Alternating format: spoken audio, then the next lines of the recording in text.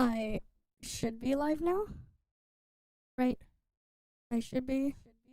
Okay, good. Let's get the music playing then. Give me a sec.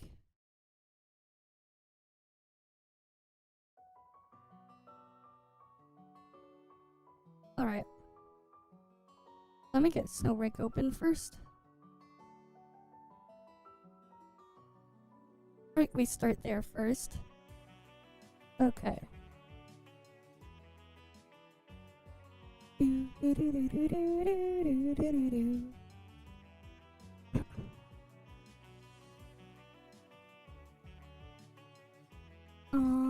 Hi Tira.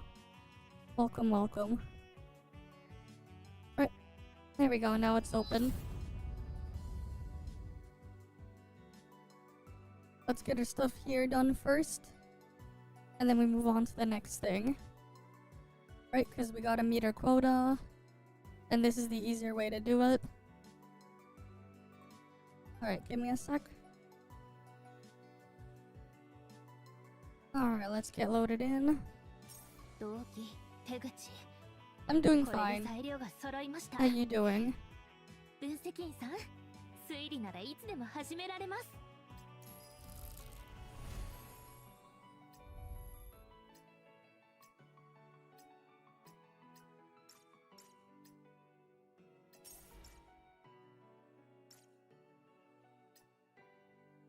Oh yes, we got that thing.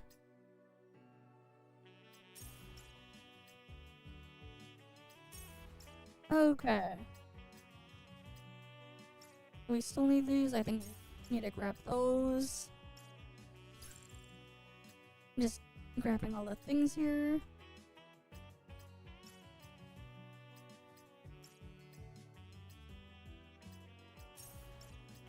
Then we put those there. Alright, cool. Got that one done.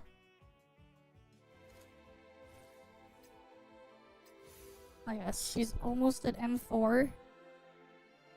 So that's gonna be nice. So by the time the anniversary hits, I guess, we'll have her at M5. Almost there. Alright, she's almost there.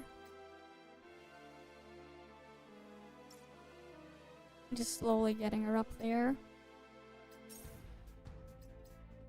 Okay, what else can we get here? Oh yes, trigger random event. That's over here. Found you at a tent. Oh, it's Chin Chin that needed it. The weather is nice today. Alright. Got that done.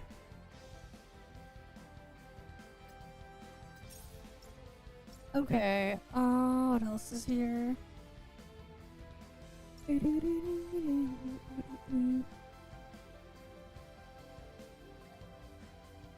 freaking playlist randomize shuffle randomizer, whatever. Put this song next. Okay. I don't think so, no. Not that I'm aware of. Yeah, not that I'm aware of, no.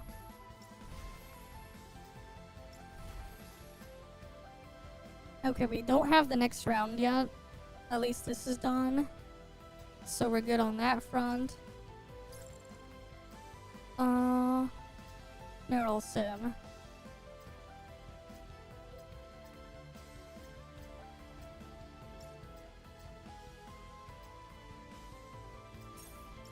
Right, we have that there.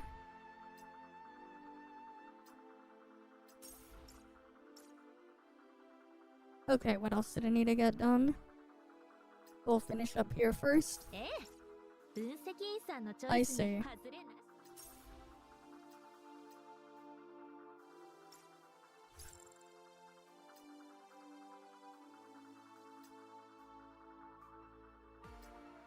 Oh yes, this thing needed to get done. What was it for Chain Assault? Yeah, I need to get the thing here. Was it hard mode that I needed?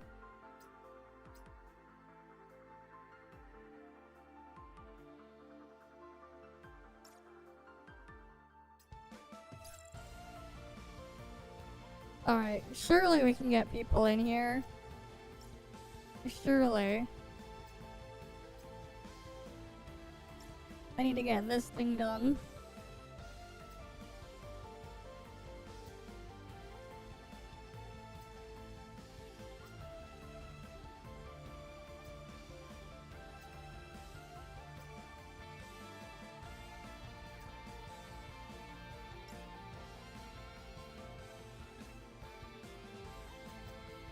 Does this guy have buffs equipped?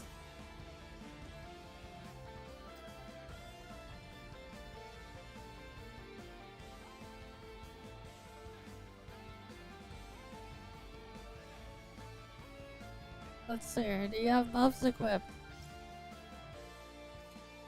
There's like 3 you can put in. I swear, like, I'm missing the achievement there because they're not getting the... They're not putting in their fucking buffs.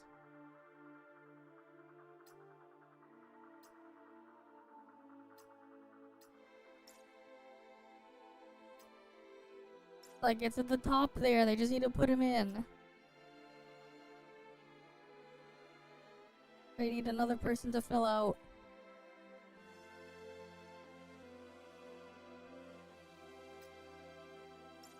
Like, come on.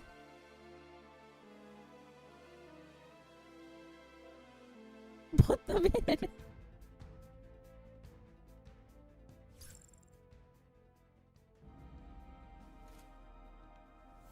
The hell, they don't even put them in. This guy, the third guy does it.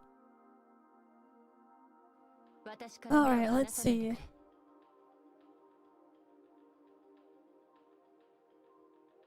What the fuck? He's not... is he connected now?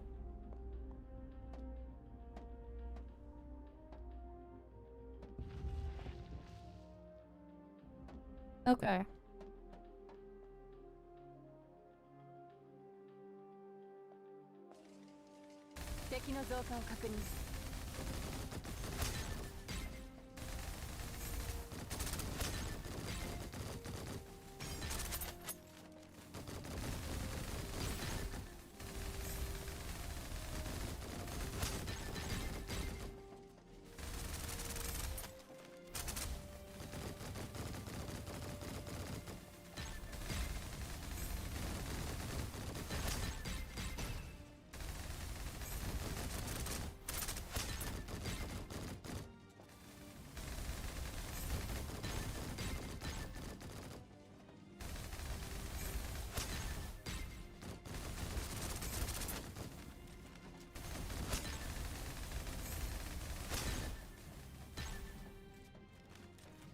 Alright, let's see.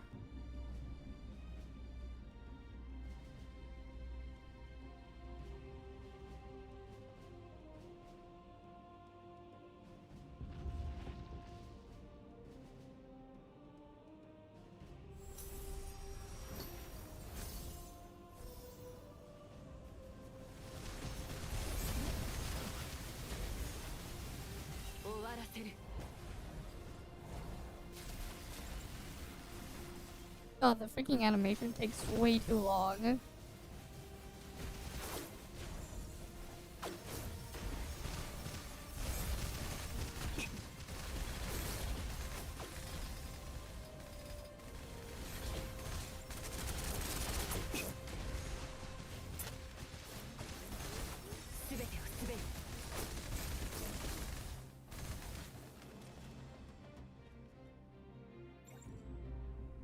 I'll take that one.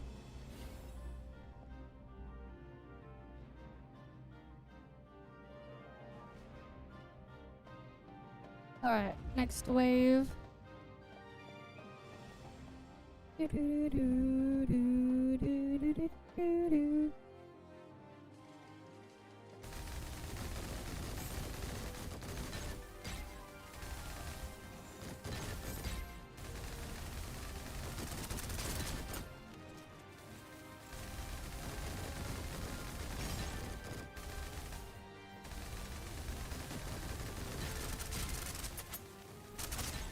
Yep.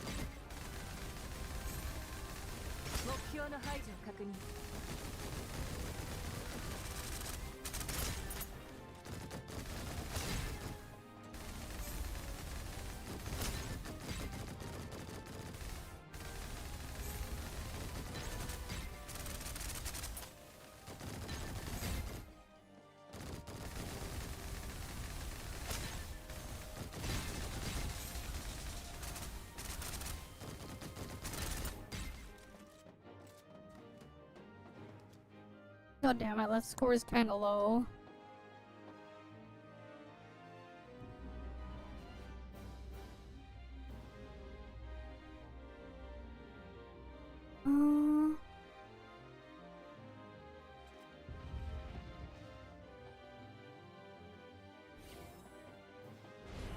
Alright, I'll get more ballistic damage.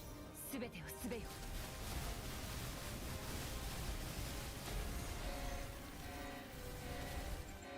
予備は十分にある。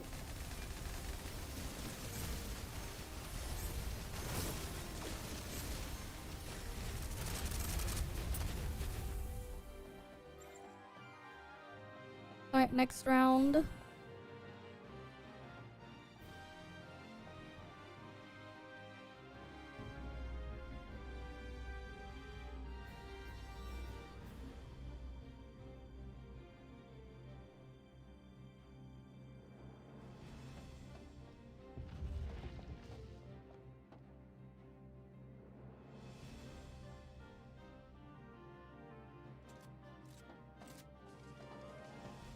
敵の増加を確認」「目標の排除を確認」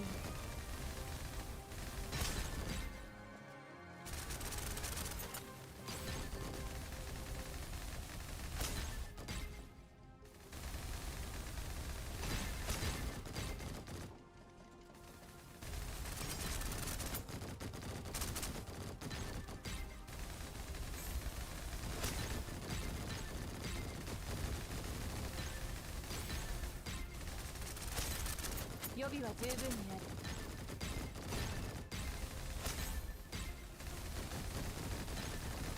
目標の排除を確認。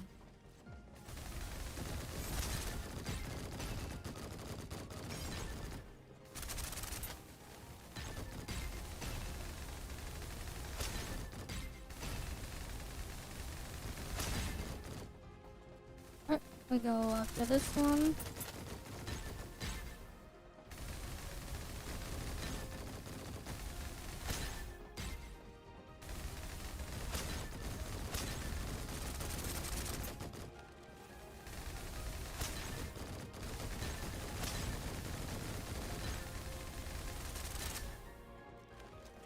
Alright, there we go.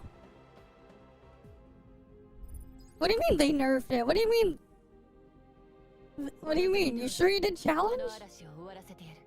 It should be 45. Not 45, 15. What the fuck? Why?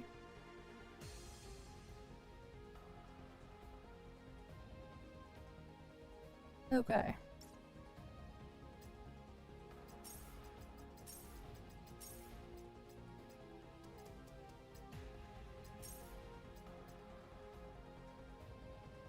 And then any difficulty that thing, oh, that's fine.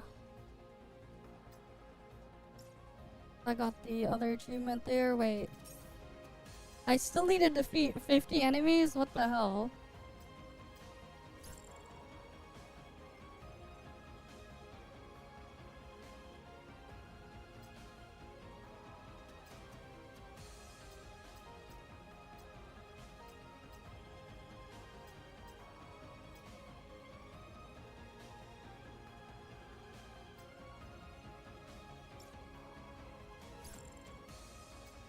I'll just try it solo then.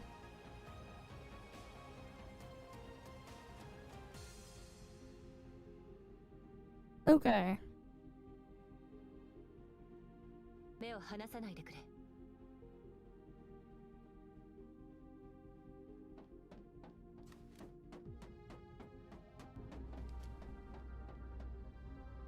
Yeah, that is really weird.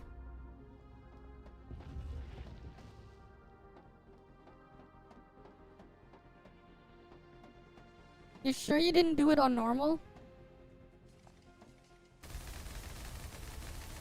目標の排除を確認。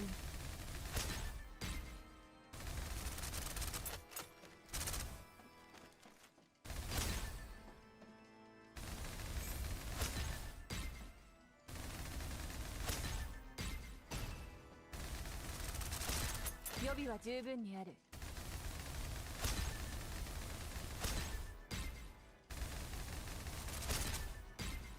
Alright,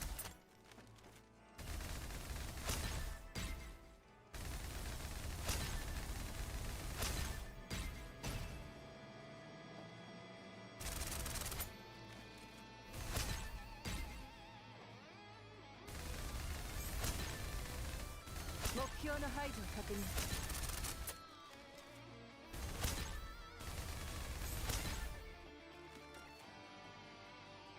Alright, let's see.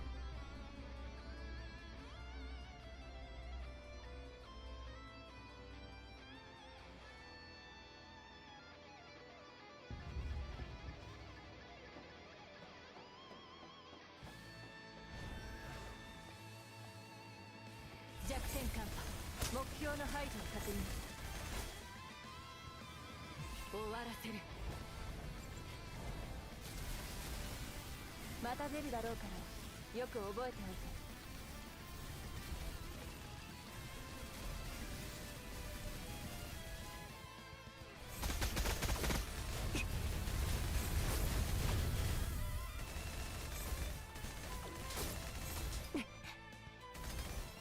予備は十分にある。 Alright, those are dead.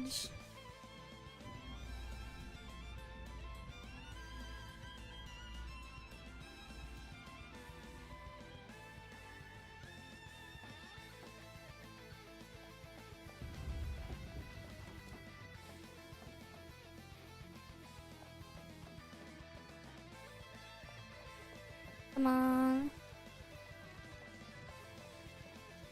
敵の増加を確認。目標の排除を確認。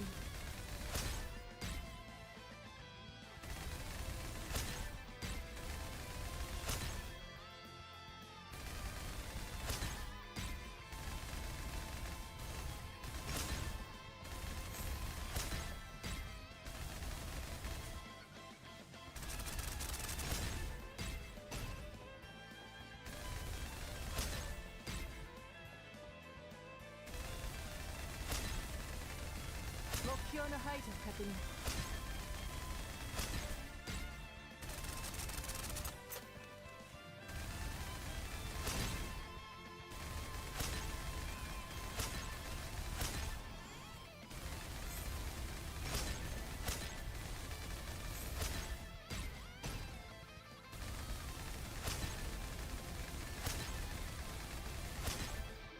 No, this is just normal mode. Let's see.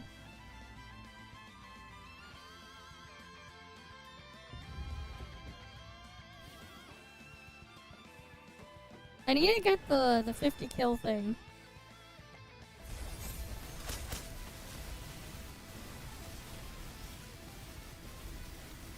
It's like but yeah.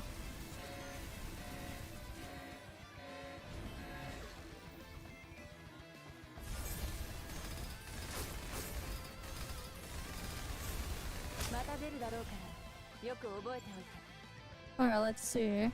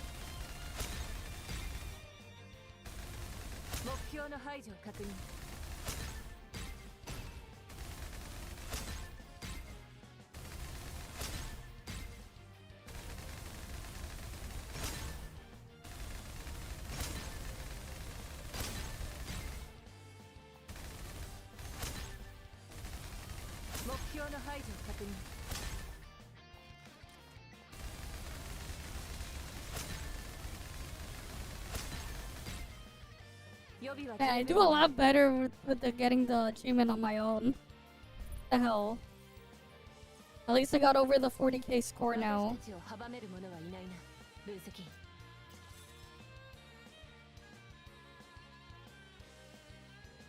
Helps not having the Pepegas make the things tankier, I guess.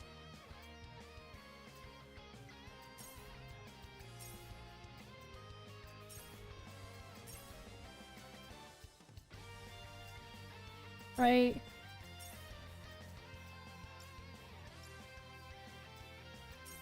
There we go, done with that mode. Don't need to touch it unless they rerun it again. Alright, what else do we got here? ええ、分析員さんのチョイスに外れなしです。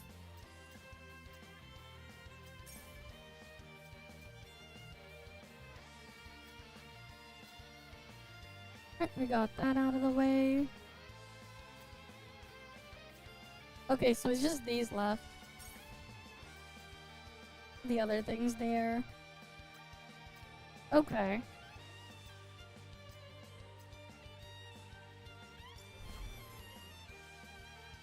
What are the other tasks we need?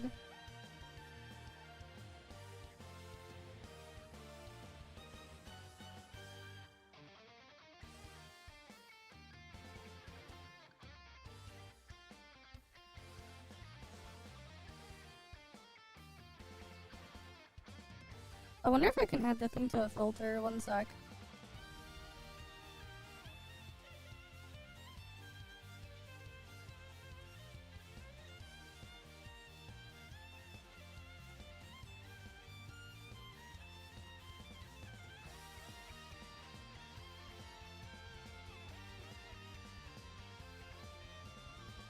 Let's see.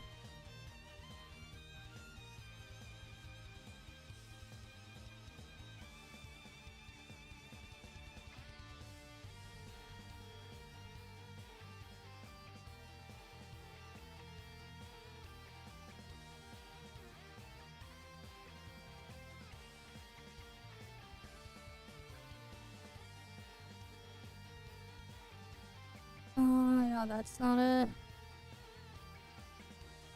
Yeah, I'm still in there. Why? What's up?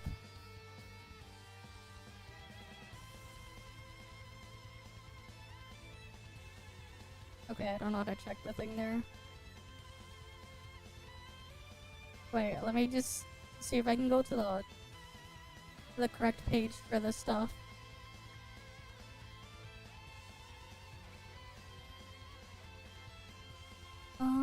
Let's see.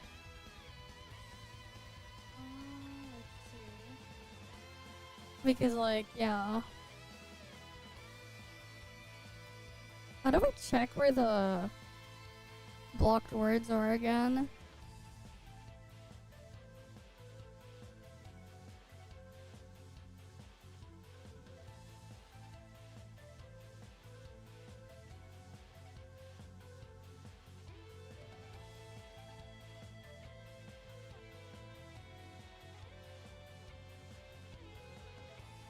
Oh, I found where that thing is. Oh, where is that thing?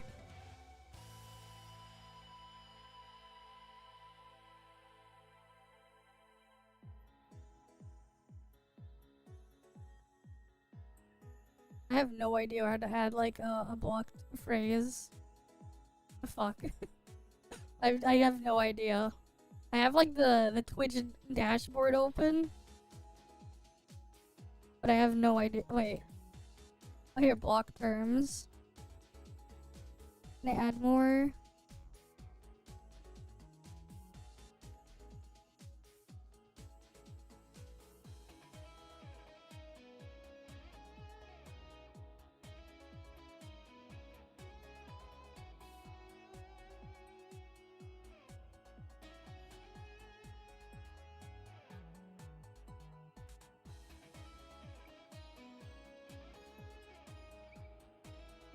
Oh, it was best of viewers was one of the things.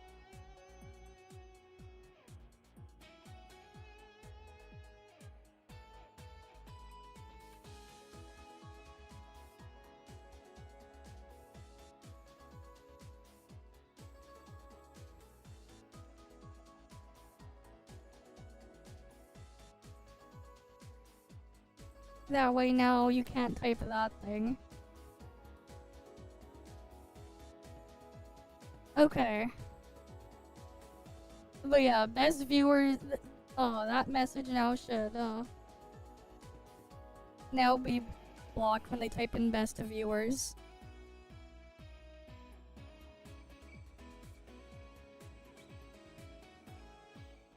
Okay. I added another block term. Okay, oh yeah, what else do I need here? Endless battle, I need to do another one. You have to type it that way to not get blocked. But the other way is blocked now. I think we just wait for hard mode to get the rest of the missions there done, I think. What are the missions here? Yeah, these look like hard mode missions.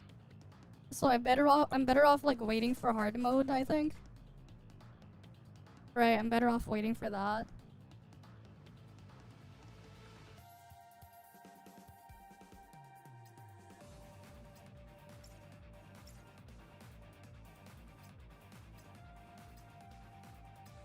What else is here? Yeah, those rounds are not available yet. But yeah, the things I have to do to meet the quota, man. The Snowbreak streaming shit. It's like, I gotta meet a quota, so like, I end up just breaking the shit up over a couple of days. I'm just glad that I can count YouTube and Twitch streaming separately. And I can count both.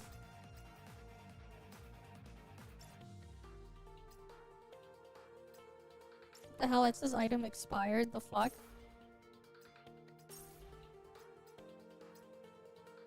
The hell?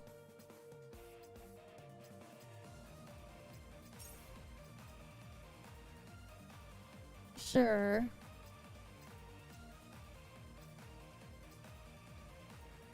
No, I did not.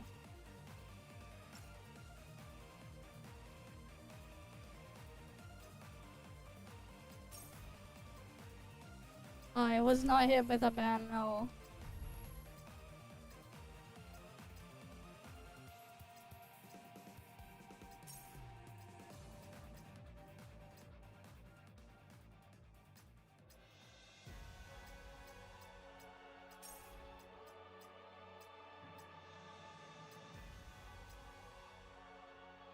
I have no idea. But like, I don't talk in the Discord normally. But like, yeah, I was fine.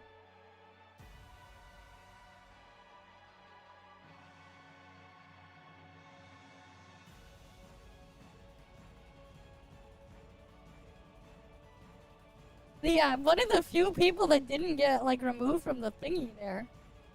From the ban wave.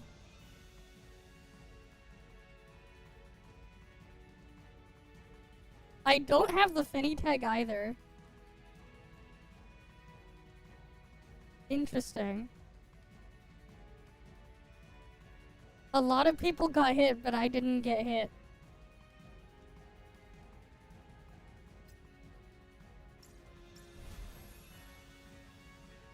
That is actually kind of crazy.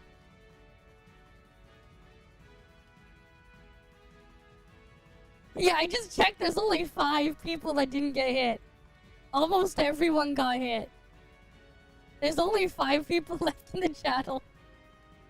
I'm just looking at, like, or I guess they only show who's online. I don't know. But, like, there's only 5 left in there. When I go and look, I'm like, what the hell? They're all gone.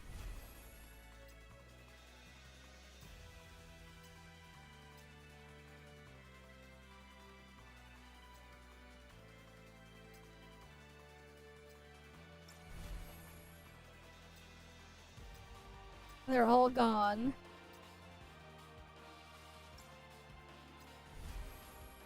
Oh yeah, is this the story thing there? I really wish the Star Master thing would stop glowing.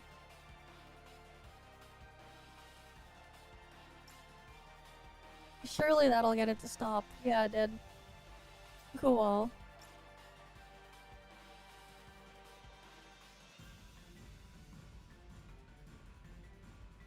Oh no, they got rid of the CC tag, that's why. All the roles are gone, but the channel is separate. They just flag each of our accounts individually on if we can see it or not, which is really weird.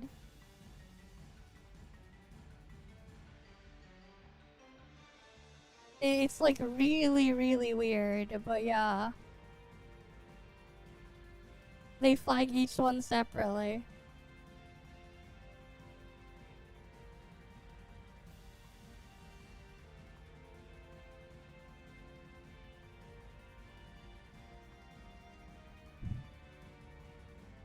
Oh well, we'll see what happens.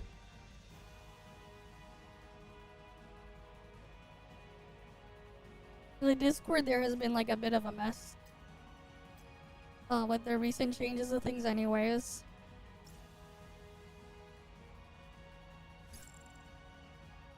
Okay, there's nothing there.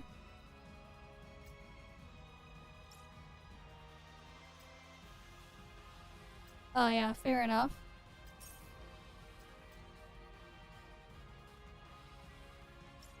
I wonder when they're gonna give the previous patch rewards again.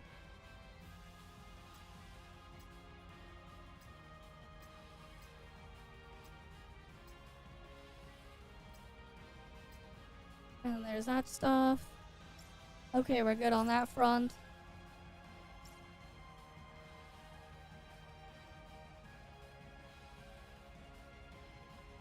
You got back-to-back maze, nightmare fuel rip.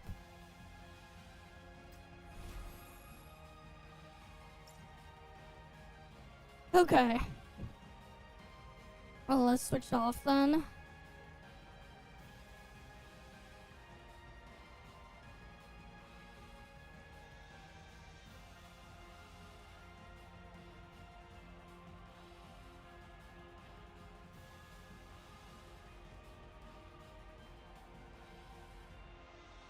Okay, let me get my ult on the cloud version.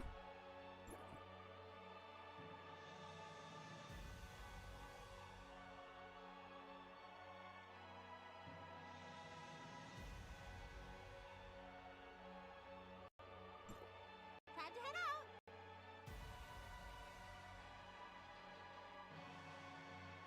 But yeah, things are a mess.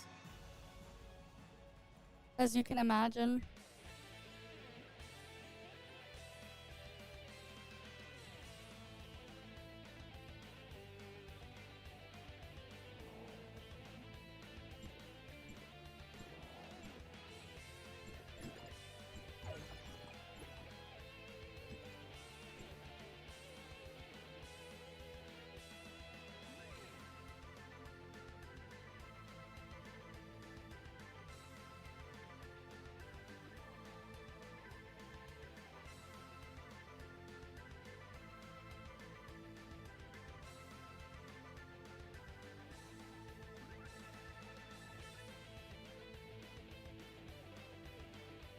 Okay.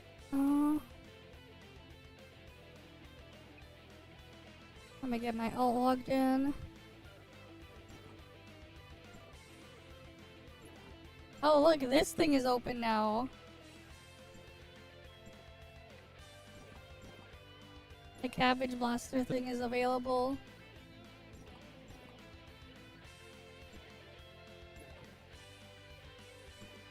Survey is up. I don't think so. I don't think so. I don't see a mountain here. So my guess is a no.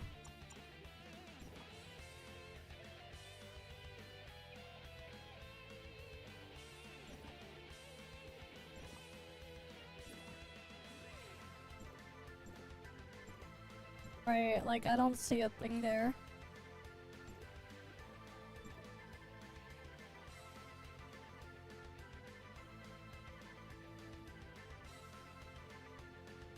And then those are the last couple of things there.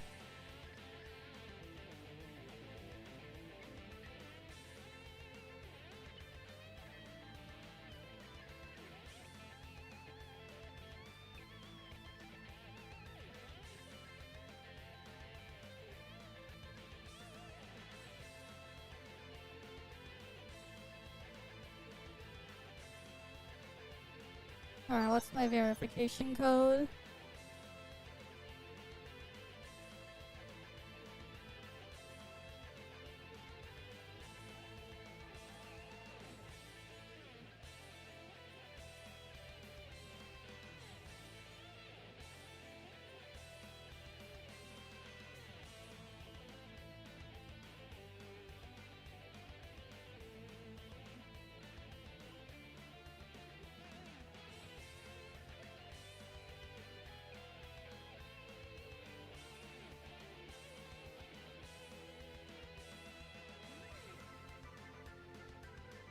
Alright, let me get my alt logged in.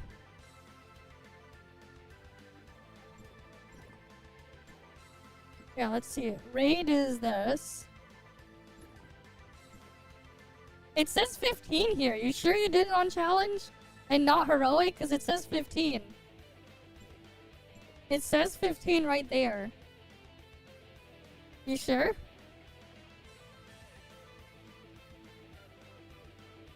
Okay, I'll do it and record it. One sec. I'll record it and submit the thing then, if that's the case.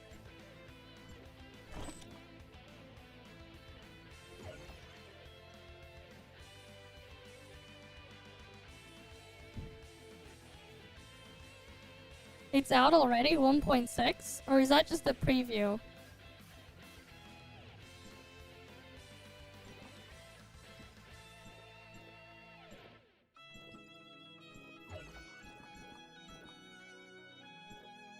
Let me spend my vitality first.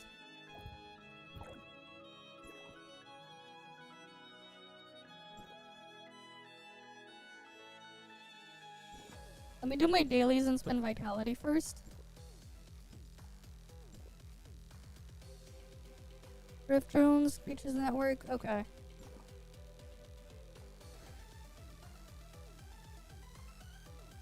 Oh, same. I haven't finished all of them yet either. I haven't finished them.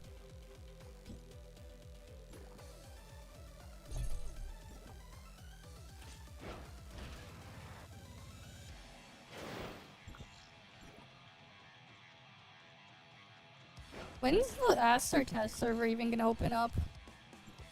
I'm assuming it's later this week.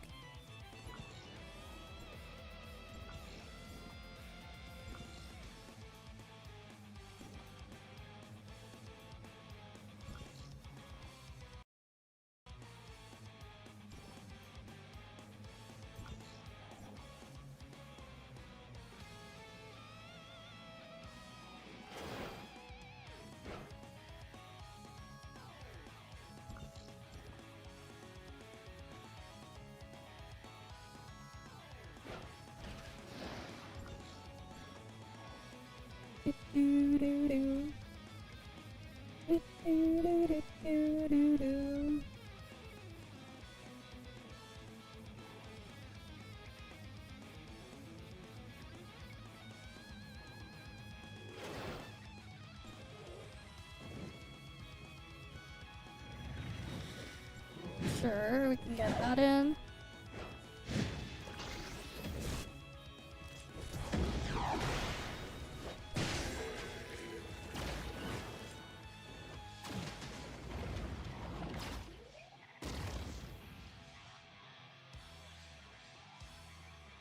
Let me just double check what other dailies does my alt have.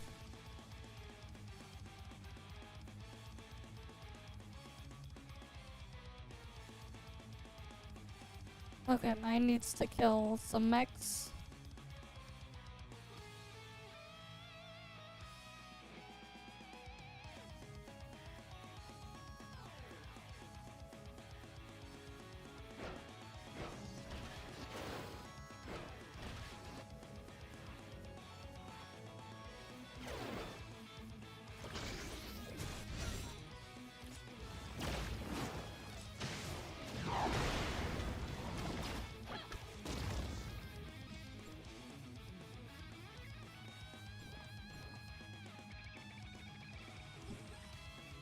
Okay.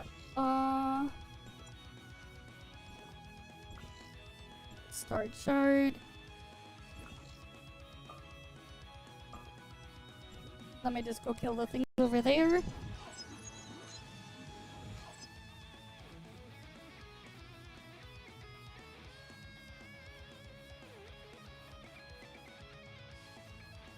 Oh yeah, then there's the survey thing. I have to figure out exactly how we'll do the survey on stream.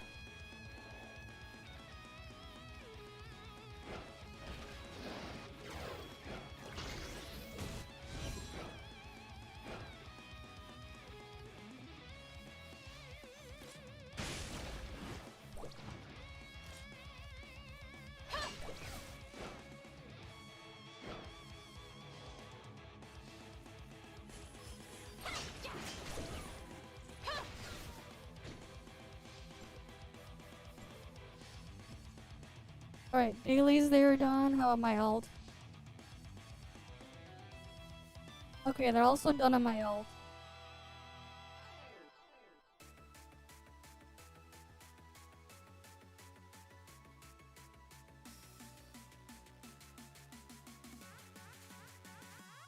Alright, let me just do the hacking thingy on my ult first.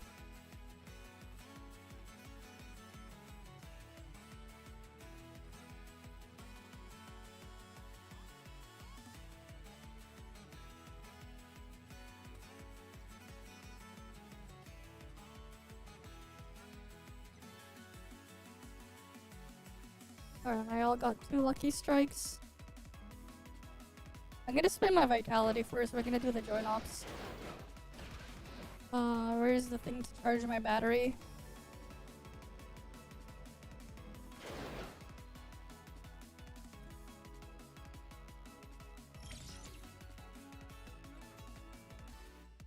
Alright. 4%, damn.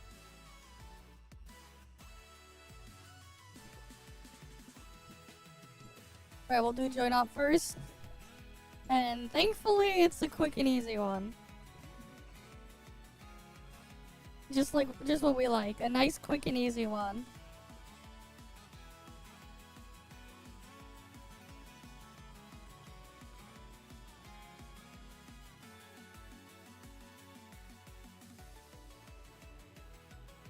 You know, I actually just got a big brain idea. Or something. I should just have the boosteroid website for the cloud thing in OBS. As a thingy there. That way you don't have to fiddle around with the thing.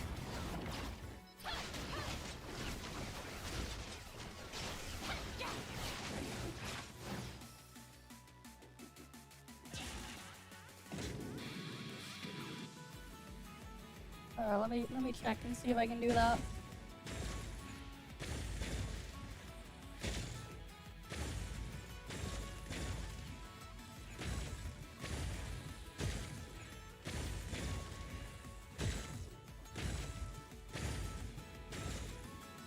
This will be so big brain.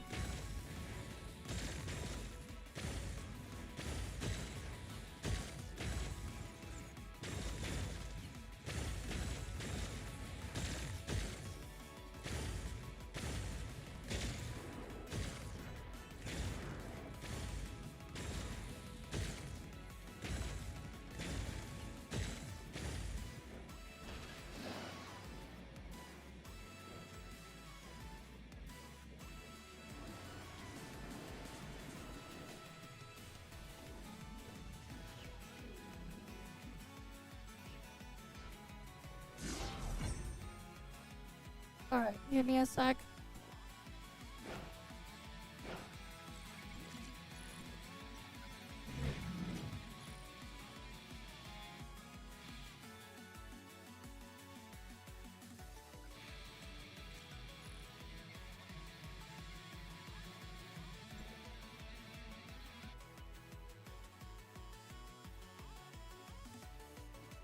Alright, I need to go on my phone.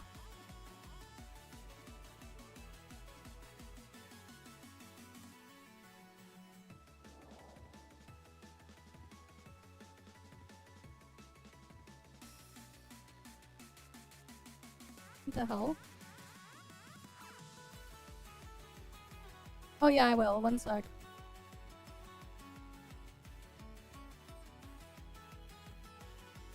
the hell? Why isn't it sending the thing to my phone? I need to spend all the vitality.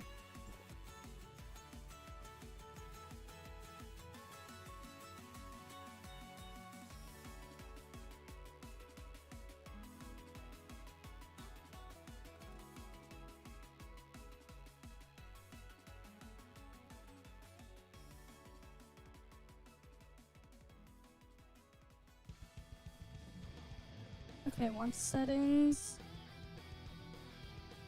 Google.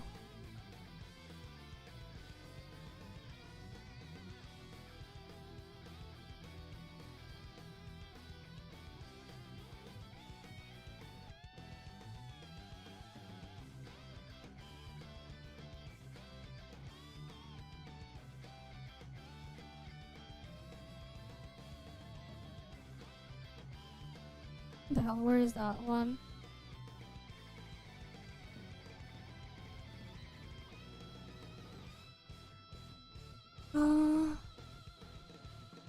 Fuck.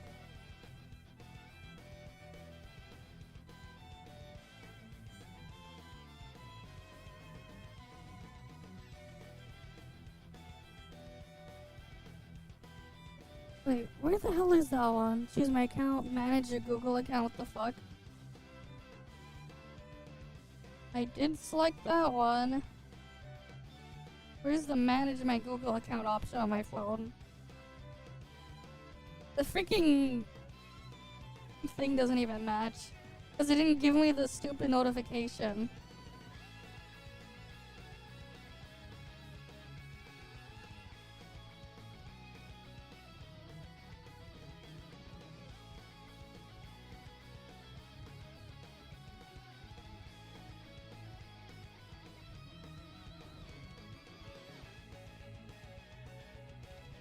What the hell?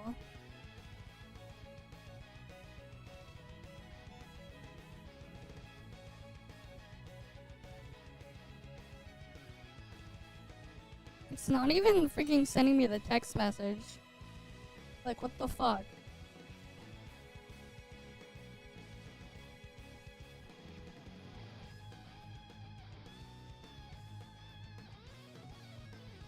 Why won't it send it?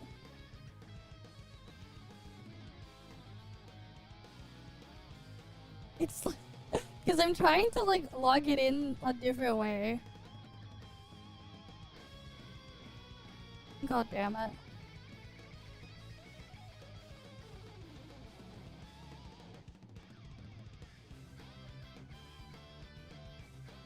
Let me try a different way then.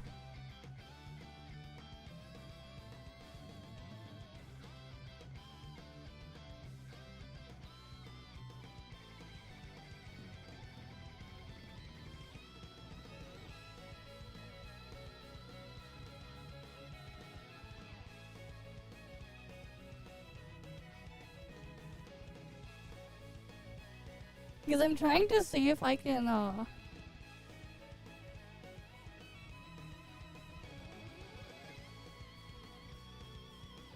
log into the cloud version of the thing and put it in my OBS as a browser doc instead of dealing with another window. Whatever, here, I'll do another join up while I try to figure this out.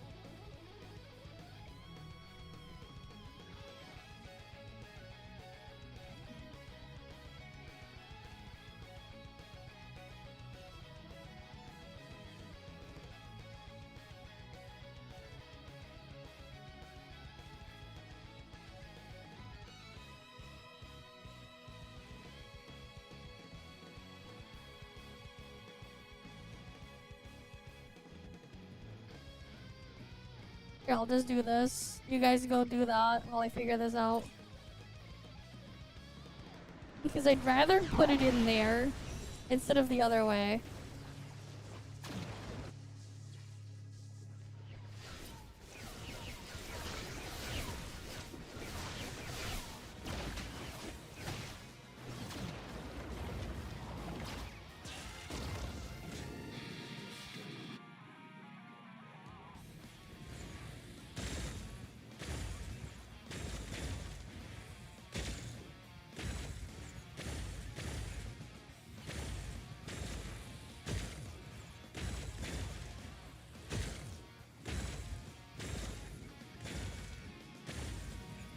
Okay, it's logged in. I think.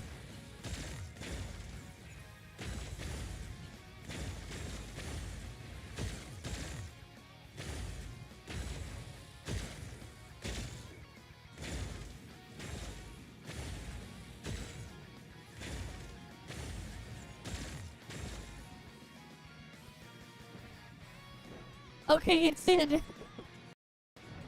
Okay, cool. I can have the cloud version in my OBS. In my OBS window, but that is fucking loud. Great. I need to figure out how to fix the volume there.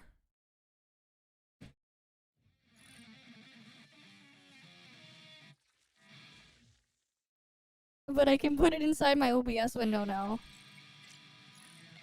Instead of using their app.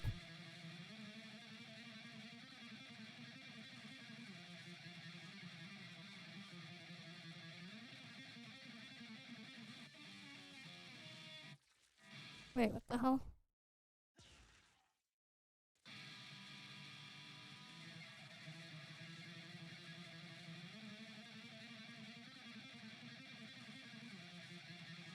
Let's see. What's the control?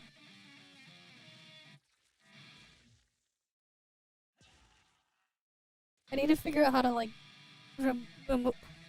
adjust the audio in here. Okay, that's better.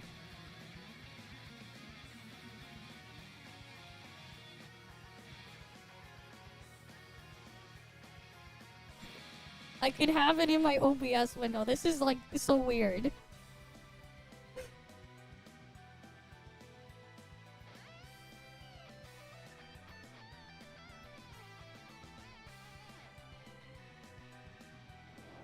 Give it that bit right there.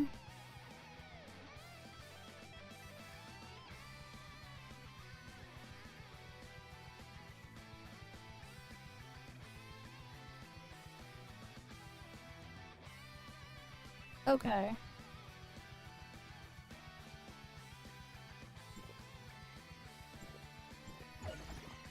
I have enough for another join op.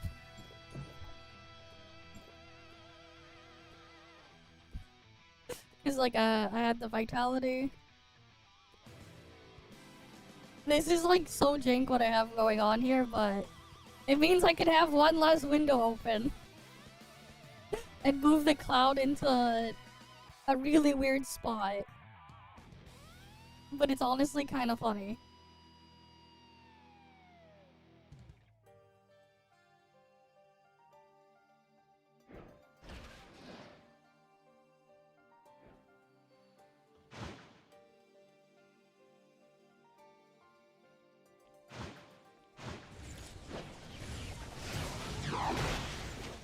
But in these days, I should show you guys just how jank it is. It's so jank, but it works.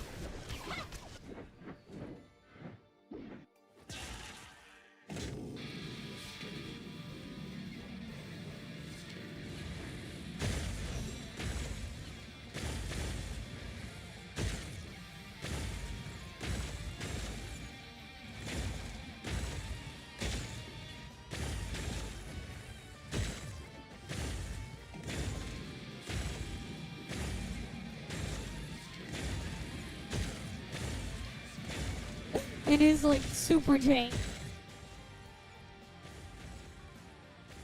But hey, if it works, it works. Honestly, it's this thing, the weird jank thing I came up with. It only works because of the weird characteristics of OBS being what it is with how it handles full screen windows.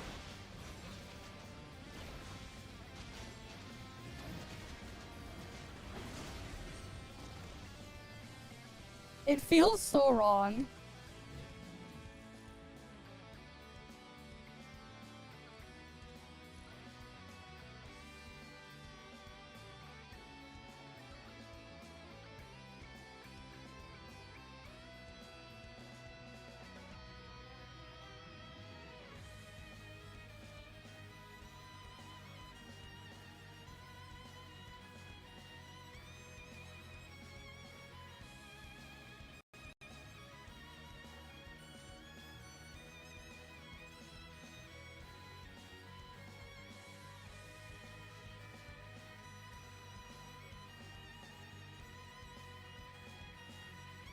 Here, I'll actually take a picture and just show you what jank thing I have got cooking.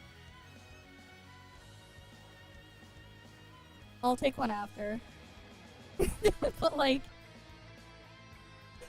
this means though.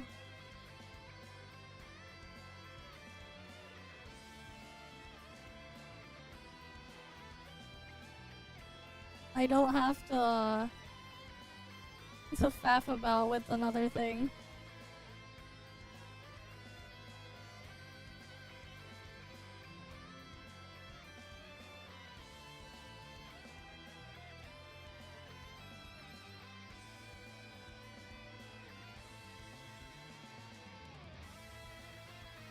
At least when it works.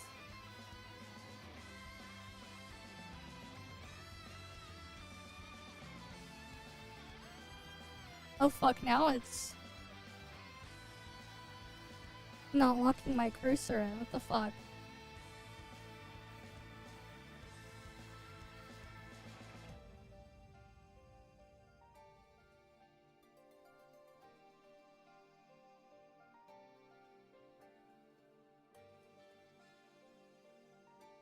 That doesn't matter. I don't need to do that much with my ult. I just needed to claim everything, I think.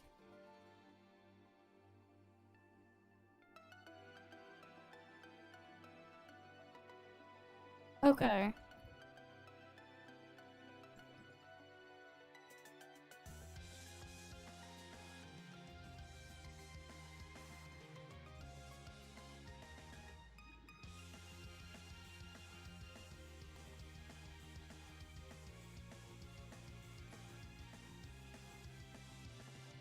Weekly raid plus FTN.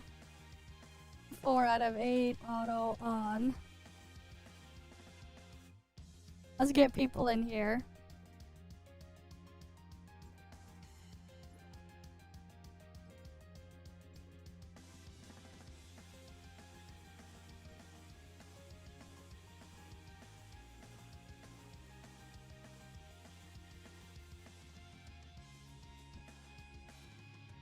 We'll do the raid first.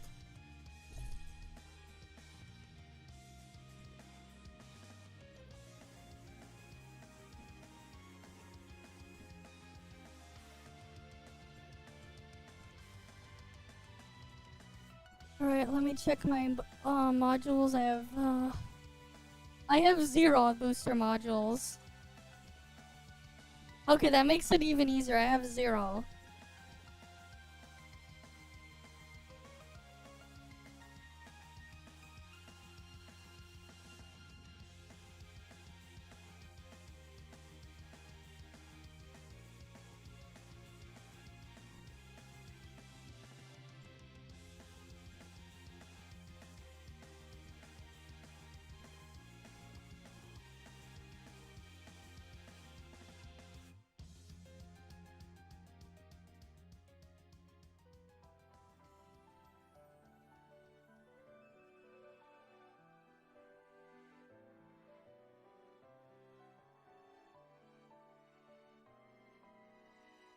I should do a typo on purpose and make it 6 out of 9 instead of 6 out of 8. Alright. Alright, cool. Alright, so before we go in, I have 0 booster module 3s. I'll do raid first. Raid's supposed to give 15.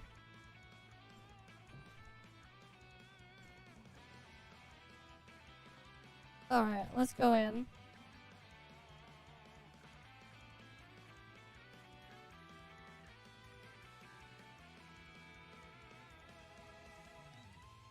Well, I'm recording this. We'll see.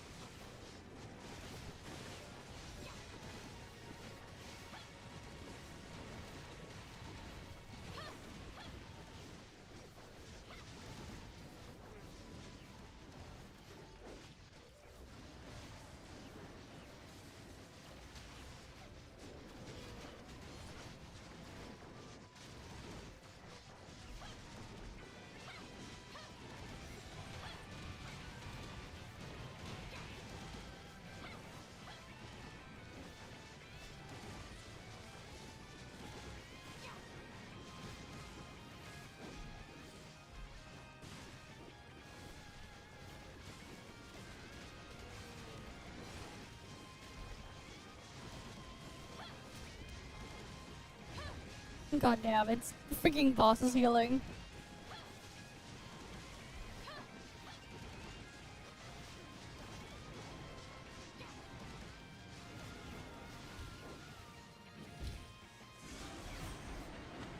Oh yeah, you're right. What the fuck?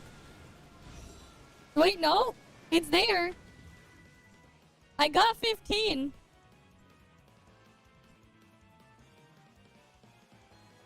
It's there, 15. I got 15. 10 plus 5.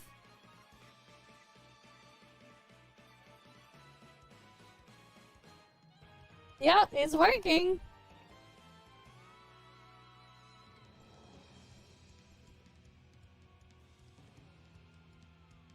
See? Because it gives the heroic and then challenge separately. It gives heroic and challenge separately.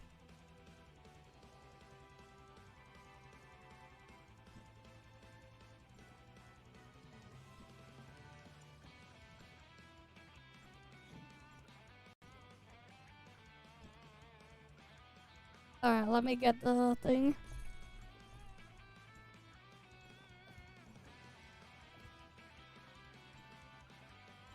Everyone loaded in?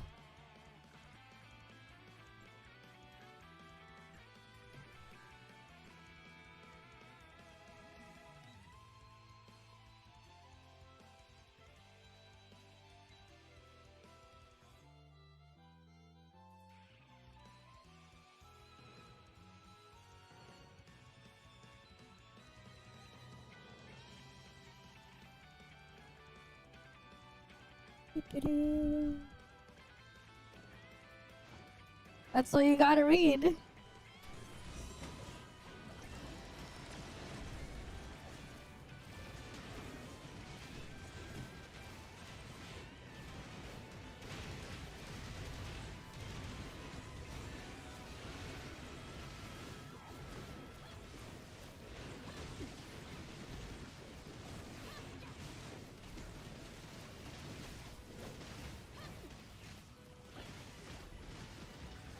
God damn it, I died.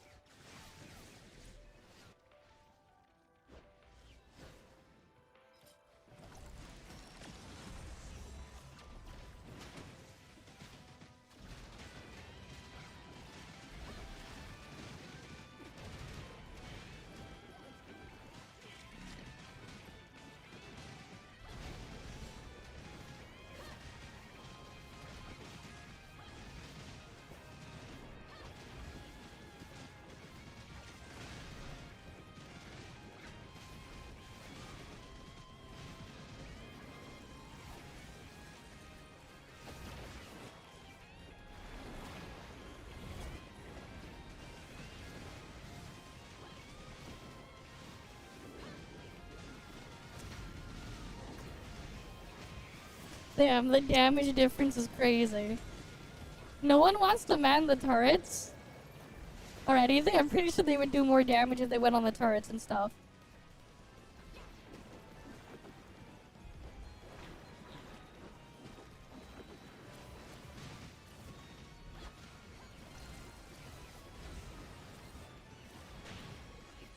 No, I'm talking about the other people.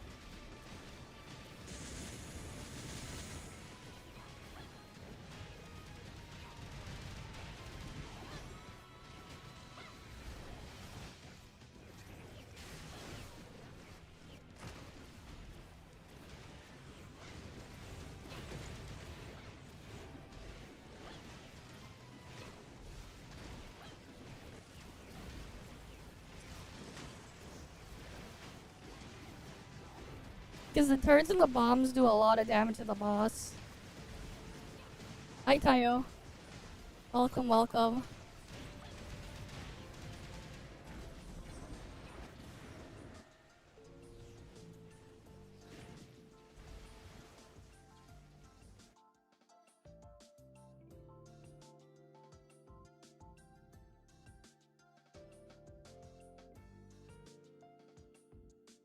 NTE CBT is the day after Duet Night Abyss ends. Right after Duet Night Abyss final day is when NTE CBT starts. I get the feeling they were just waiting for that to get announced just so they can put it the day after.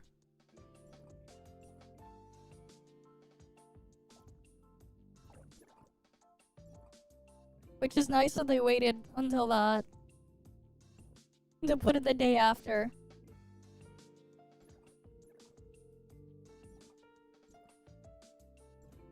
It's like actually quite nice that they made it the day after.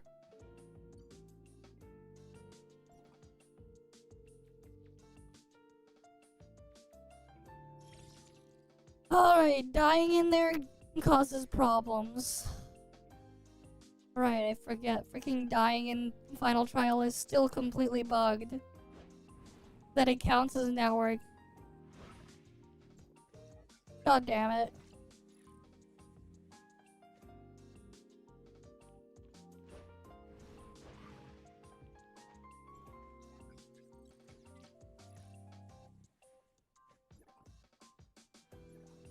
Okay, it's only the bike thing that's busted.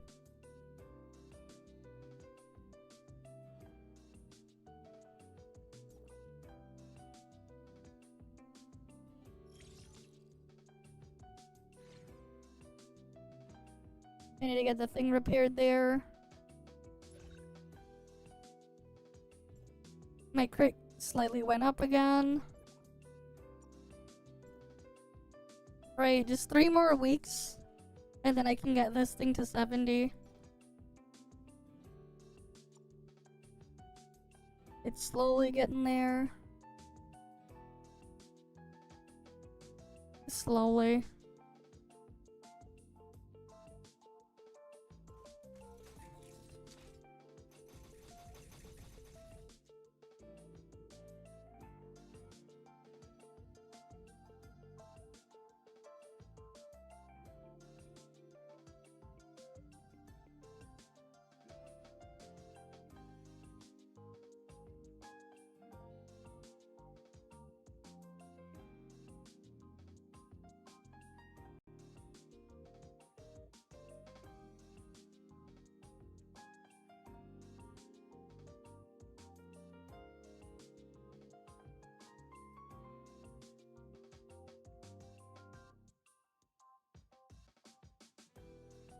But yeah, I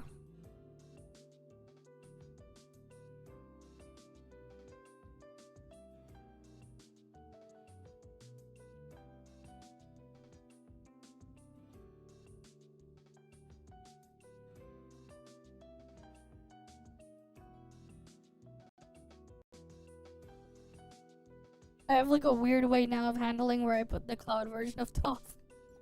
I have it put entirely in my OBS window.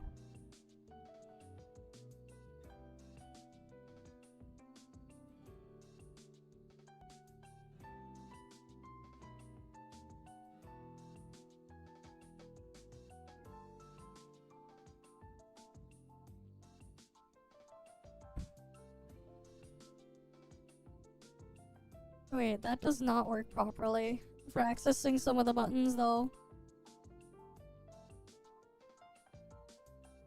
That is so weird.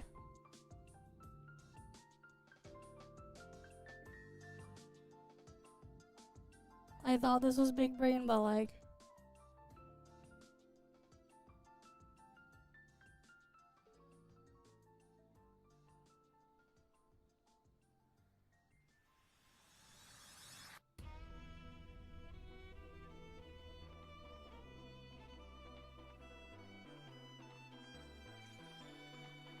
It doesn't work the most correctly in there. It is kind of awkward. But it works as an okay backup to switch between, I guess. Alright, what else do I want to get done then?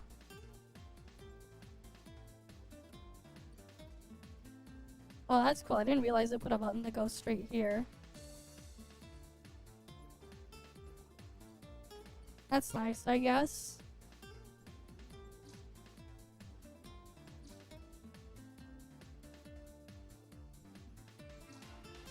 Alright, we can do another 100 pull. Let's go, 100 pull.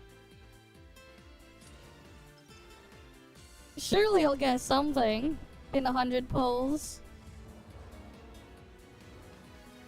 Alright, we're doing 100 pull.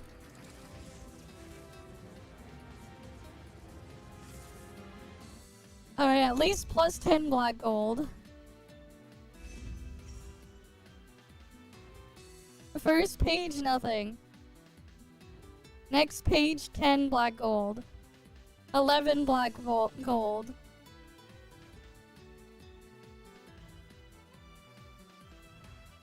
$12 black gold.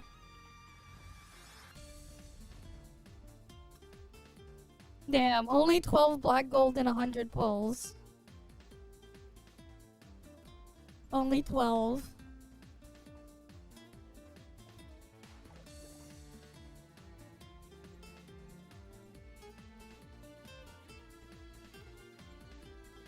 Still though, it's nice to have it there, I guess.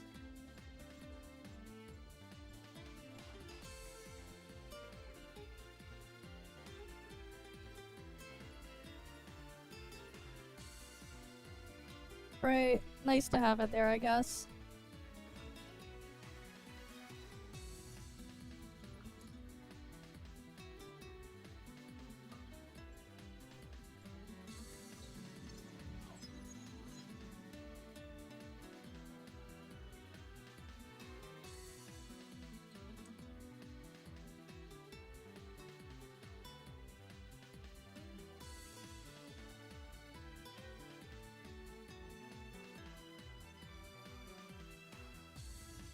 Hey Bootla Gamer. Welcome, welcome.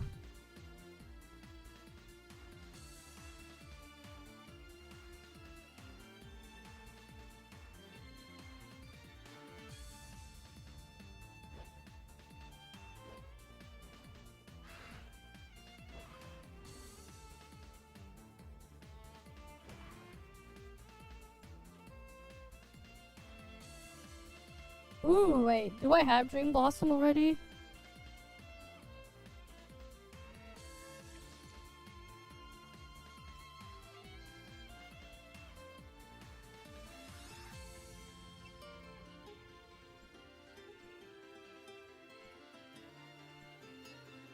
I do. God damn it. It's scamming me by selling me shit I already have. Sell me another mech skin, man. Why won't it sell me mech skins?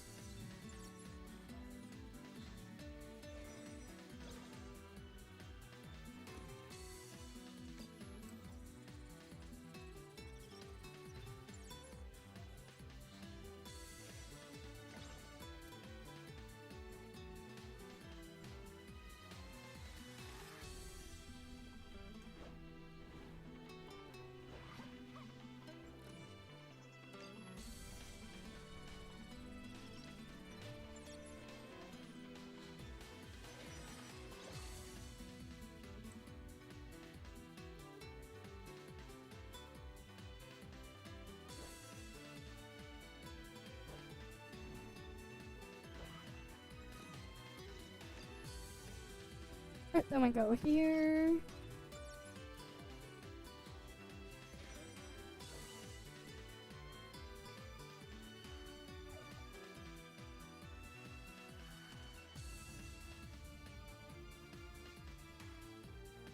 That's another one there. Oh, a pro weapon box. And we get plus 10 black gold. Nice. Plus 10 more black gold.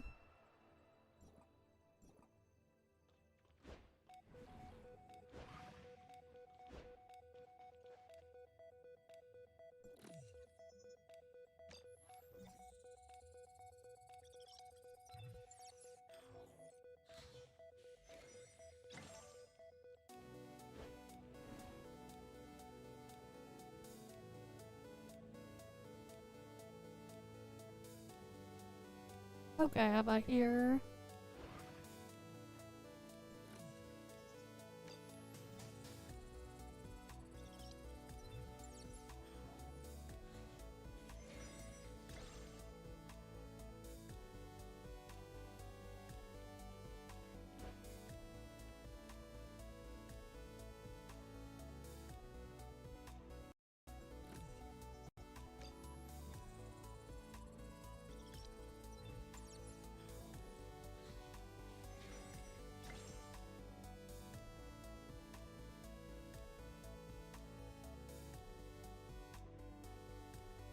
I'll probably go farm the thing here. Wait, Rubelite. Do I have?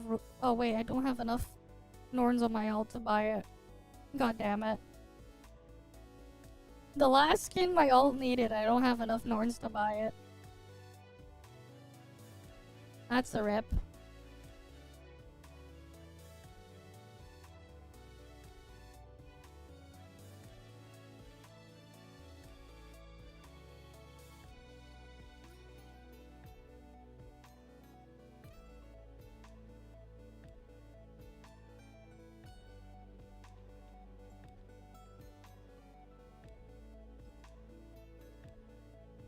Alright, let me use another one of these.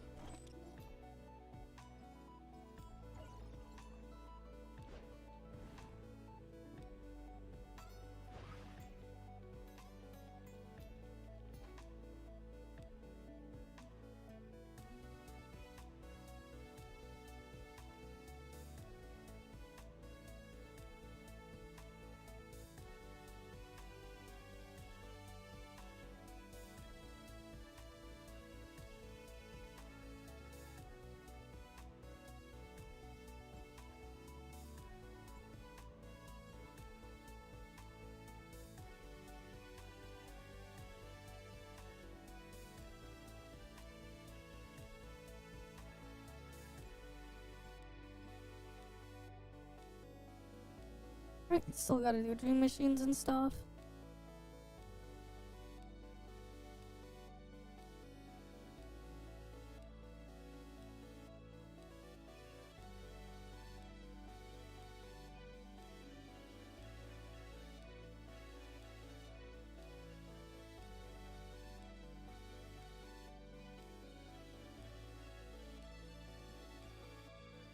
Oh yeah, I should check Domain 9 stuff. What's on sale in the Domain 9 market? I should check. Oh, there's not another box there.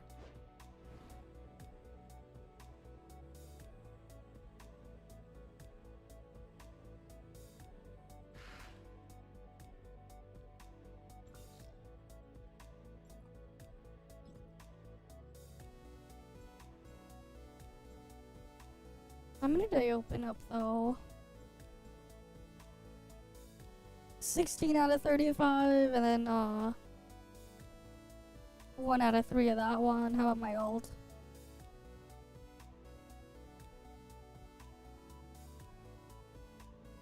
My ult got 13 out of a thing, and then 1 out of 3.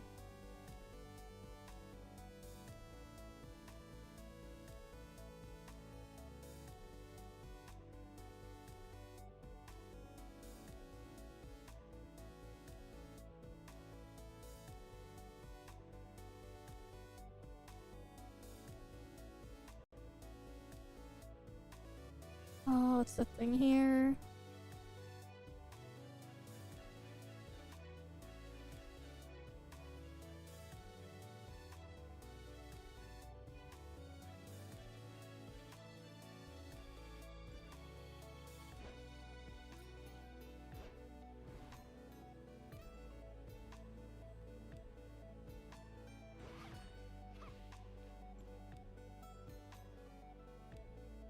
I want to at least get my keys before I kill the thing.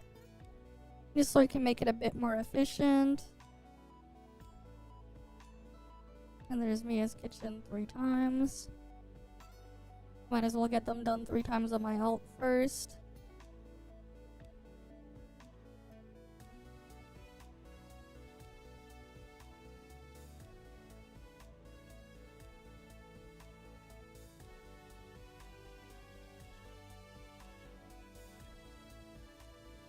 Okay.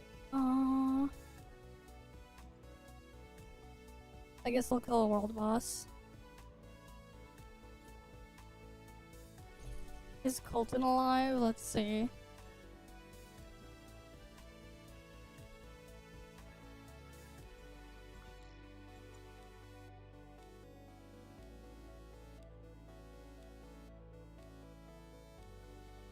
Colton is alive. Okay.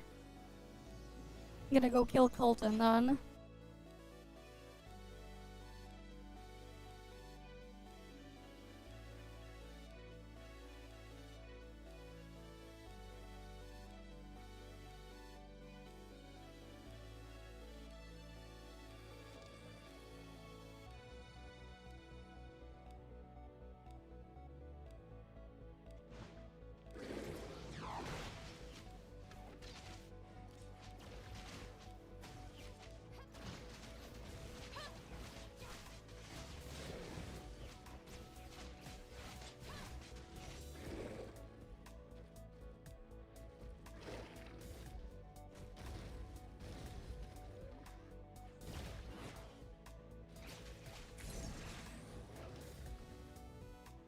Alright, made sure my alt tagged it too.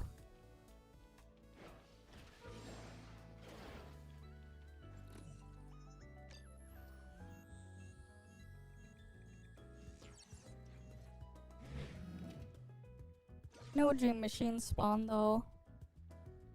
Unfortunate.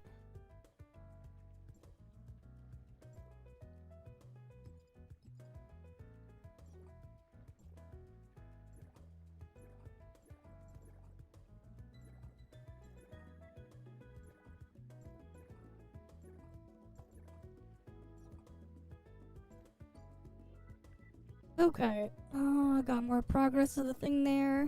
Can go grab these. More not mech, more just regular vehicle parts.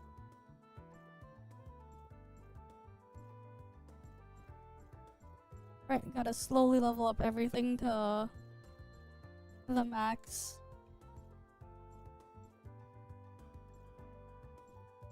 Slowly. Because it takes forever.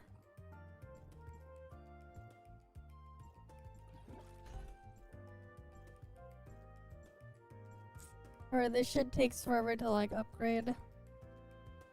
Okay.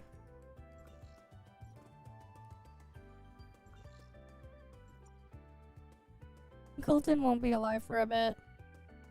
But Magma will be. I'm gonna go kill Magma then. Time to go kill Magma.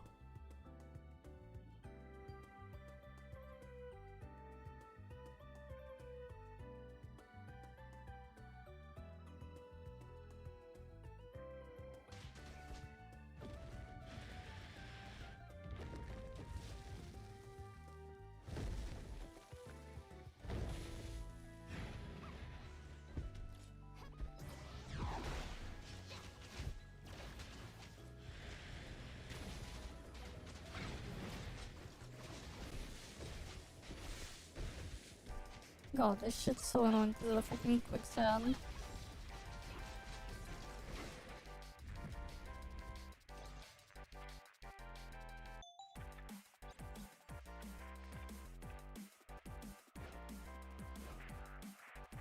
Alright, let me go loot that. What the hell, it spawned my all dead.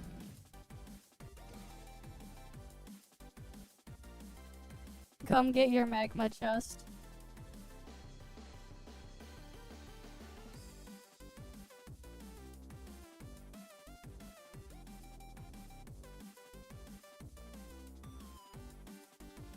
Alright, get the magma chest. Right, a free magma chest.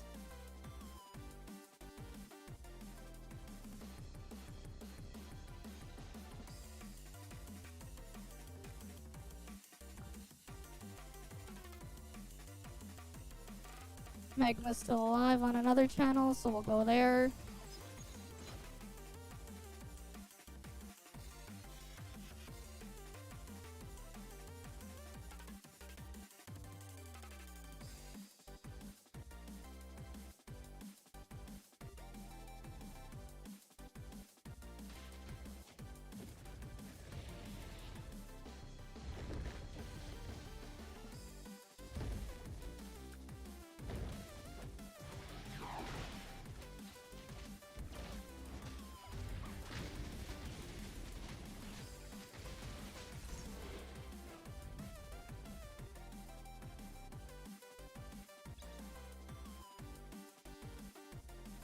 Right, that's another boss dead.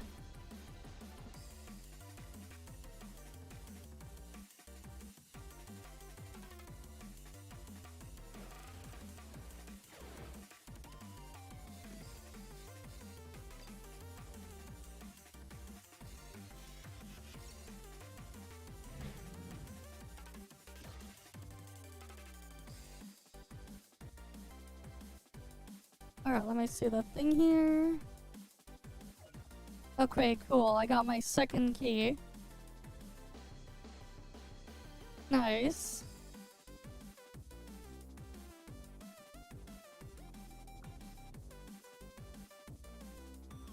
Magma's alive on another channel, so we're gonna go there.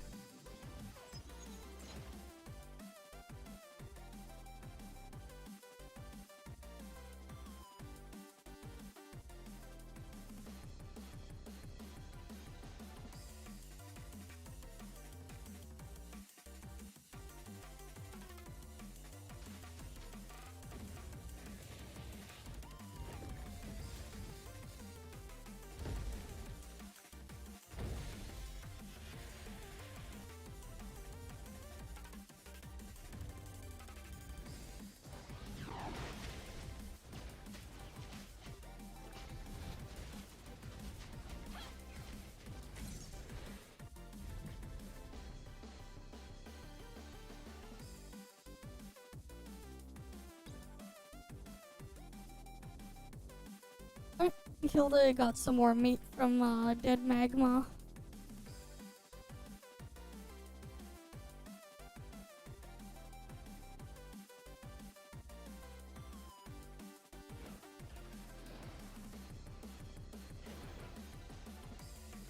Surely it'll give me my dream machine.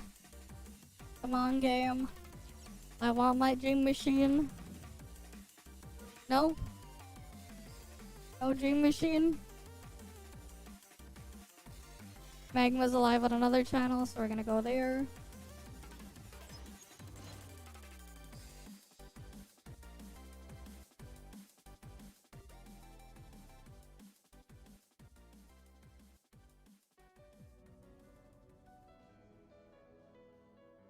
Alright, come on. Oh yeah. Hi, Bula Gamer.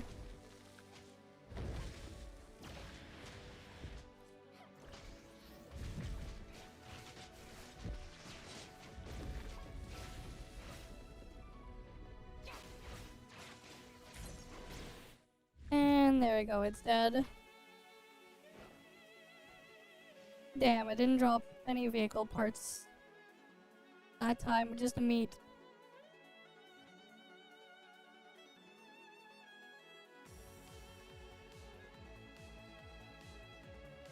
Oh, there's people killing the eye.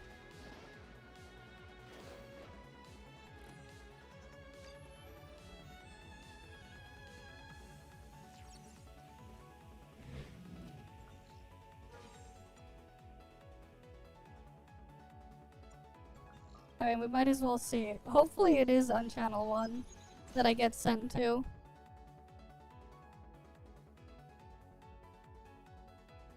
Hopefully it sends me to channel 1.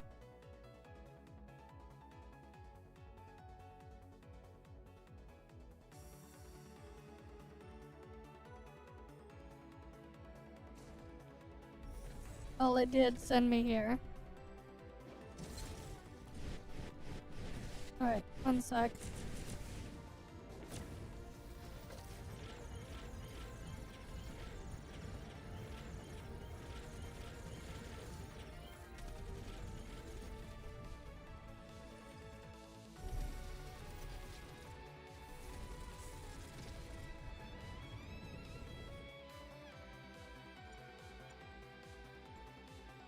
Might as well get my keys here.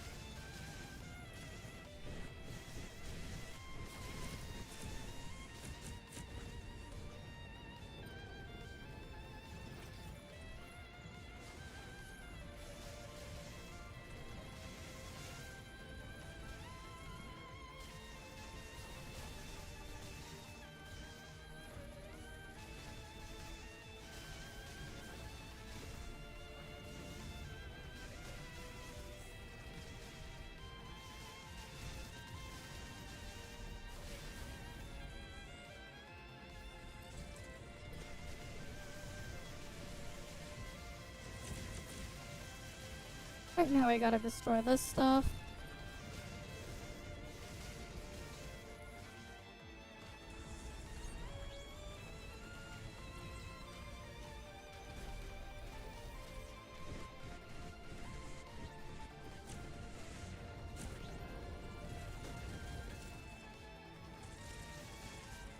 I'm gonna just destroy the legs.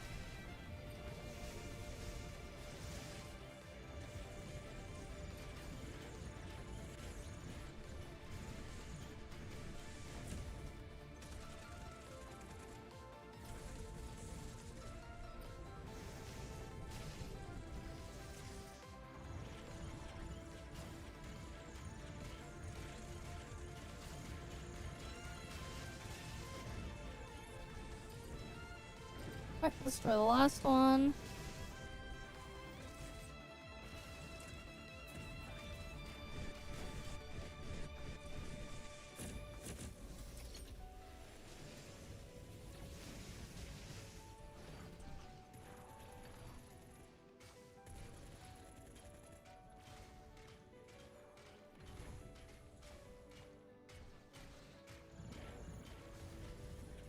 Alright, that one's destroyed, now this side.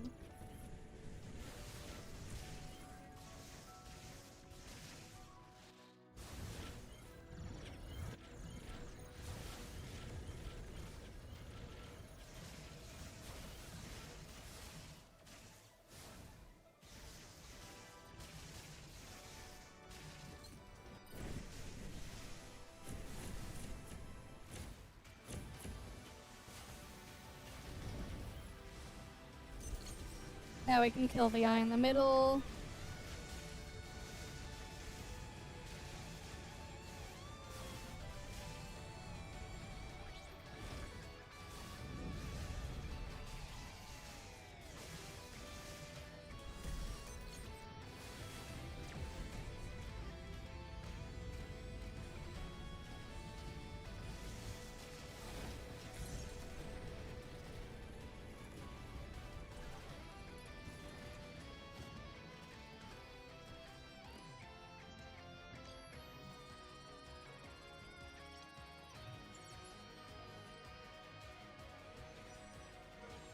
Alright, let's get some algorithm data thing.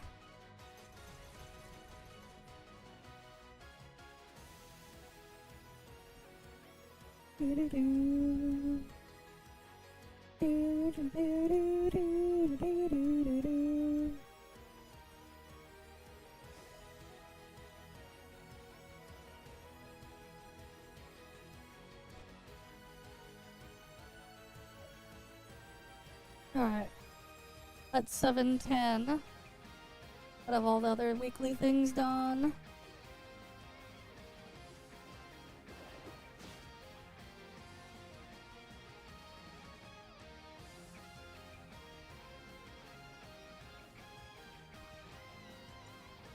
Let's go quickly kill another world boss.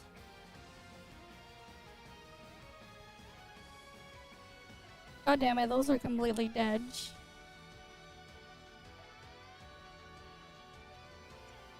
Alright, I'm gonna go kill Apophis.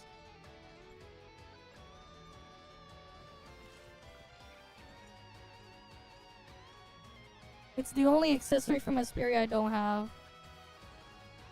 The Apophis one. So I'm gonna go kill that one next. It's the only one I don't have.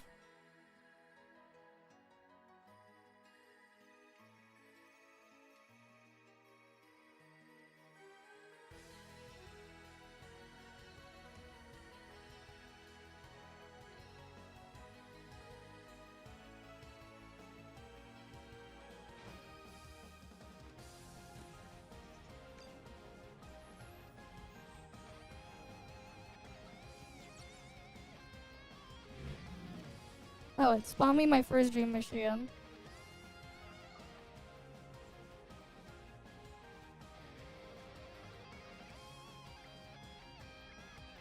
How about on my ult?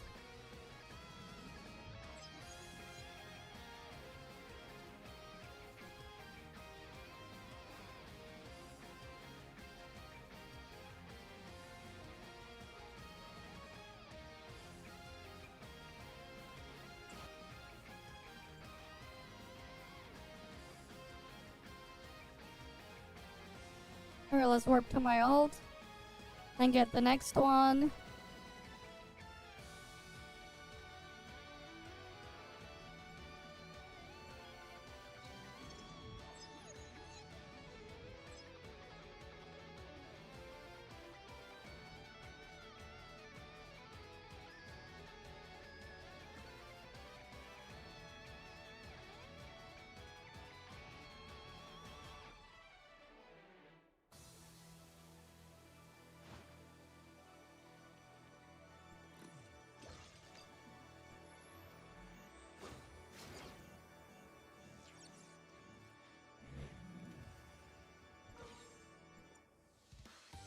Great, now they're all dead, but we can go kill Robarg.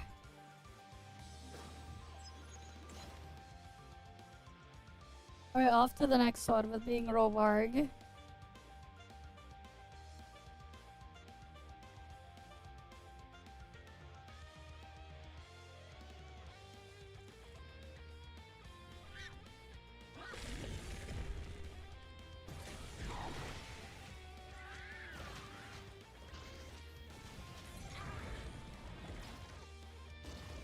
Right, Robarg dead.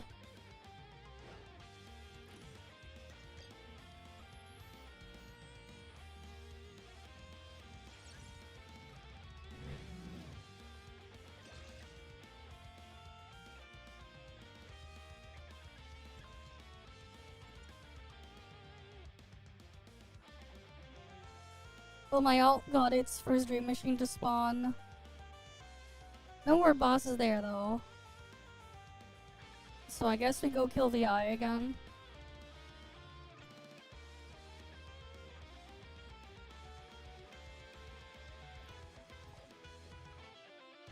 How many more times do I need to kill the eye?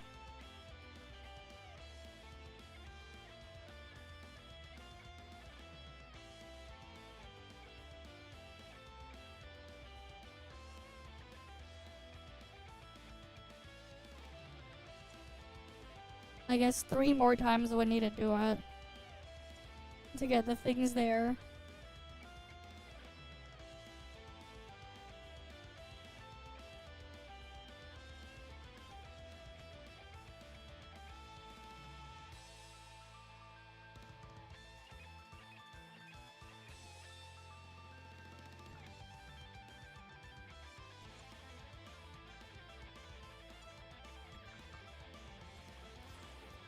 Alright, time to go kill the eye then.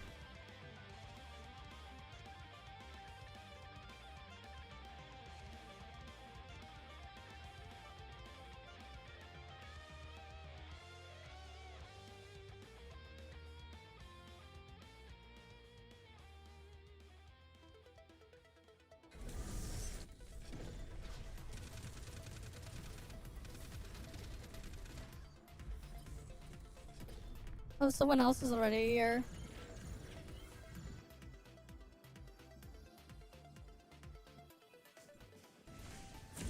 That's neat.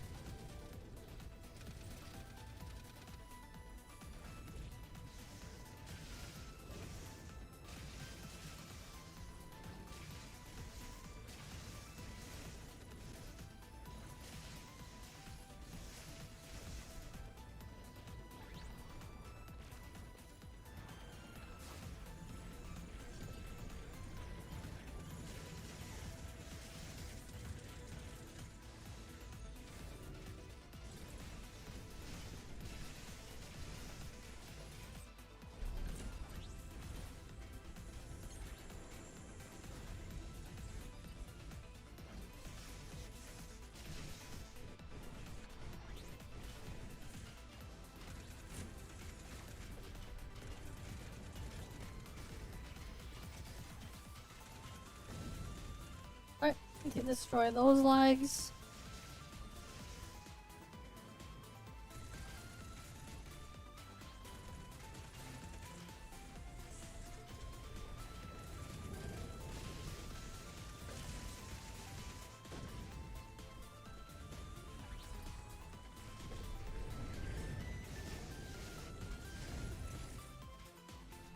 Alright, legs are destroyed.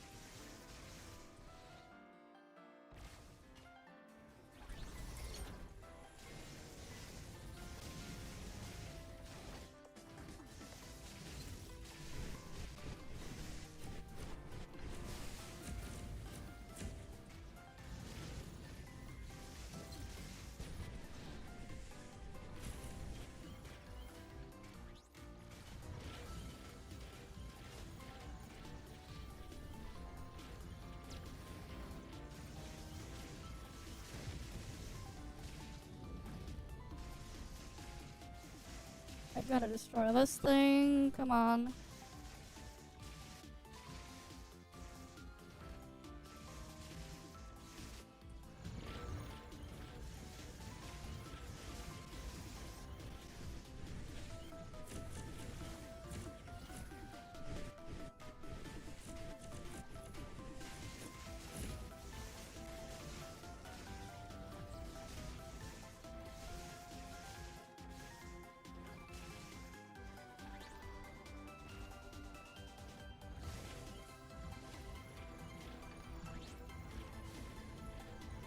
That part's destroyed.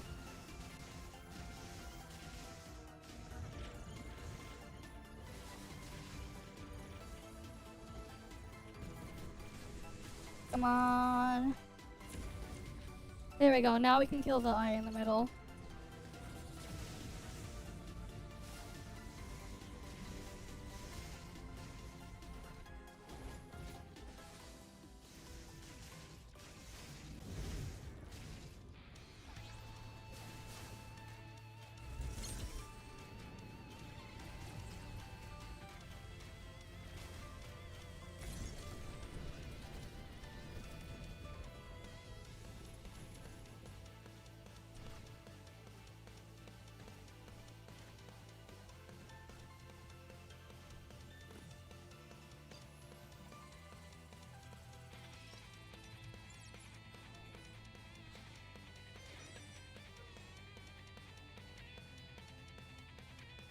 Yep, there was a third person there.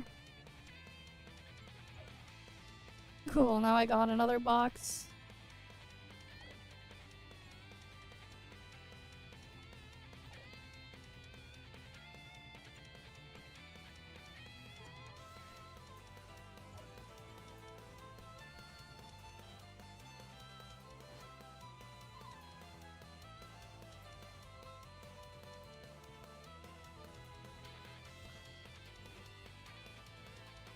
Alright, what else do I need?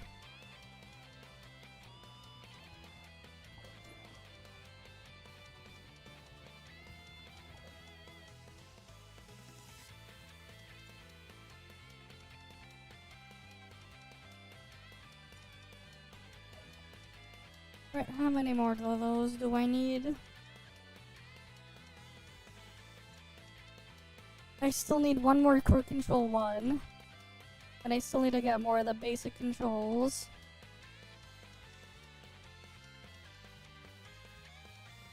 Because then I can sell those for the credits as well.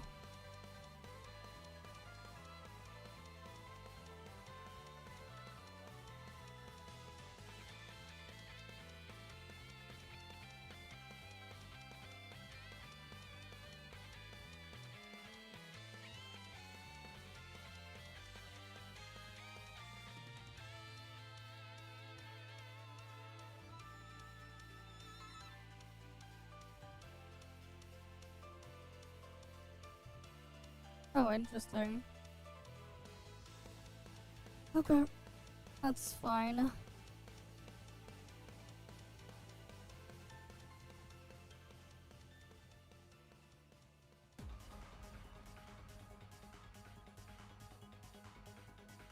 Oh, what's the other thing I need to look at?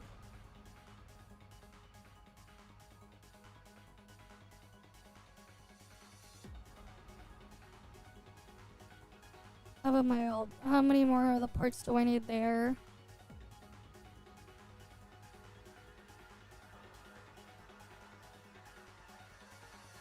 Yeah, I need a bit more.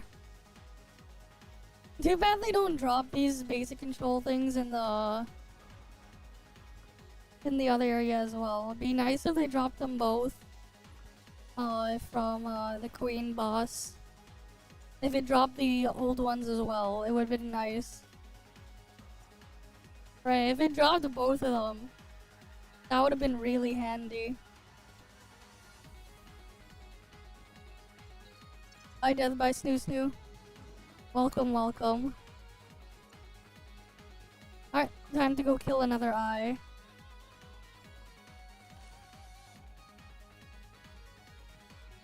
Alright, then you have a good night then, Zedmeister.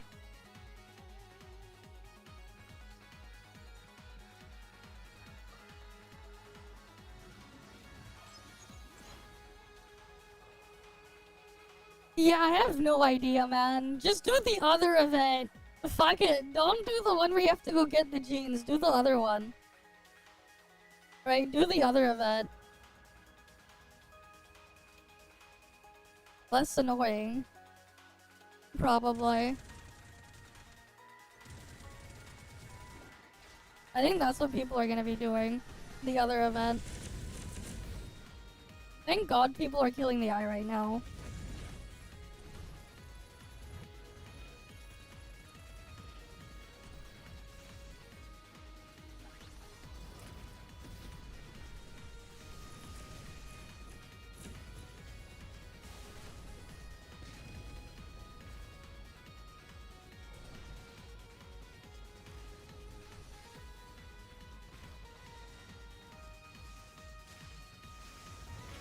Just make a group, man. I'm gonna like do a group to like do farming for it.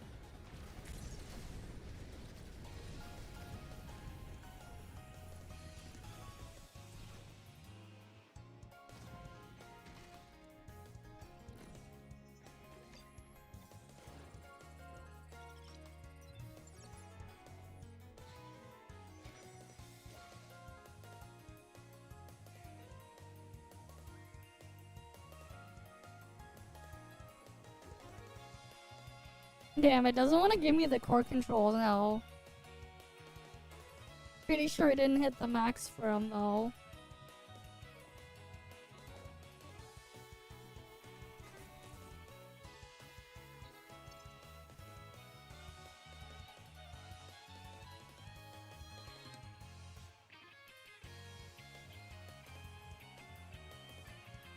Wait, where's the chest?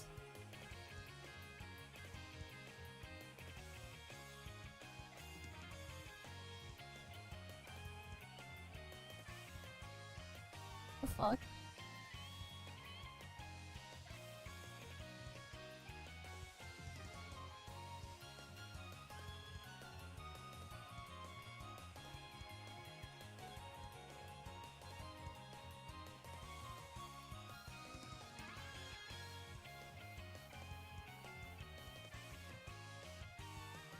Why didn't that count?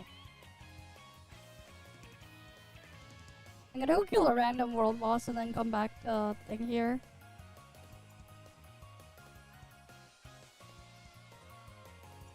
Up off, this is up good. Damn it, it's so annoying how I can't use Divine Arrival when in the mech. I have to manually remove it.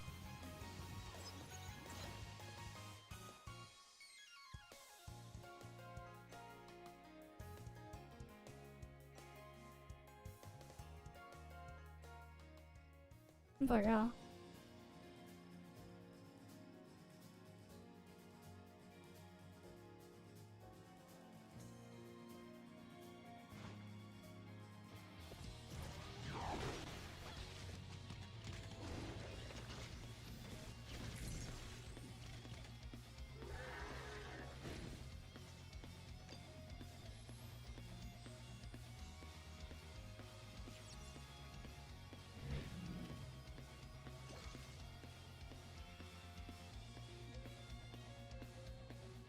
Alright then, have fun with that.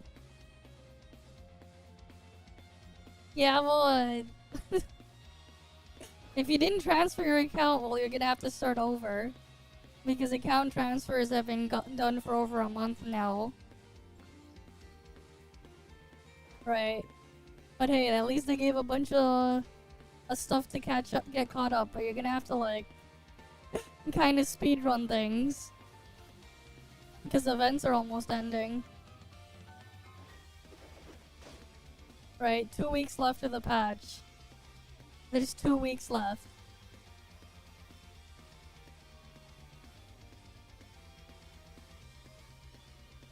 Oh, so you actually at least did the transfer. Fair enough. Okay.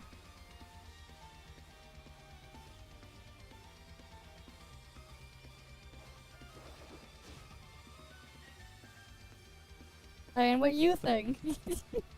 You literally just watched me on stream. Right? You're here in my chat.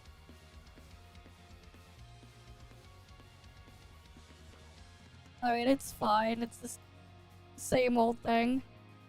New stuff is cool and all. I'm just like farming a bunch of stuff right now though. Mostly,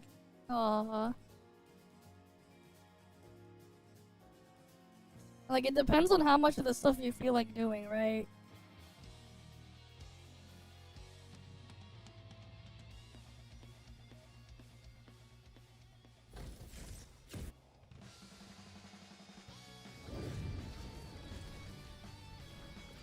I just wish some of the cosmetics and stuff wasn't super grindy.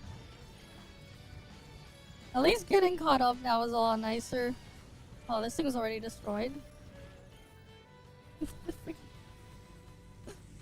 Mech thing didn't load properly, I see.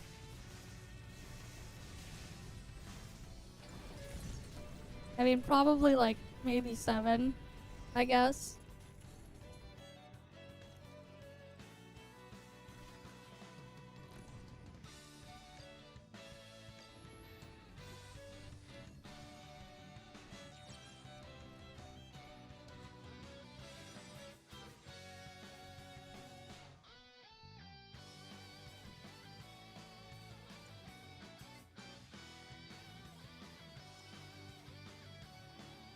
Alright, I need to get the rest of those things, these module boxes.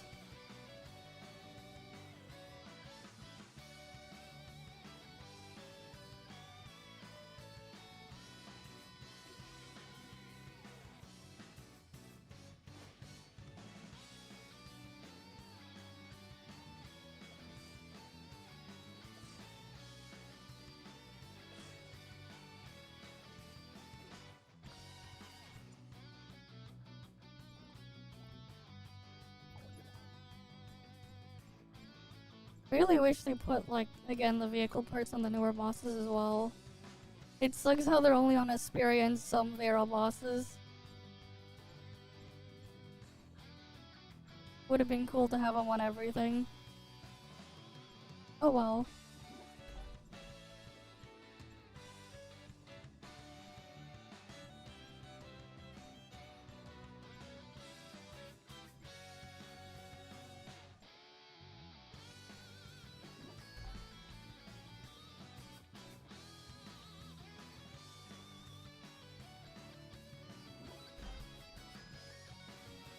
Okay, next thing.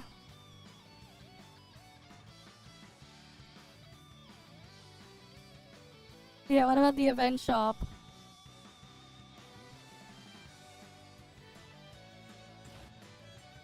What about it?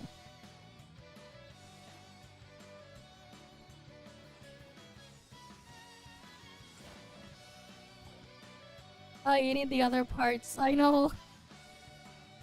It is what it is, man.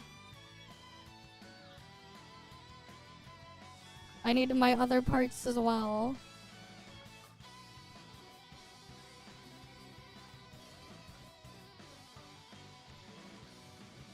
Yeah, thank God people are farming the eye boss right now. We need to do the cabbage dog thing though.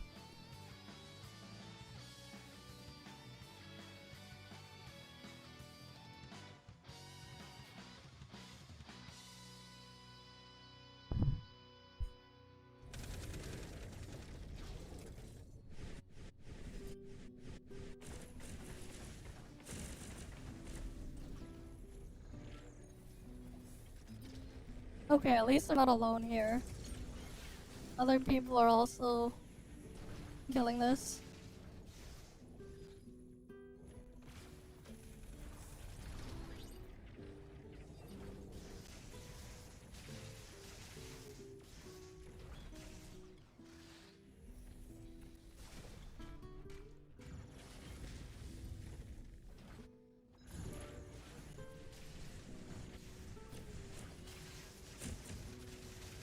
I think this is the last all-seeing eye I need to do this week.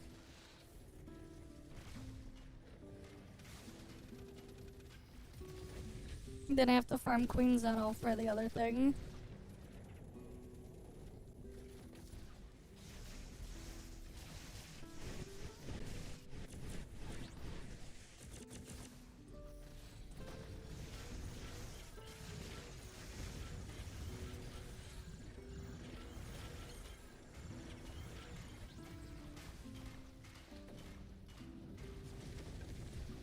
Can you imagine it like, what? In 6.0 whatever, our mech gets like... They just stack a bunch of stuff on our mech that, we just one-shot the eye boss or whatever, the parts. That'd be funny. If at that point we can just one-shot the eye boss. God, the rubber banding is crazy.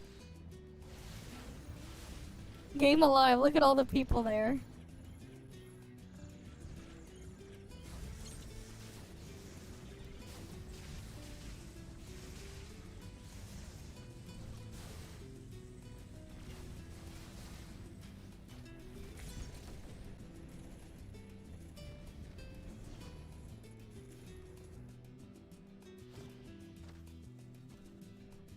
We're lagging because too many people.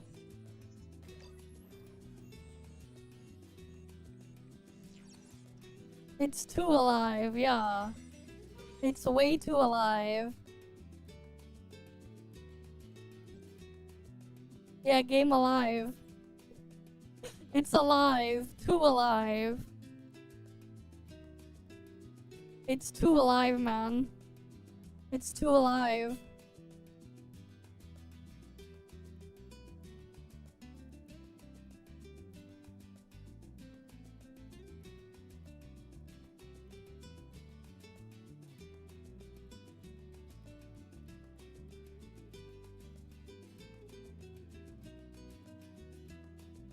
Okay, my health is done with basic and core controls for the week. So I can sell those again. Oh, I have these.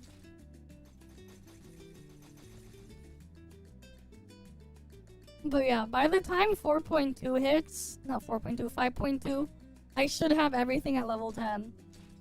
By the time 5.2 hits, I'm pretty sure I'll have everything at level 10 for the supercomputing. Which is nice. Slowly getting the stuff there up.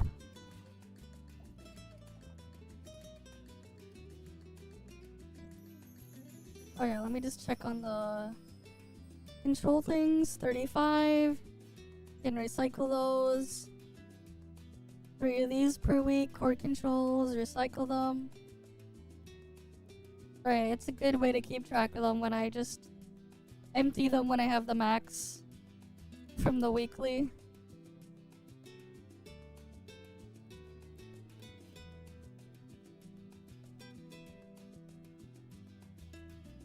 Right.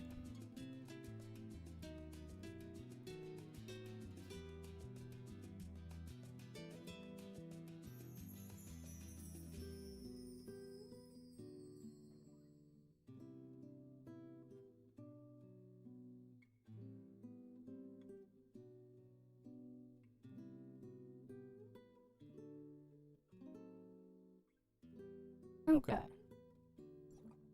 Now it's like I gotta kill Queen Zeno and the other things.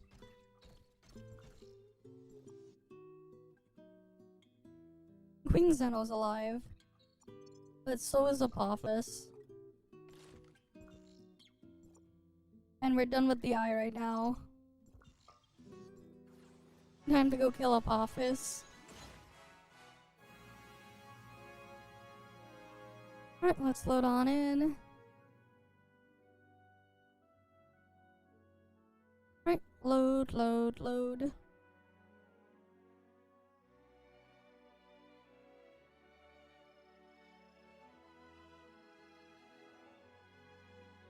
Damn, someone already killed it. Game is way too alive, man.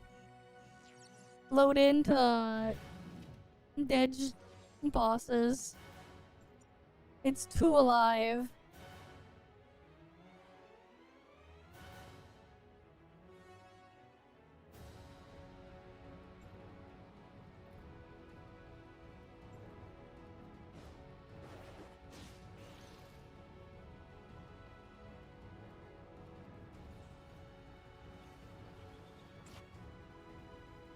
It's way too alive.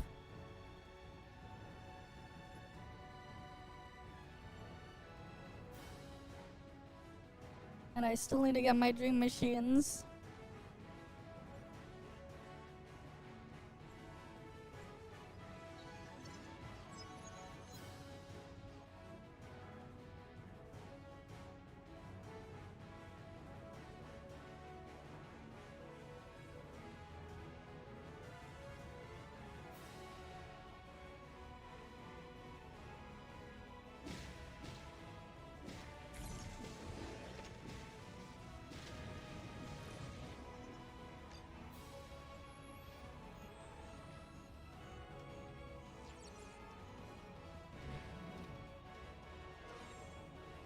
God damn it, it's not giving me another dream machine.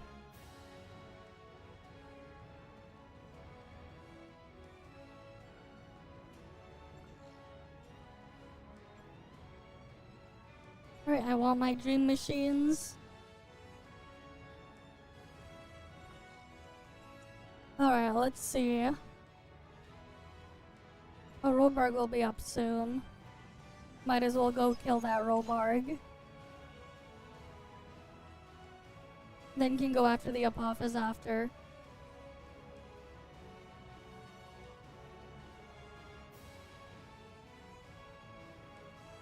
Right, going after my dream machines now.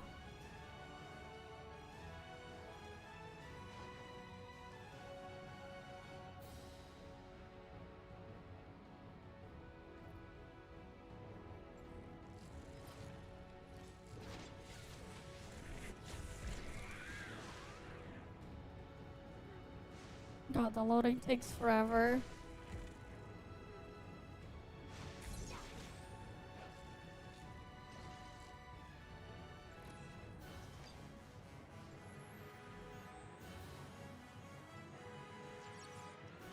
Alright.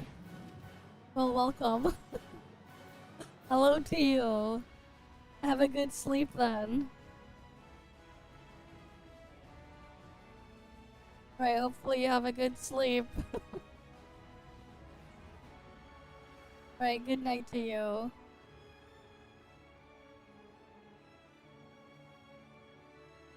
Be back at 4. That's only 2 hours? Damn, only 2 hours sleep. That's crazy. Only 2 hours. Don't you need like 30 hours of sleep a day? So you can have any momentum?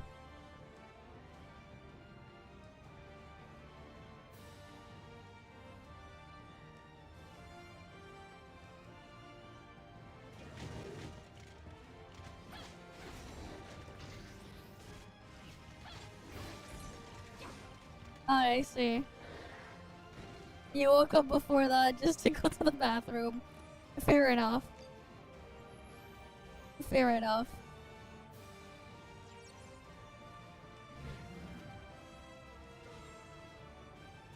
God damn it, it's not giving me another dream machine.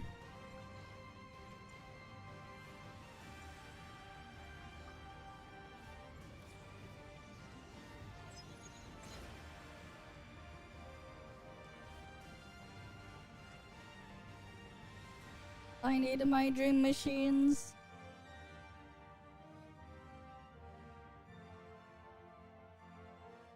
Oh yeah, that is tomorrow, right? Yeah.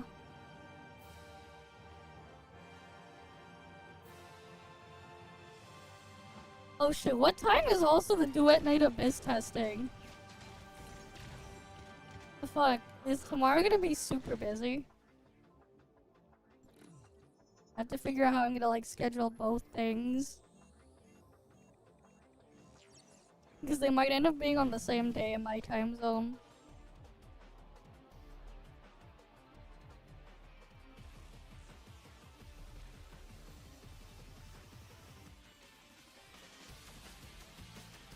Oh, there's my secondary machine.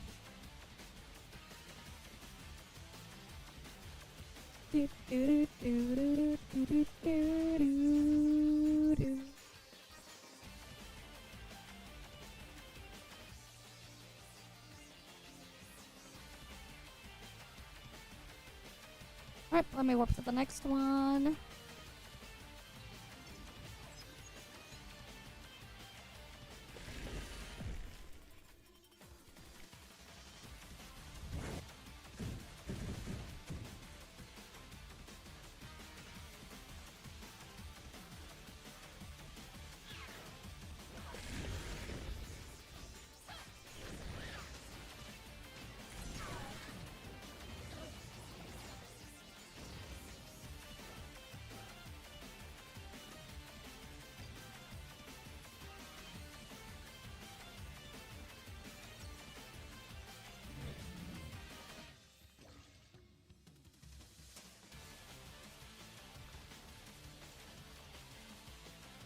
Alright, what's the next one to kill then?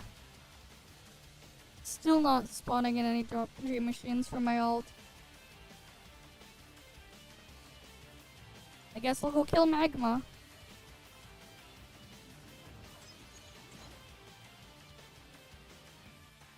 Oh yeah, I want my dream machines. So I don't have to worry about them later. Gotta make sure I get everything done as soon as possible.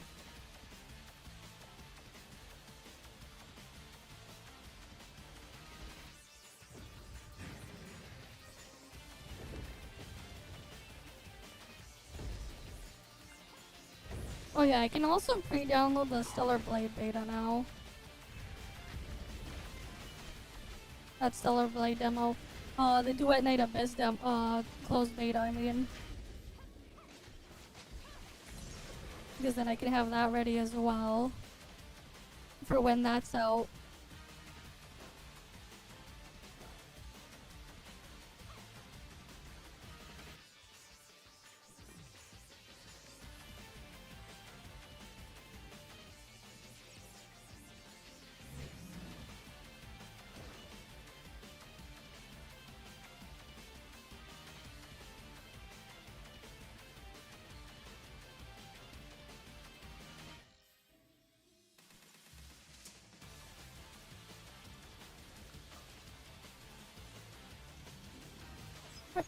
Time to kill Magma.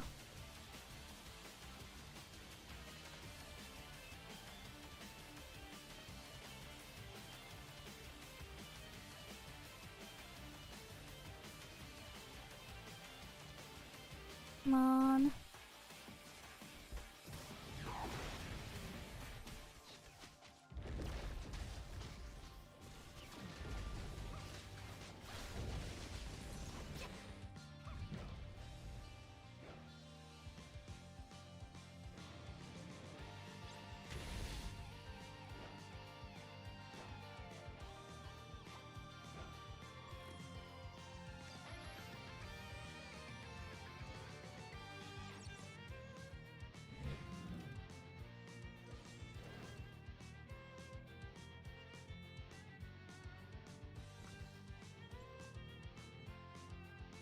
There's another Magma alive. And then I hit the support point cap again. I guess we can kill Zeno after thing.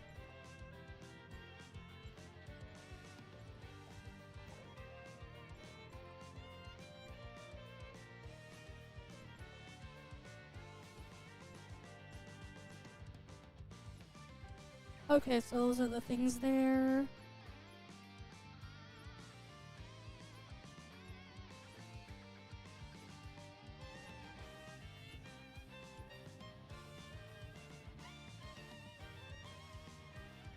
At least those missions are also pretty easy.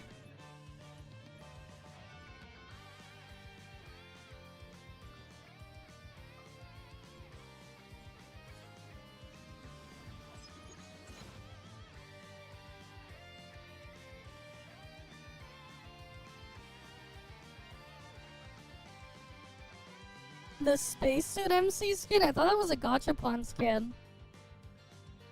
Wasn't that a gachapon skin or something?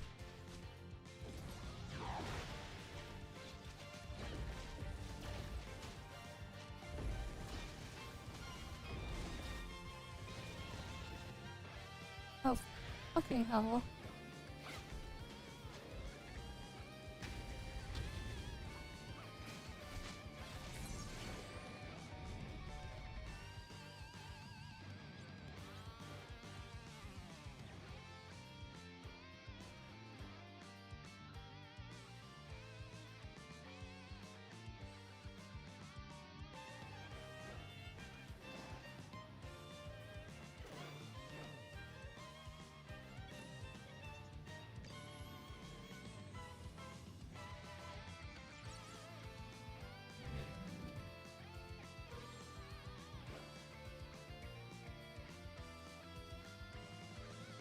Okay.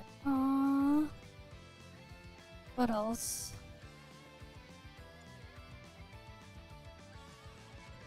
Another one.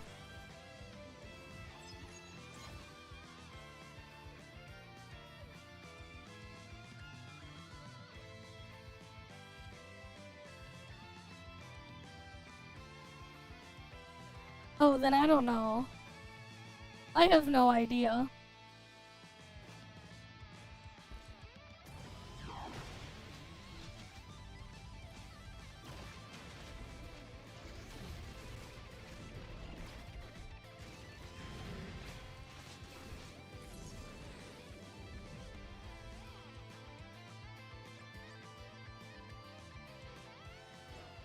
Oh, that's another one dead.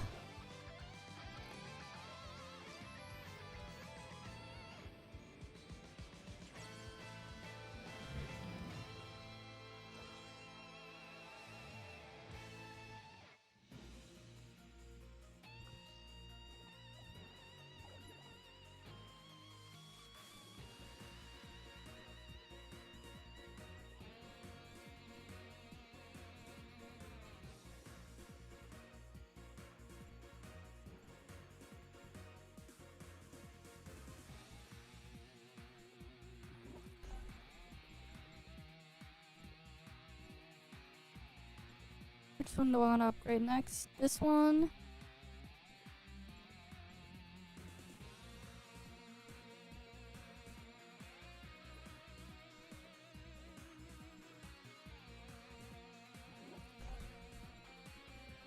More dark crystals for me.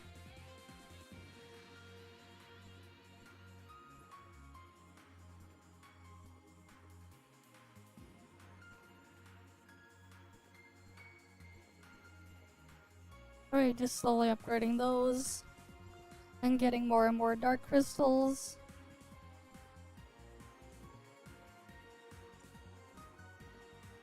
But yeah, as of now, I have more than enough pulls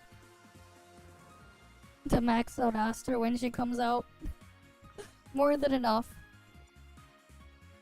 Right, quite a bit more than enough. Alright, those bosses are extinct right now. So I guess it's time I go check the Domain 9 market in Joltville. What's up in the Joltville market?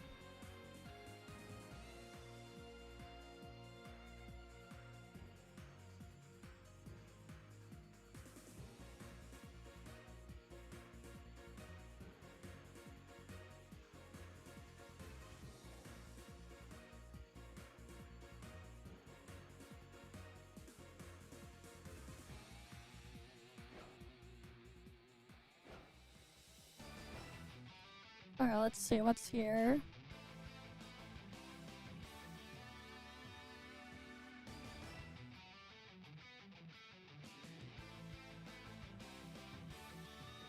Nope, not selling anything.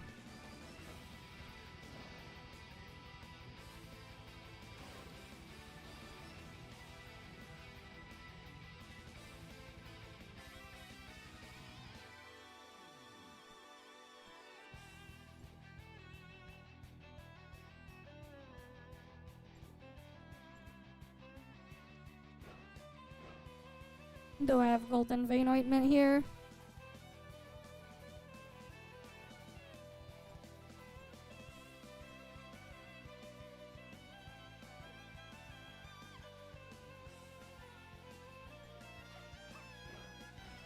Damn, I'm almost out of a lot of those materials there. I'm almost out. Kinda crazy.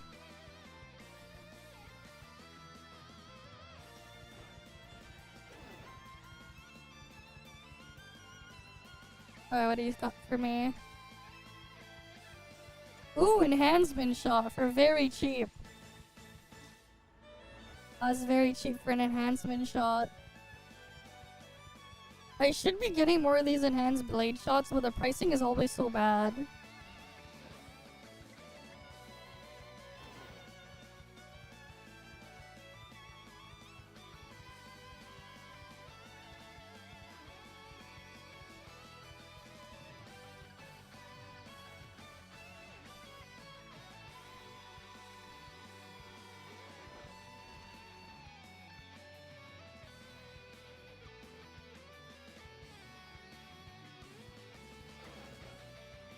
Okay.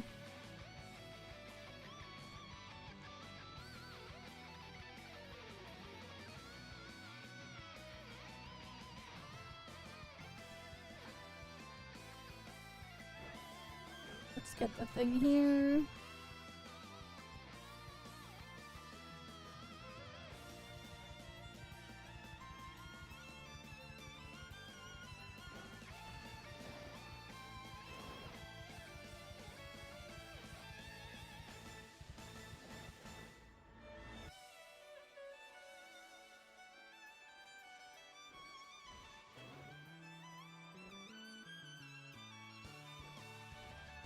Let's check what they have on the market for my alt.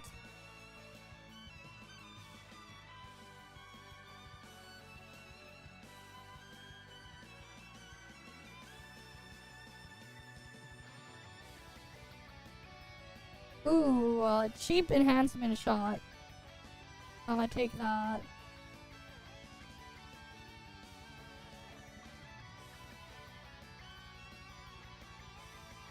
They were selling a very cheap one.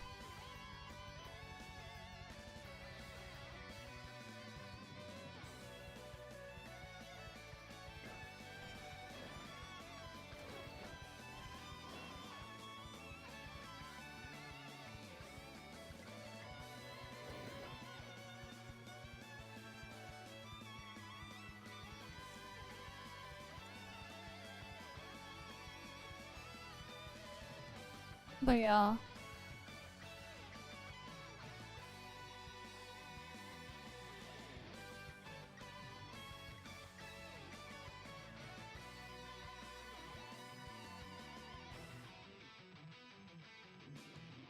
Okay.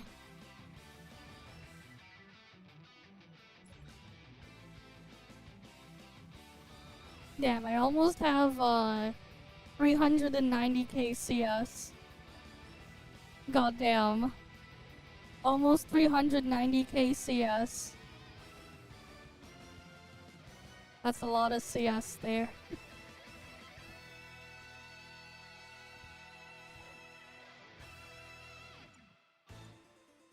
Do I even have enough Titan mats to start working on another piece? I don't think I do.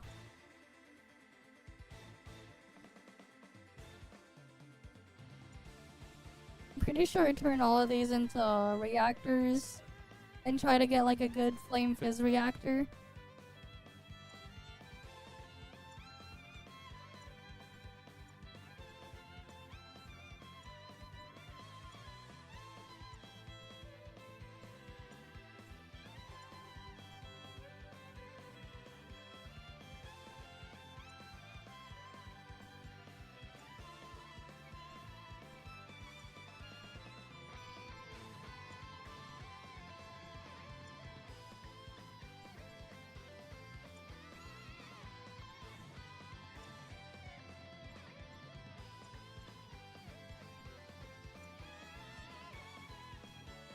Right, I'm trying to get a new reactor for Flame Fizz. Yeah, road to 400k. It's gonna be a slow and long one. Gonna be a slow and long one, but yeah. Road to that.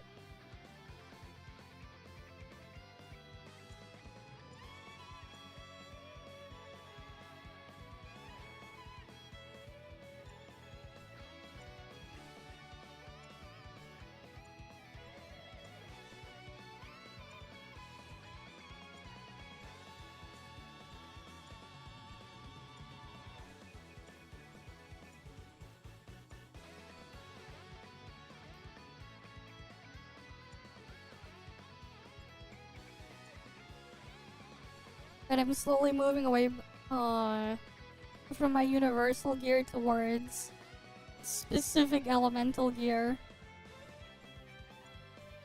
Slowly moving away.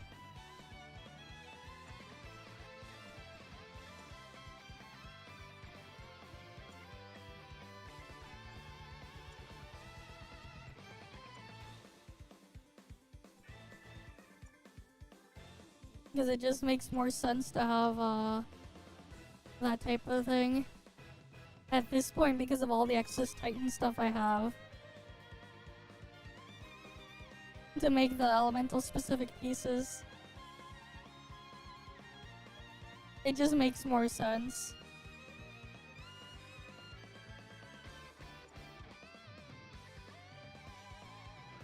Like, I need to get a better thing there as well. Better reactor.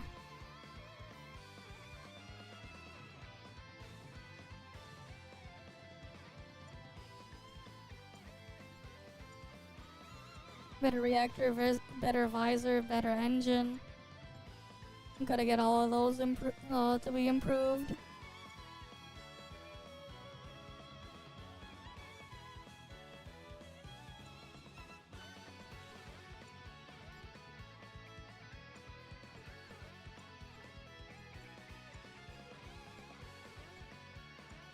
If only this also had crit, right?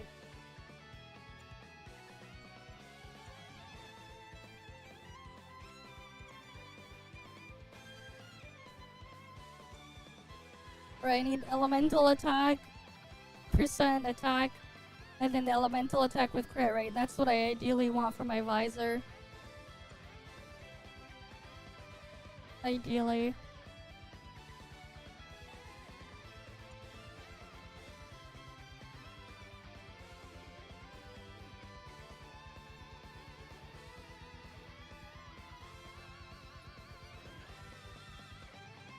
Right, I didn't miss out on anything here, right?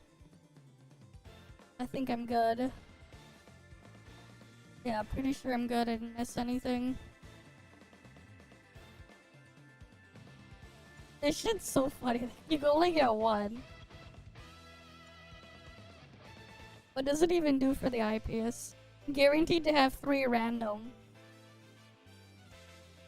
Right, if it was all 4, that would have been kind of pog.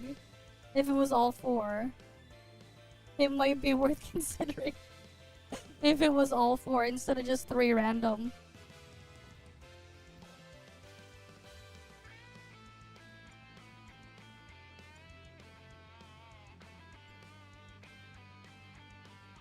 I'm pretty sure for this one I just take... Oh wait, I can't! I can't take gold nucleus from this. I was hoping I could take gold nucleus from this, but I can't.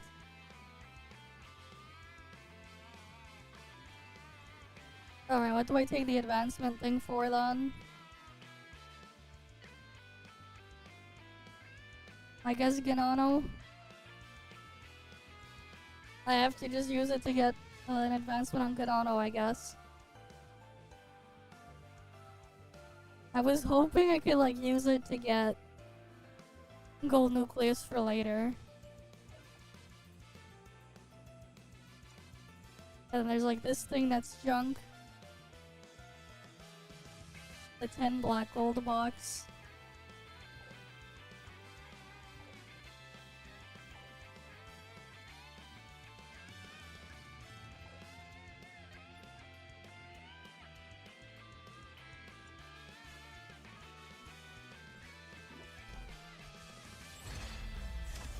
There we go. A3 Ganano now. Not that I'll ever use it. But it's there.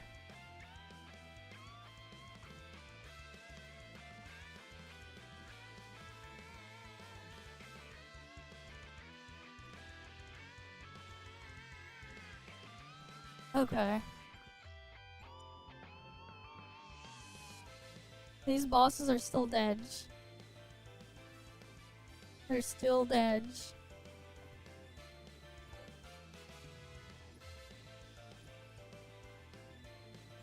Yeah, and I feel like I'm slowly gonna run out of crystal dust. My ult is under 100k crystal dust now, as well. Because we can buy more mats every week.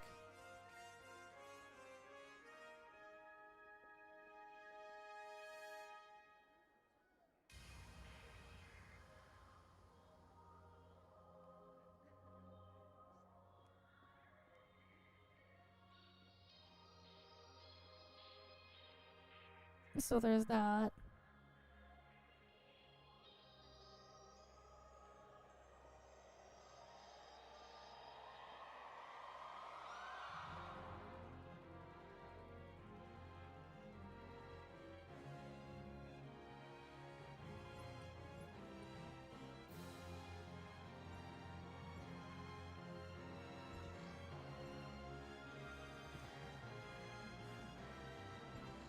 Alright, so what else gonna do now?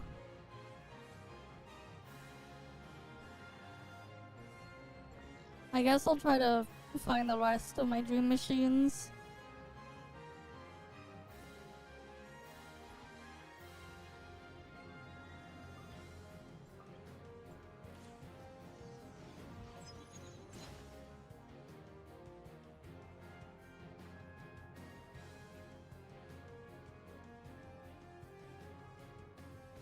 Oh yeah, Roberg is about to spawn in.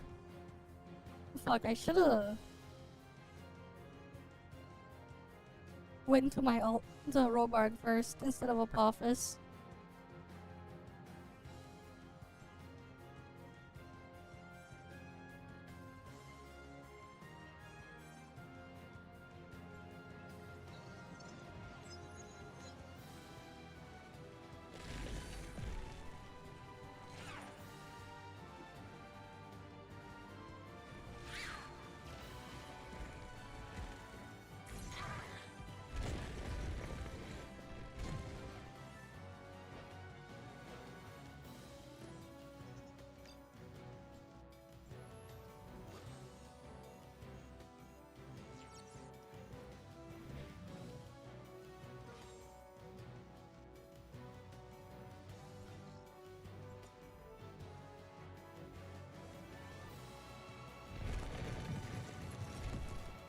God damn it, the game's still refusing to give me a second dream machine spawn on my ult.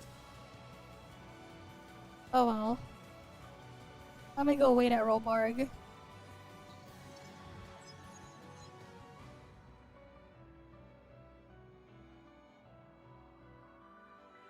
At Robarg, Apophis. So I can go kill it for another dream machine chance.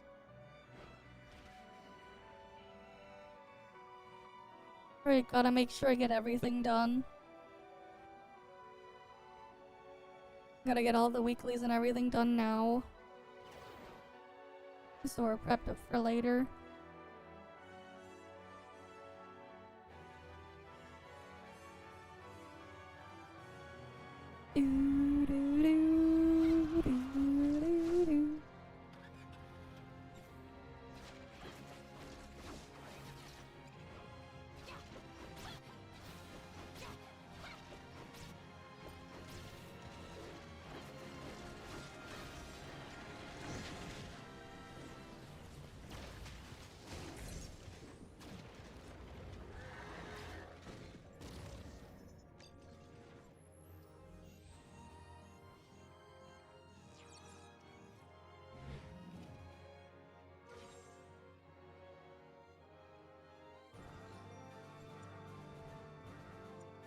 Well, he spawns in another minute. So might as well go there and wait. For another not Robarg Apophis. Alright, let's load on in. Alright, we just wait.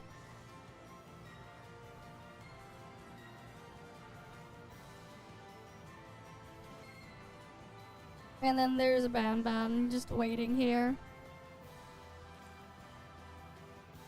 Okay.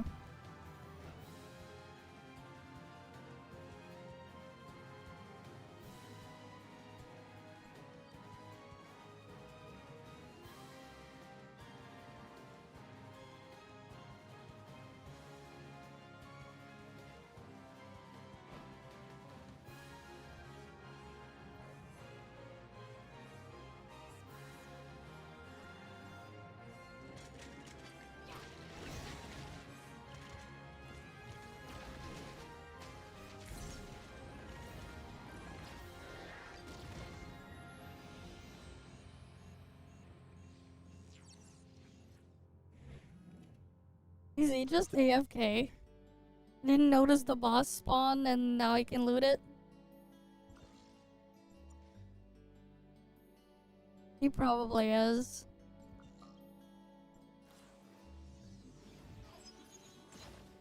Oh no, he's back. He went back to loot it.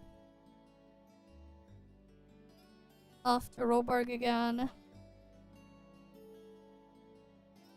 To go try and get a dream machine there.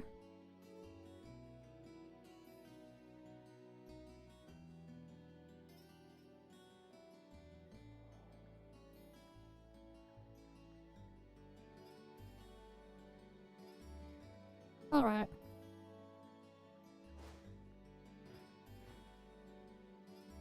We just wait for Robarg to spawn in.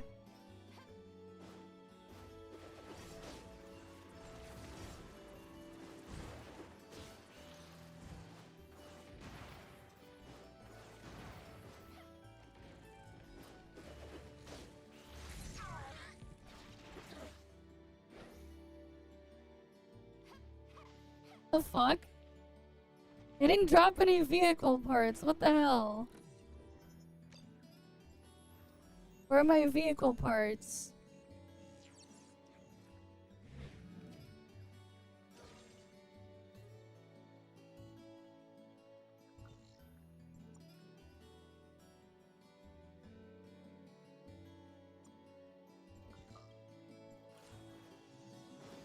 Oh, finally my alt got its secondary machine to spawn.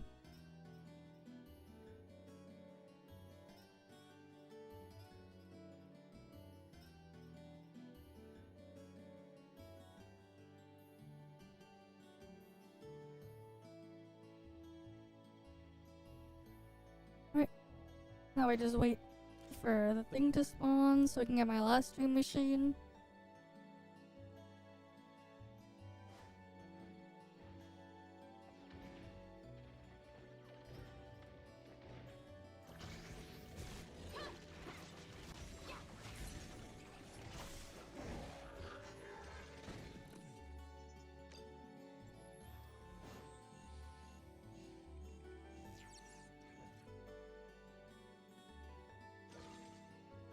Nope, still no dream machine.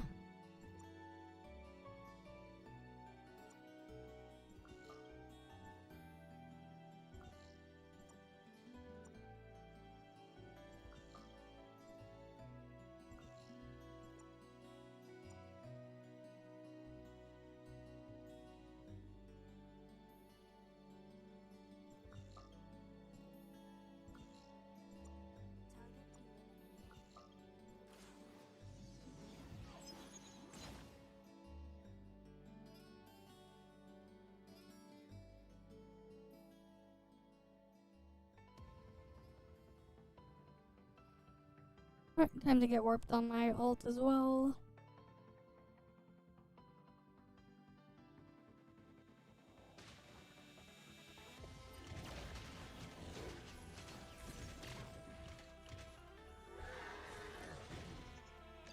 Give me my dream machine.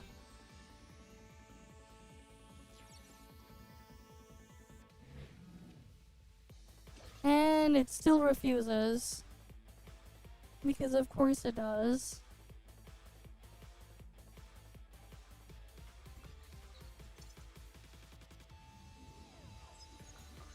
Oh, Robarg is next.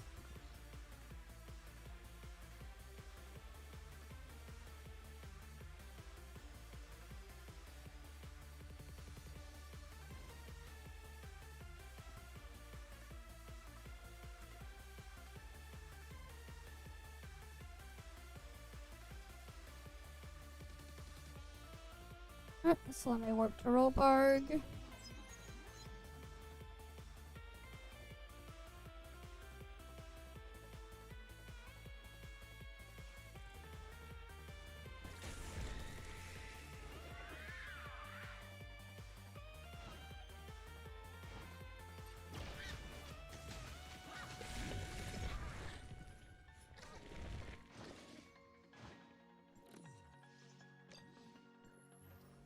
That's another one down.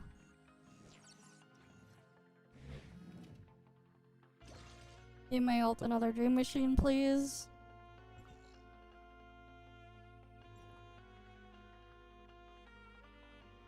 Nope, still no dream machine. Right, all of those are dead. I'm gonna go to Frostbot.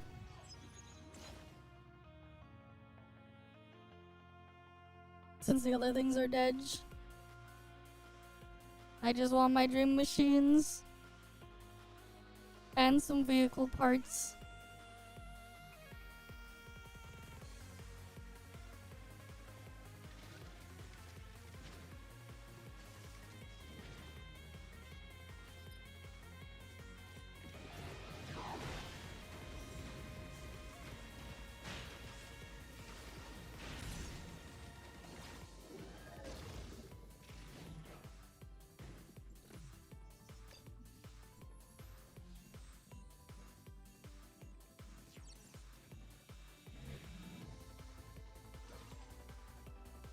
God damn it, still no dream machine.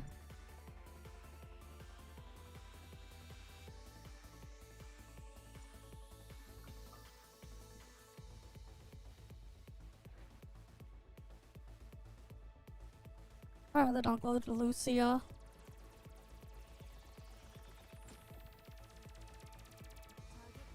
And try to get a dream machine there. Oh, rip. That guy didn't try to go loot the chest. I just killed him. He didn't try to go loot. Damn.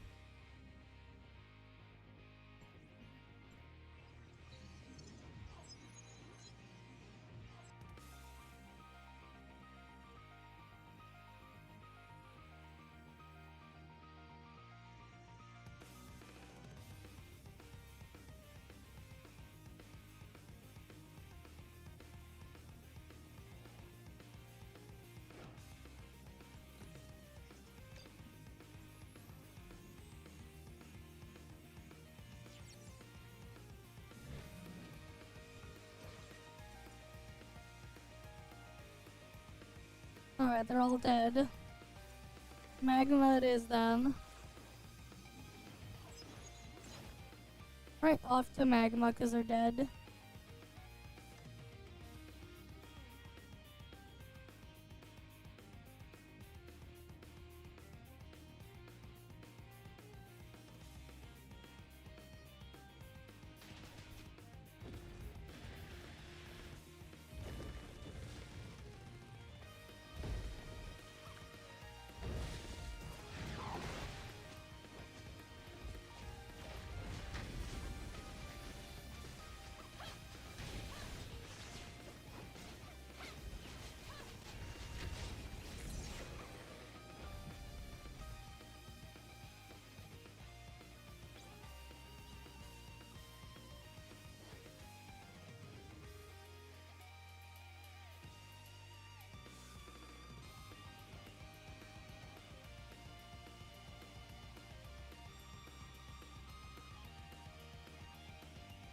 Alright, let's go loot the boss.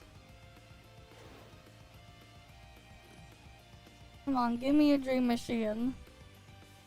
I want another dream machine.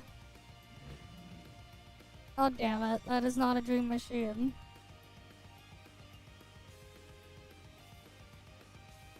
This shit keeps refusing to give me my dream machine. You know, screw it, let's go kill the things over here then. Time to go killing some cactus.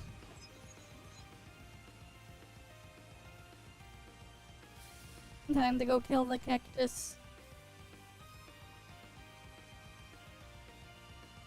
Because I want my dream machines.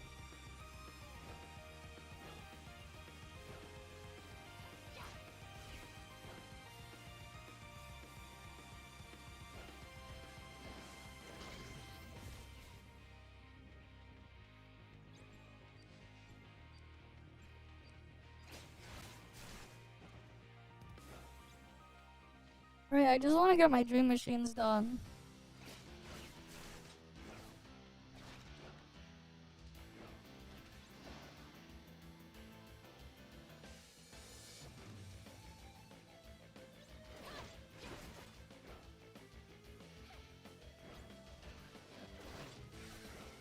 That way you don't have to think about it later in the week.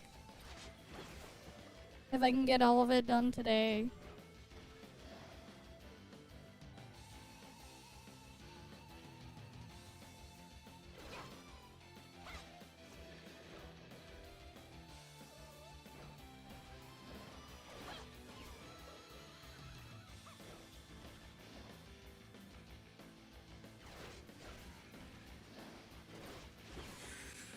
Alright, there's my last stream machine on my main.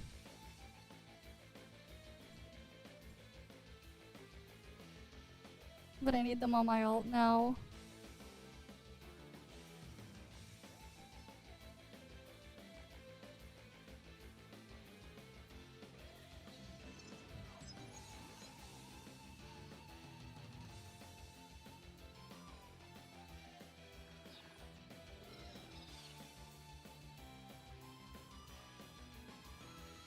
Oh great, it's this thing.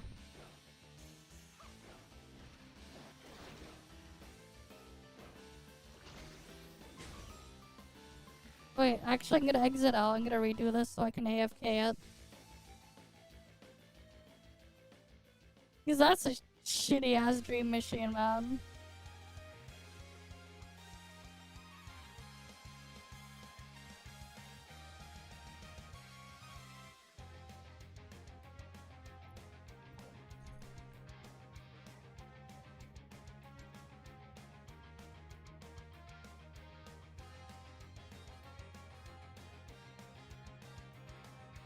Where is Meryl?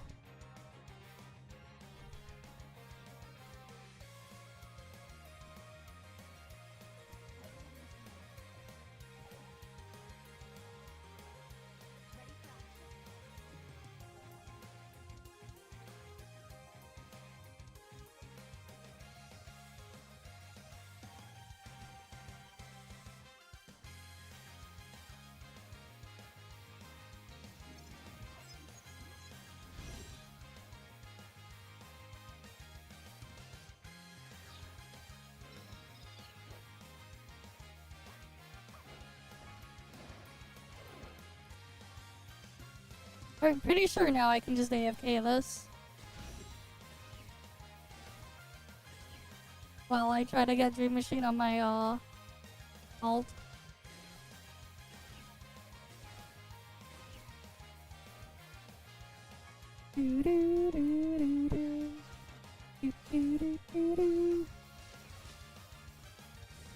Right, I can just AFK that Dream Machine. It's a terrible Dream Machine anyways.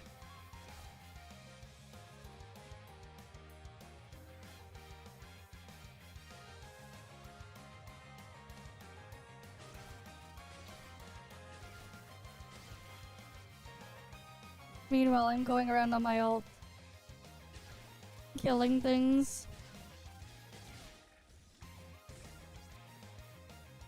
To try and get my last Dream Machine to spawn.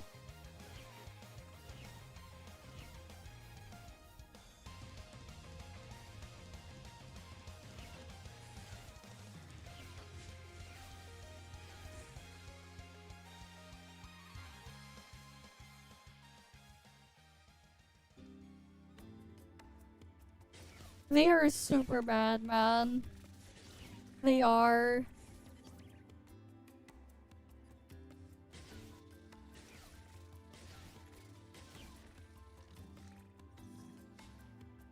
But it's best to get them out of the way. Regardless.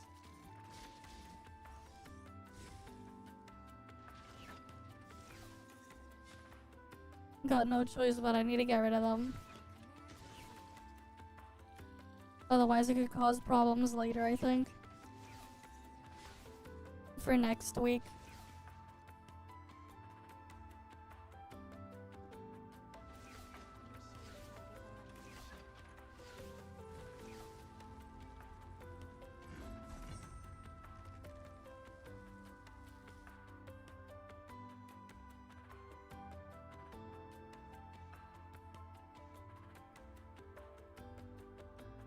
It's not even that, because like sometimes it works out if you don't like clear out your dream missions in the previous week when trying to spawn in new ones, because there's a spawn limit.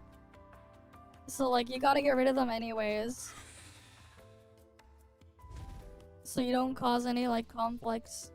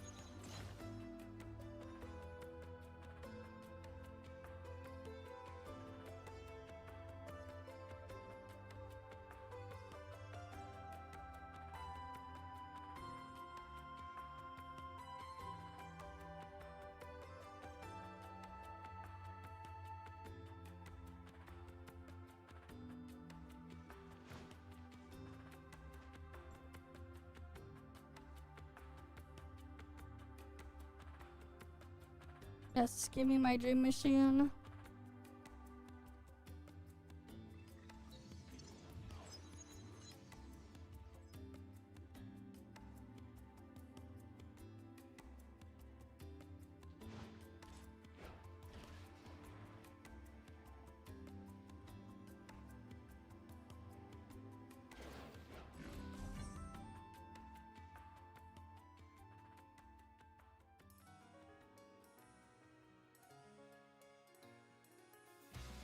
Alright.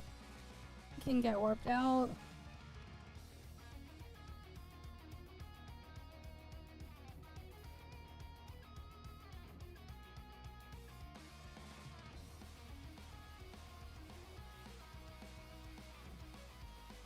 Yet I'm curious, what dream machine is this last one?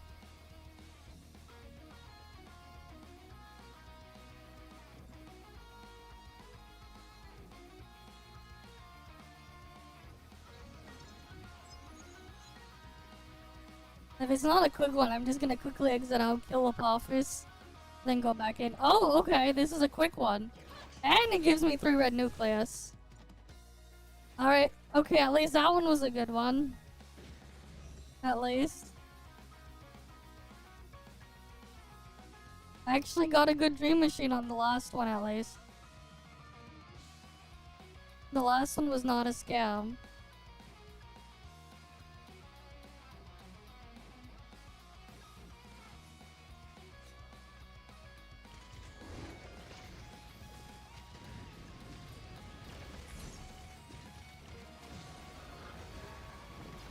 So there's that at least.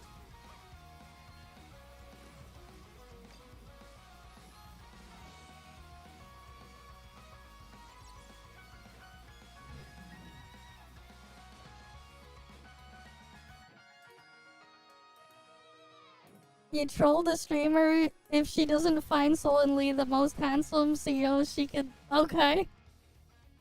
Sure. Sure.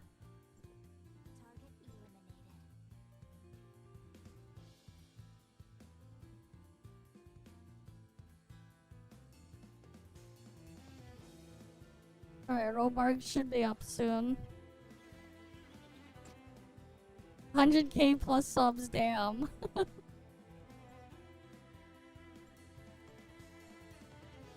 She got baited, of course she did.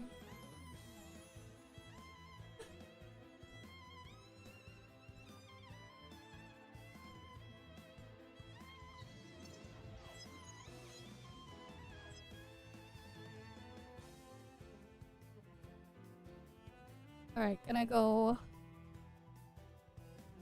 do a dream machine on my ult. Might as well remove one of them.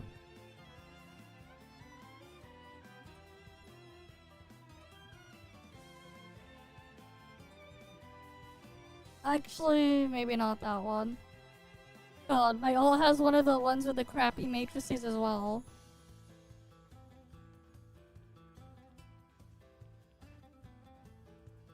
The crappy purple matrix box.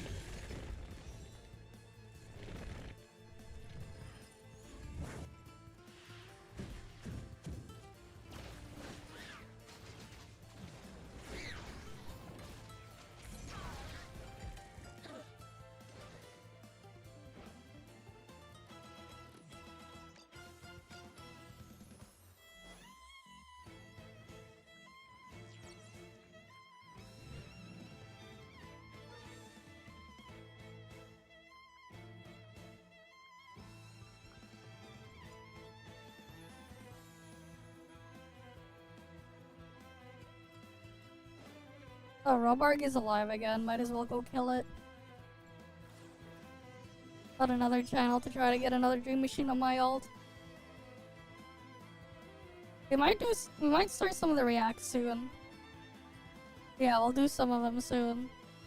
How much do I have to do? How much was I sent again?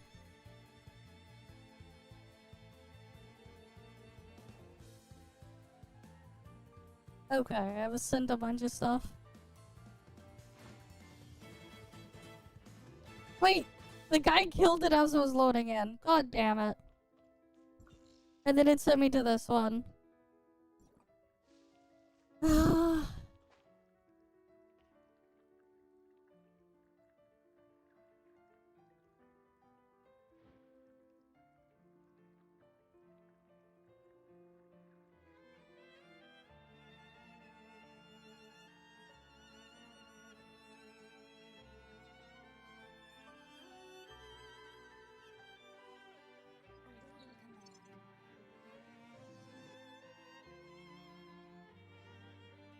Oh well. Oh god, I gave me all the full Pepega stuff.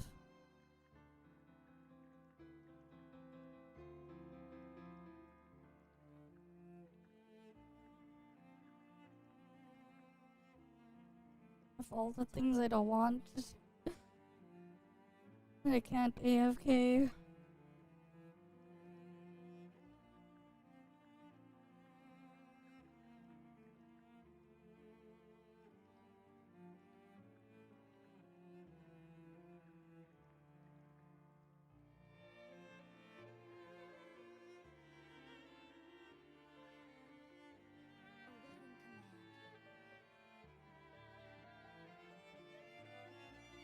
Especially because, like, my ult just gets the Pepega shards that it doesn't need.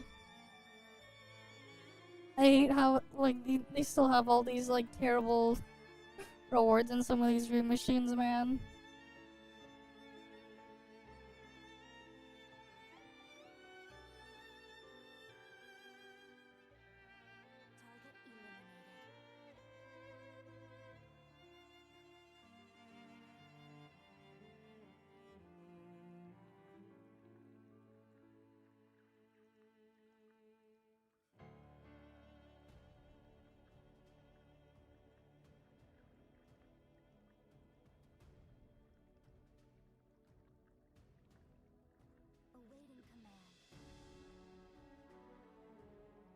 Alright.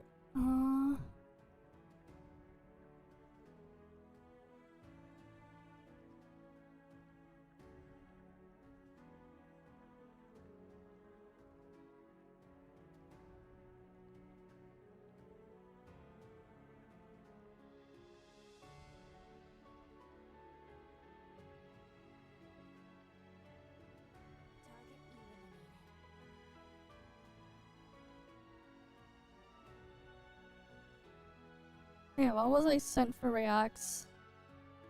Let's see, I might as well do some of them. What did you guys send me again?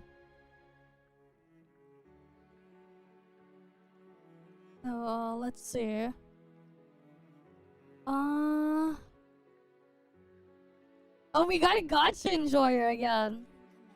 But there's this one though. Why Gotcha players are insane. We'll watch Gotcha Enjoyer after. One of my favorite pastimes is watching gacha players defend their favorite gacha game. The most famous one I know of is the war between Genshin and Wuthering Waves, fighting to defend the title of the best gacha game in the universe. Each community pointing out what they think the flaws of the other game is and why the other side should go jump off a cliff. Now, I personally think neither game is even close to being perfect, but I also think that it's perfectly fine for games to have flaws and to play games with flaws. Even if it's the shittiest game in the world, if you are having fun playing it, nothing else matters. What I think is dumb is defending the clear flaws a game has. In my previous video, I've pointed out every single flaw I think Genshin Impact has. You know, the snooze fest that is known as the main story quest, which is nothing more than 7 hours of listening to voice lines, no real skip button, resin limits, lack of meaningful gameplay. Honestly, I can go on and on about it, and wasn't even done listing all the flaws, but decided to stop it because I respect the community and feel like they have gone through enough bashing. but then they decided to defend the flaws that I've mentioned with clear examples. So I think it's time to unhinge myself a bit. So I know not everyone in the community was dropped on their head as a baby, and there are logical people in the community. So this isn't really directed towards them. I've said that Genshin has really boring storytelling, but people with 3 brain cells still can't grasp the concept between a good story and good storytelling. The story and the lore of the game is one thing, but the way that it is told to the player is another. Those are not the same. So what does the story being good have anything to do with the fact that the way it's told are through boring quests? Unskippable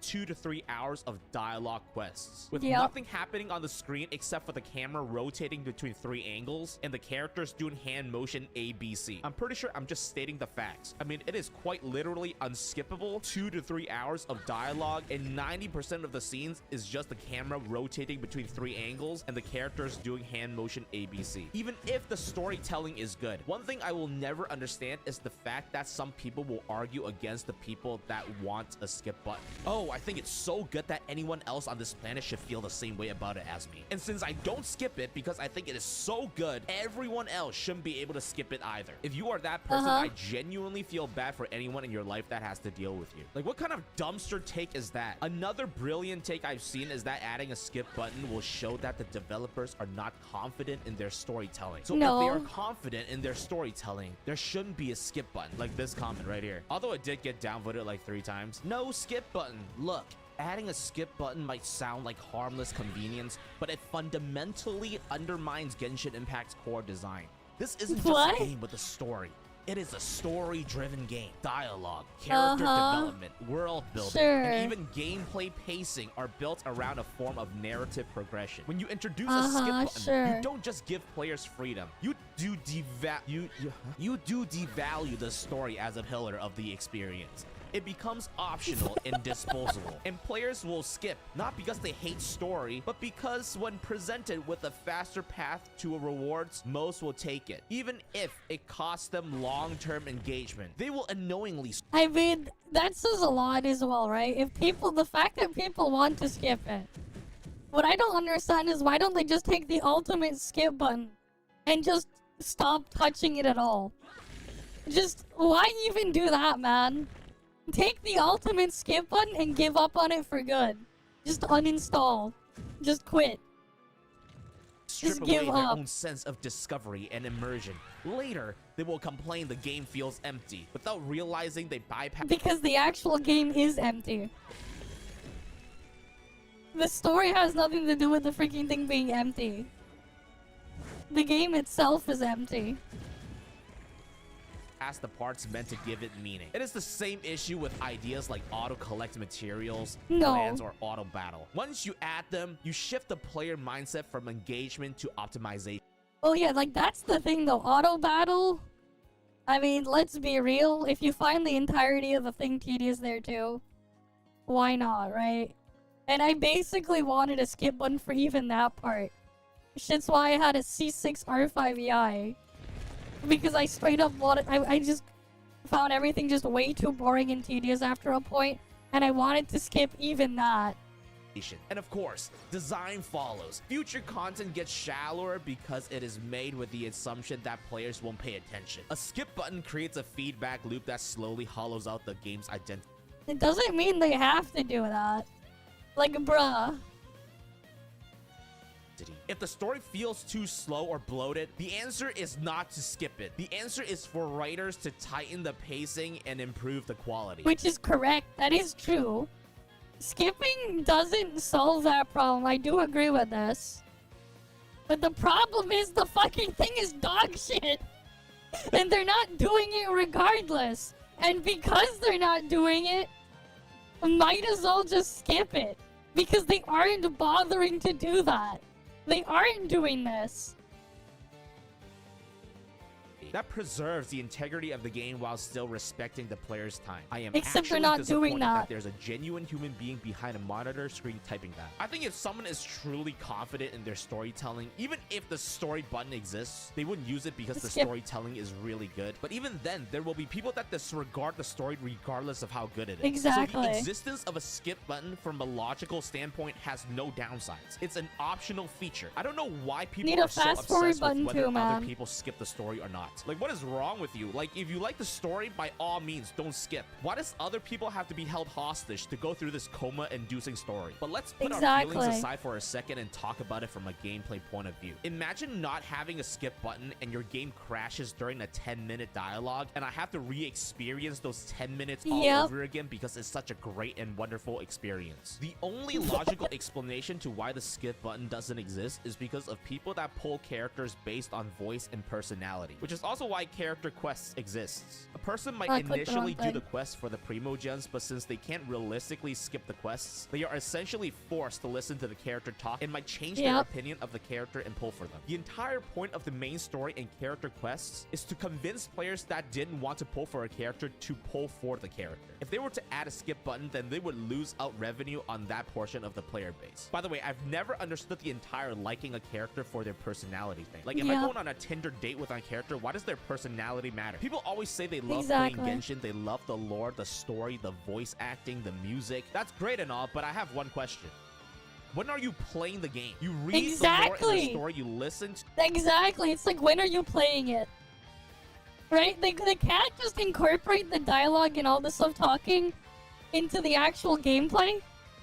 But they can't have characters and stuff like that, like talking while you're moving, and have you actually do shit when all this stuff is going on. They can't?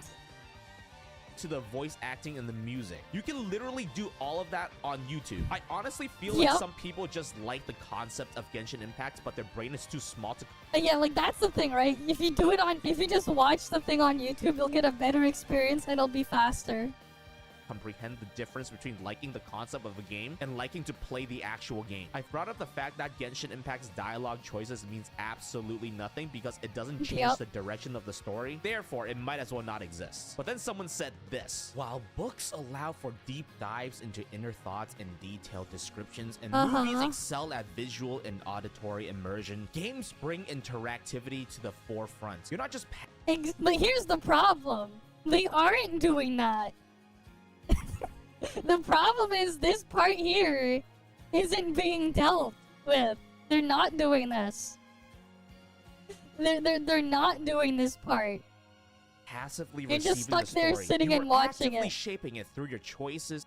Except your choices don't matter. You're not actually doing anything during the story anyways. So like all of this shit doesn't matter. And actions. This can create a much stronger sense of agency and investment into the narrative and... Yeah, this all sounds great in theory, but they don't do this. It's assuming they actually bother to do this, but they don't.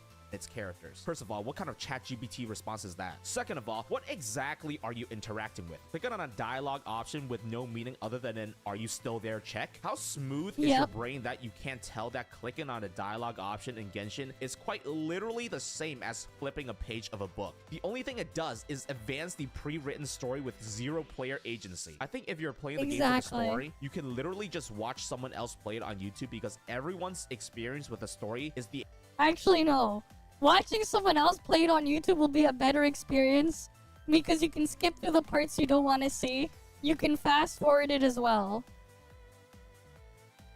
You'll get a better experience watching someone else do it than doing it yourself. The exact same because there's no branching in the story. Player choices does not matter. It's just a straight line with one ending. Someone said the gacha part of a gacha game holds a lot of weight and that no one really goes into a gacha game expecting anything else other than what it is. And I do agree with that. But like I've always said, just because it's expected doesn't mean it's not shit. You shouldn't hide literally every bad game design behind the sentence, "What do you expect? It's a gacha game." Honestly, I feel like the only department at HoYoverse that's not fucking up the game is the art department. I've said it once and I'll keep saying it. As long as you're having fun with a game, nothing else matters. But don't cover shit up with sugar and pretend it tastes good. Now, the most popular suggestion when I say all of this is, why don't you play an actual good gacha, Wuthering Waves? And my answer to that is... It's the same fucking garbage is my answer. Why the fuck would I do that? It's the same game. People act like... Exactly. It's literally the same garbage. I'm speaking a language they've never heard of when I say that. What do you mean they are the same game? Wuthering Waves is clearly better. You have infinite stamina and you can fly way better than... Infinite stamina, but only when you're out of combat. Genshin. And take a look at this. Imagine saying this is a bad game. What? That's just a bunch of animations being spammed. Okay, and then what? Why And didn't you then just what? show me devil? Exactly. It's like, what? That's it? It's PyCon gets it. This guy gets it. This guy gets it. It's literally just another 2-button game. It's PyCon gets it. Will me cry at home. Gameplay. First of all, saying infinite stamina and being able to fly is better is just preference in exploration. Think of hiking up a mountain versus driving up a mountain. Two separate experiences preferred by different people. Exactly. But the thing is, I don't care about, like, when I don't want to do any of the experiences and just want to skip through it faster, and that says a lot there. It says a lot when I just want to skip over it. It's like, cool, you can do all this and that, but if you just like it because it lets you skip through it faster, then you've kind of lost the plot there. You've kind of lost the plot there. Right? Like, if you just want to skip through it faster. Right? Like, the whole point, like, it's like here, like, why do you even play these games, right? Why you play a game? Do you play it just so you can skip to the end? Or do you play it to, like, actually go through it? Right? Like, why do you do it, right? Do you do it just so you can skip to the end? And that's the only thing you want to see, the end? And that's it? Is that what you're there for? To skip all the way to the end?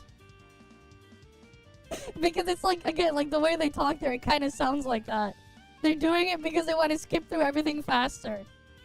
Someone has a car and can choose to drive up a mountain. Does that mean they don't enjoy hiking up mountains? You can't fly in Elden Ring. Does that mean Elden Ring is a worse game than Wuthering Waves? Second of all, why do you just show me gameplay footage of the game and said, imagine this is a bad game? It's 2025. Why do you act like this is impressive looking given our current technology? You think I might be exaggerating, but these are genuine things that people have said. For some reason, Wuthering Waves players seem like they've just discovered video games or something. Like, what the fuck is going on over there? Games that have these kinds of animations and gameplay are a dime in a dozen. It's basically just a normal looking hack and slash game if you ignore the anime aesthetics. And it's not just Wuthering Waves. There are a lot of games out there that are insanely similar to each other, which is why how the game looks and how the combat looks means less and less to me. Which is why I've said that these are basically the same game, in which everyone you play really boils down to personal preference and nothing else. I mean, think about it. Other than the combo-ish DMC style gameplay, infinite stamina while roaming and flying, you have the same chests that gives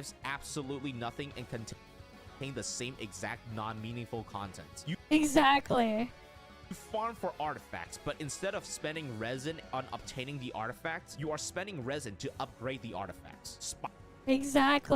Spiral Abyss in both games, Spiral Abyss but with extra steps in both games. This applies to other gacha games like ZZZ and Honkai Star Rail. It's different, but the systems in each game are essentially the same. Each game looks different, but their personality is the same. But PyCon, Wuthering Waves is a better game because they give us more pulls and more rewards. No, Timmy, Wuthering Waves is a better casino because it enables your gambling addiction more. It's a better casino because it enables the gambling addiction further. That's a good one. I really like this one. I like this one. I can't tell if some of you guys are here to play a game or just to gamble sometime. Exactly. It's like, are you there to play the game or are you there to gamble?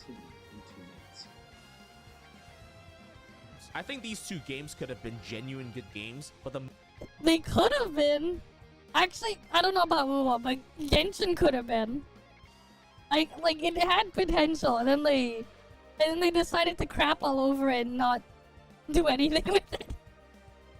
moment the word gacha is attached to them, everything in the game basically turns into a psychological warfare between the game and the player. Everything is all about just getting the player to spend money. Whether something is good or fun goes right out the window. Nothing else matters as long as the players spend money. Profit is the number one priority for a gacha game company, and nothing else even comes close to it. So when people on social media ask for more male characters, I get confused. Do you know what the gender demographic for gacha games look like? I'm not an expert, but it probably looks something like this. I'm surprised that Yep. there's even a single playable male in the game. Now be honest, if you were a for-profit game company, will you create a product for the majority of your target audience or the minority? You see, Love and Deep Space Exactly. over there has the right idea. Not a single female banner character in sight. But what confuses me even more is when people say that gacha games are not Gooner games. I've already said this is Yep. the demographic for gacha games. It What do you is. think this guy is doing there? Appreciating the accuracy of the cosplay? No, the No, he's camera's not. probably zoomed into all the places he wanted to zoom into. But you know Yep. what? Gooning does not discriminate. There's a reason why these characters in Love and Deep Space are designed without assurance. People lost their shit when Yep. other people said that Love and Deep Space is a Gooner game when they added a period tracker to the game. And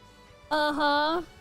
Yeah, it's like, gee, I wonder who they were targeting with this one. I honestly disagree. Adding a period tracker doesn't make it a Gooner game. It was already a Gooner game to begin with. But Exactly. There's no shame in playing. No, what it did is make it even more predatory.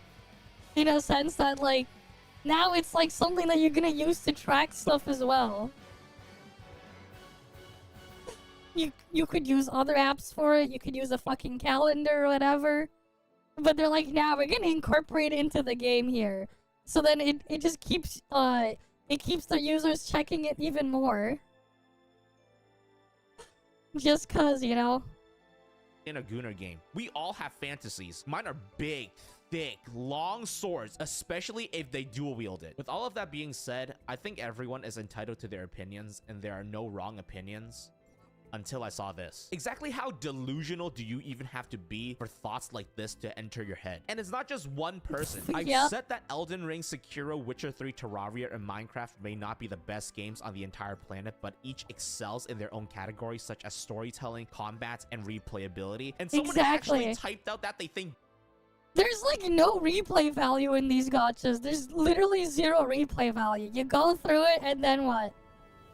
You go log in to do chores every day because they make it so it takes an eternity to go upgrade the latest FOMO character that was $400 a guaranteed copy. Because they make you spend the next 4 weeks of your life doing chores just to make them usable so you can do the same thing again. Like, bro, Genshin is better than Minecraft because there's nothing to do in the game other than talk with your friends. What do you mean there's nothing to do in Minecraft? It's a fucking sandbox. There's only nothing to do if you have fucking brain damage. There's infinite things you could do in Minecraft. The limitation is just whatever you can come up with. It's a fucking sandbox game. Visit a server. Go play with friends or whatever. Or like, go build stuff. Or whatever. Do all the other things in there. Right? It's a fucking sandbox. Have these people not played within a sandbox as a kid? Have they not played in a freaking sandbox, played with sand or anything?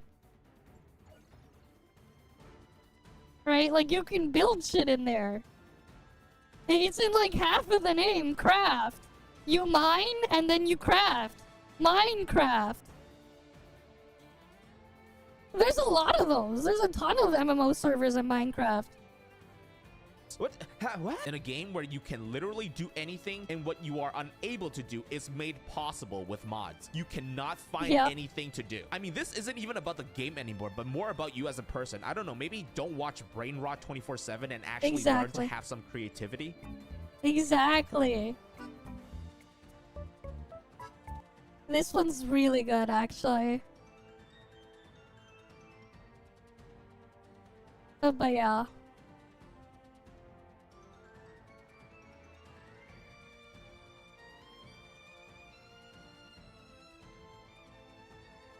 Okay, apparently 7 Deadly Sins Origin will be PS5 exclusive for the first year. Got it. I mean, I don't really care about 7 Deadly Sins, but hey. For the people who like the IP, it's a PS5 exclusive for 1 year. Only for 1 year, though. Everyone else can play it a year later. If you really cared that much about it. I don't know. I don't even know what this shit is. It's just an IP. It's just another game based off an IP. Oh, yes, it's Netmarble. Oh wait, no, it says Windows there. Never mind. This is for console. It's gonna be exclusive for a year.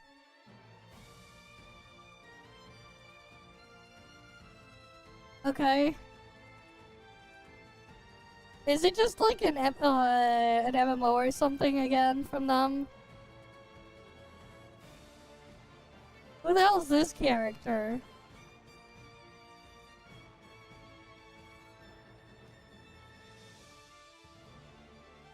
I can't. The rest coming soon. I mean, it's a Netmarble game. Like, probably skip anyways. It's Netmarble.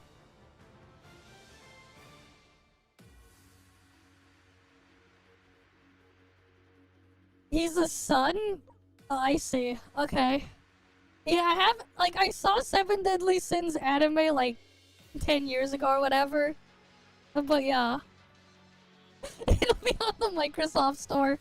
I mean, it's gonna be on Steam soon as well, Solo Leveling. Like, it's on Steam, like, it's listed on Steam, but you can't get it yet. But the Solo Leveling game is on Steam. Ah, yes, the heterochromia eyes. Of course.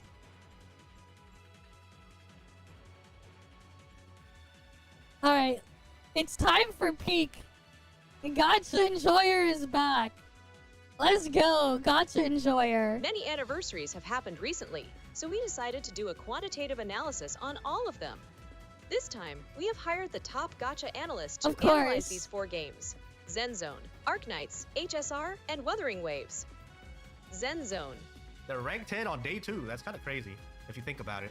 Revenue today is 2 days of spend cap. Holy shit. If it's around 1.8, it's pretty much spend cap. But yeah, double spend cap is pretty much what it is. Quick note, the spend cap of 1.8 million is the limit for the high fidelity market analysis tool. Okay. So hitting the 1.8 million limit is an indication of revenue exceeding the limit of the analysis tool. So basically, if you look at ZZZ revenue, you know for sure they are above 1.8 mil day 1. Yeah. Way higher. Wuwa could actually never. Arknights. Arknights, right? So I want to see Arknights. 1.5 mil day 1. 1.8 mil spend cap day 2. Wuwa could fucking never. Holy shit. What the fuck? HSR. Alright, let's see. HSR. Wow. So they were at spend cap for 3 days.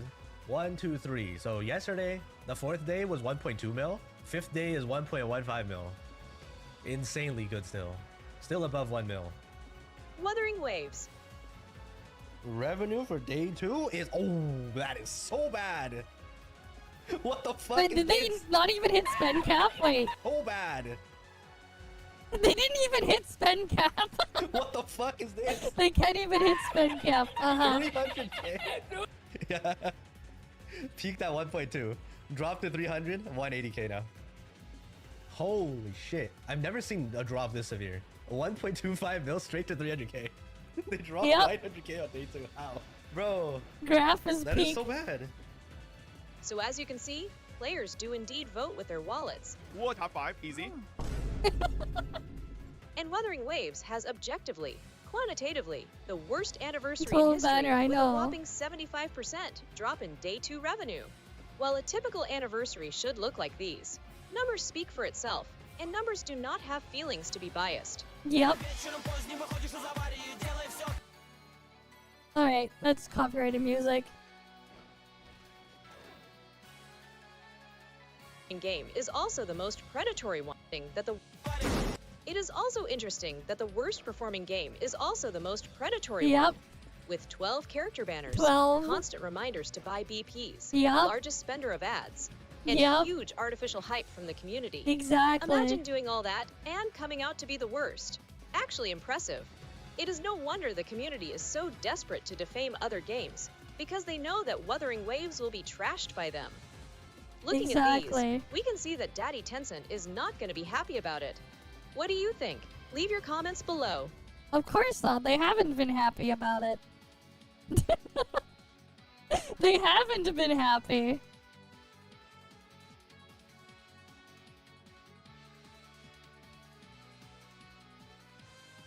Okay, let's see. There's this thing, but I'm pretty sure this clown is Put it in the other app.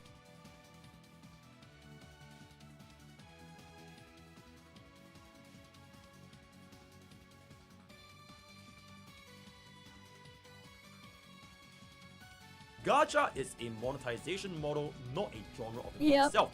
And if someone does not prefer the genre beneath the gacha monetization model, be it if it's an open world gacha, a combat RPG gacha, or an AFK shooter gacha, whatever amount of gacha is, no amount of quality of life or dev listen can convince someone to play It's a the gacha Pokey game video. just for the sake of a gacha game. Mr. Pokey, are you the reason why I can't convince people that Girls Frontline 2 is more than a gooning game? I mean, he's not wrong, though. It is the monetization model. He's not wrong. Do I have to teach this global passive enjoyer a lesson now? I mean, he's In my not previous wrong. video covering my personal opinions of the Zenless Zone Zero version 2.0 content update, I very briefly brought up the presence and use of black screens in the presentation of the latest main story content. Personally, I'm not too torn up about their use here, as the scenes they were used in place of I found of little importance to the story anyway, or involved scenes or characters I couldn't care less about. Though, as I predicted, that hasn't stopped others from calling them out and heavily criticizing the story because of it. I've seen a lot of comments about how Hoyoverse should have just add more comic scenes in place of all the black screens, which, with all due respect, is just about the most ignorant, armchair developer response I have heard in a long while, and really just goes to show how absent-minded players have been of what the last half year of ZZZ has been like and what caused all this. That's right, I am talking about the sunsetting of the TV mode and how its absence is one of, if not the primary reason why Zenless Zone Zero Really? Now he's blaming it on the freaking TV being removed? Those major content updates have felt mad. rushed, lopsided. I mean, here's the thing, man. If you didn't want to do them anyways, and they got annoying for you, you weren't gonna be happy about them regardless. So, like, removing them, which people didn't like, was probably a good thing either way, because nobody actually liked the TV crap. But, you know, blaming the removals of the TV on this is just stupid. Corner cutting, or all of the above. Before I start, I must preface that my opinions of the TV mode have always been neutral. I never loved it, I never hated it. However, one thing that was for certain is that I completely understood its presence in the game and why the ZZZ team were so adamant to try and make it work for so long before they had to finally bend the knee. So, let me now tell you why that was. The Hollow Deep Dive System, aka HDD, aka TV mode, was in many ways a thread that ran through and held together all major elements surrounding the game, from story to its gameplay.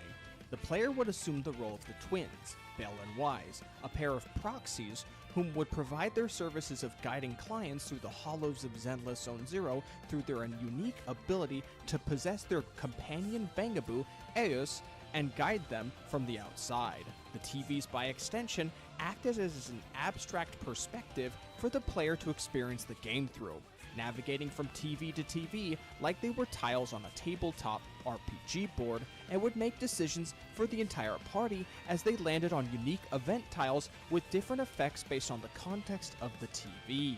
Since Eos cannot fight ethereals, when moving on an enemy TV, the player's perspective would change and they would take direct control of the agents they deployed for the level. Clear the enemies, return to the overhead TV's perspective, rinse, repeat. From a gameplay standpoint, the TVs offered a dual gameplay loop that would go hand in hand with each other, as decisions or actions made in one mode of play could potentially influence how the player would continue in the other. What TV events and enemy encounters should you take, how your current health and corruption debuffs would influence if you played it safe or went all in, stuff like that. From a narrative perspective, it was established early on that the twins could not fight and lacked the physical aptitude to remain in the hollows for long enough without risking severe ether corruption, and their unique ability to assume direct control of Eos made for an intriguing... I mean, they could have come up with a different, more interesting gameplay mode then to deal with this thing, instead of this. set of The questions. TVs? How are they able to do this? What are they doing this for? Did someone give them these powers? And if so, where is that person now? And how did they get those powers in the first place?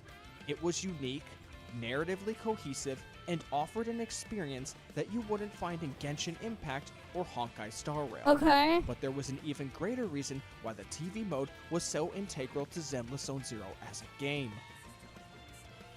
Beyond the aspects of the game itself, the TV mode from a development standpoint was much easier and resource efficient to build a game around when compared to the fully 3D, explorable spaces of Genshin Impact and Honkai Star Rail.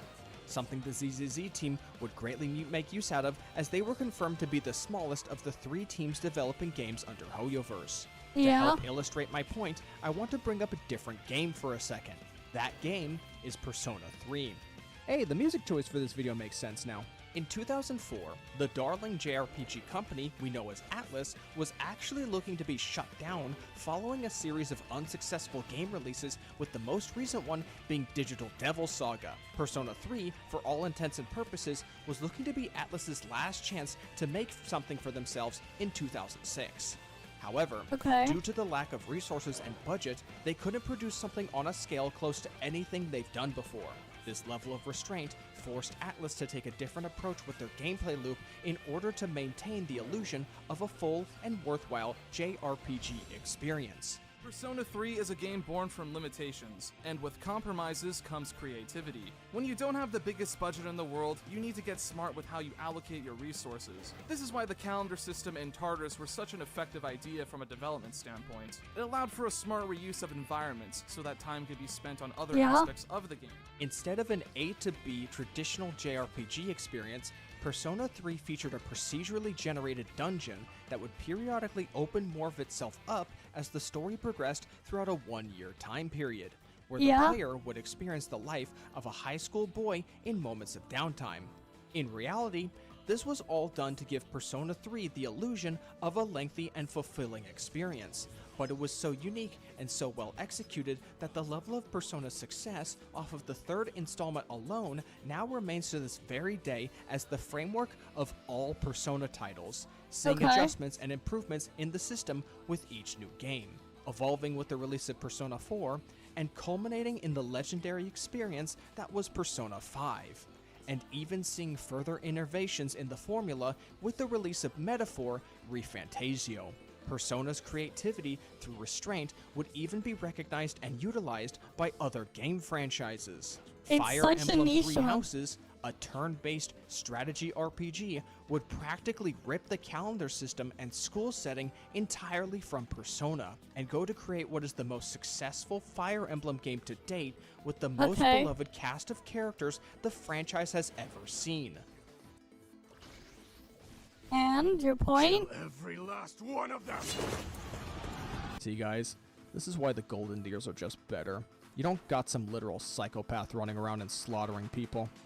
As for you Black Eagle enjoyers, we all know you just want to be in a lesbian relationship with your 4'2" dictator. You're not kidding anyone here. With all this in mind, I hope you all can understand why I was so willing to give the TV mode in Zenless Zone Zero the time it needed to develop. Yeah, but it was really boring and it sucked. I get the idea. You send something to scout the place first, to find a safe path to go through. But my god, was the TV shit boring. That shit was extremely boring. They could have come up with something else, man. Into something worthwhile, as while the ZZZ team had the least budget and staff of the 3 modern HoYoverse games, there was always a chance for them to rise above through the unique challenges they would be given. Yeah, no, minimum viable we product. don't live in that timeline.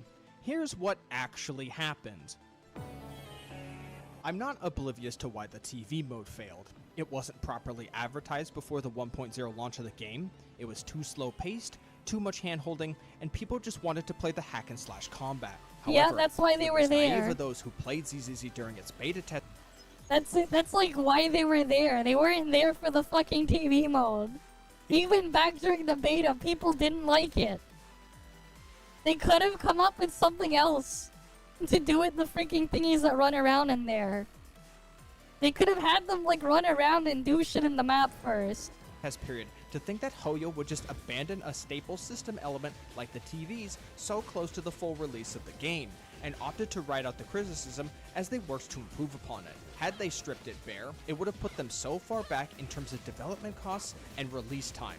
Unfortunately, as a gacha game, ZZZ can't afford to just ride out the rough edges who of the cares? 3D That's mode in Hoyo's time problem, to not refine yours. changes and polish like the Persona franchise could, with new releases improving on the calendar and dungeon systems. Gacha games need enough financial backing to constantly meet a but that's not your problem. 6-week update cycle, and losing too much revenue too quickly can spiral a game out of control.